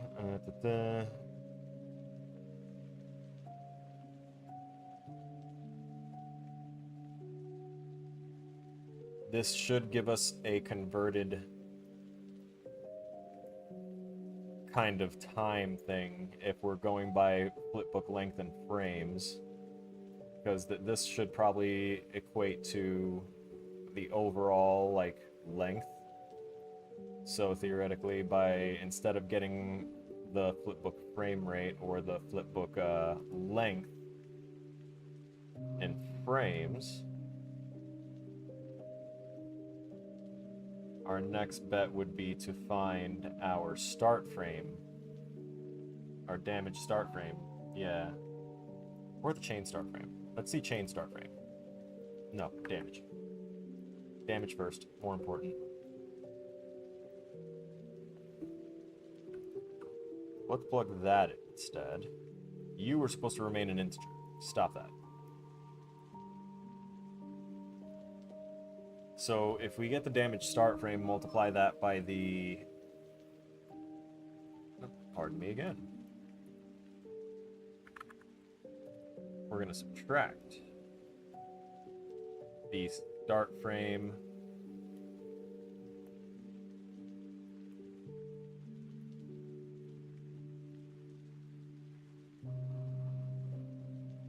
from the end frame. And that'll be how much time it should, whatever that like resulting amount is, though that amount of frames, one minus the other, multiplied by the frame rate, should give us a regular ass delay timer.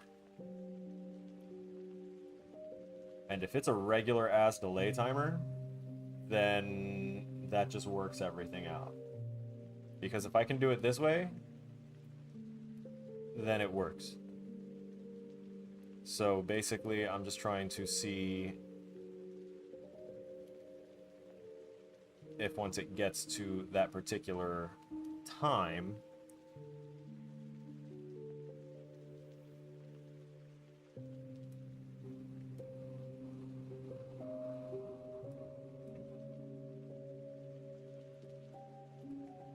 also give me a second.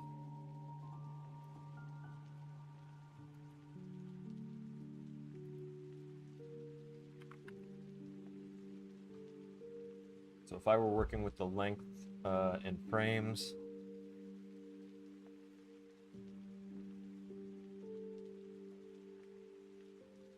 what does the start frame for... It should never start on 0. But starting on 1 could be a little problem.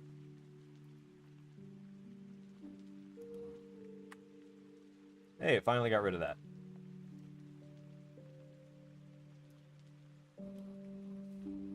This is kind of almost there. I'm like in the right direction.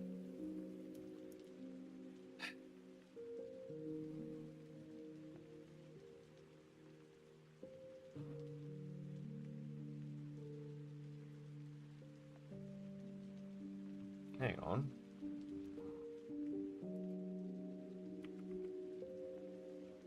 Alright, let me try and make another temporary variable here.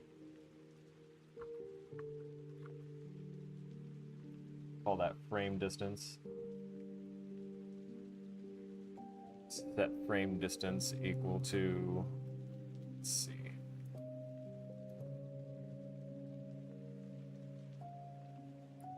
Equal to frame distance plus 1.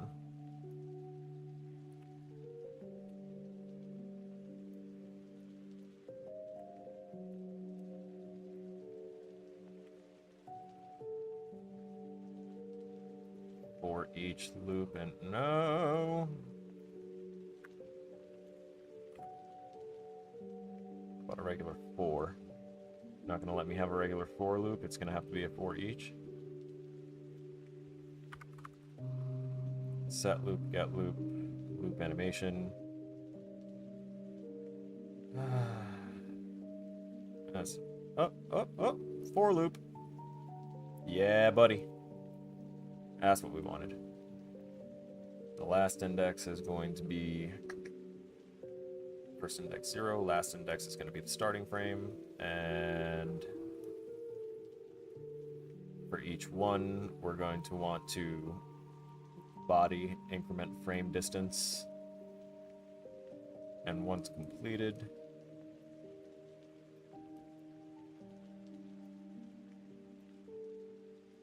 frame distance is technically going to be the delay time once it's multiplied by the flipbook frame rate.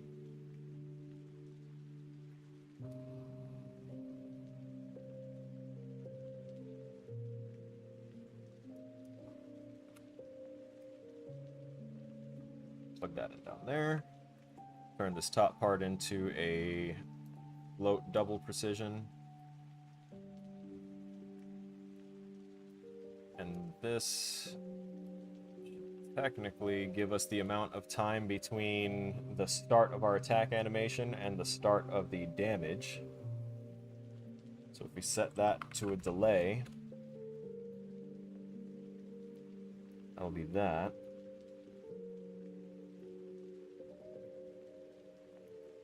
Move off of that. There's a lot going on here.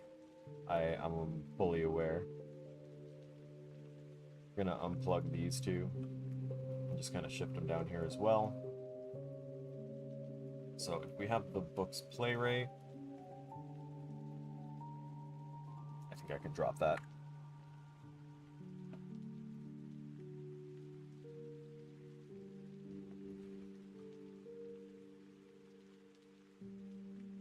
Wind up window is always going to be like the frame 0. And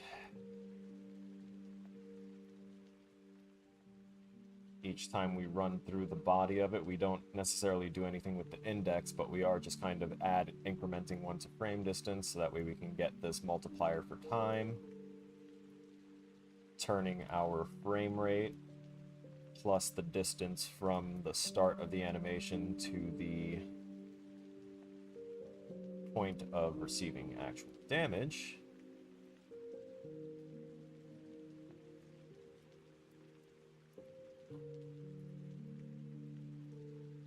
And I want to go ahead and just print string enum to string for a user-friendly printout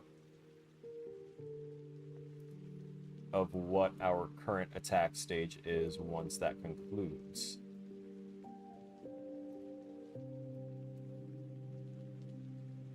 And then after that, set it to not attacking.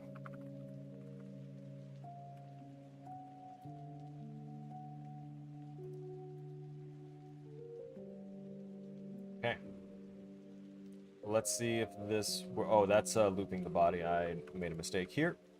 There. Okay. Test of attack.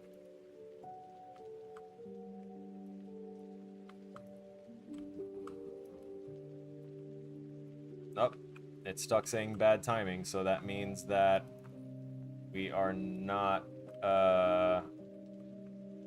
Our shit hasn't set itself back to the correct state. But it hasn't crashed. So that's a test in the right direction, in my opinion.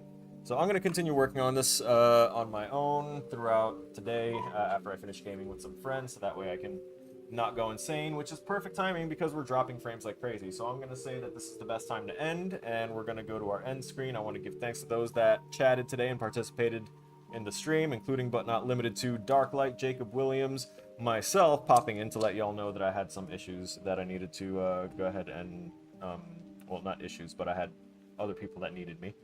And Evil God, thank you for stopping in. I appreciate you. Thank you for checking out the channel. Hope you come back. And with all that said and done, ladies and gentlemen, I will see y'all in the next one. Stay frosty.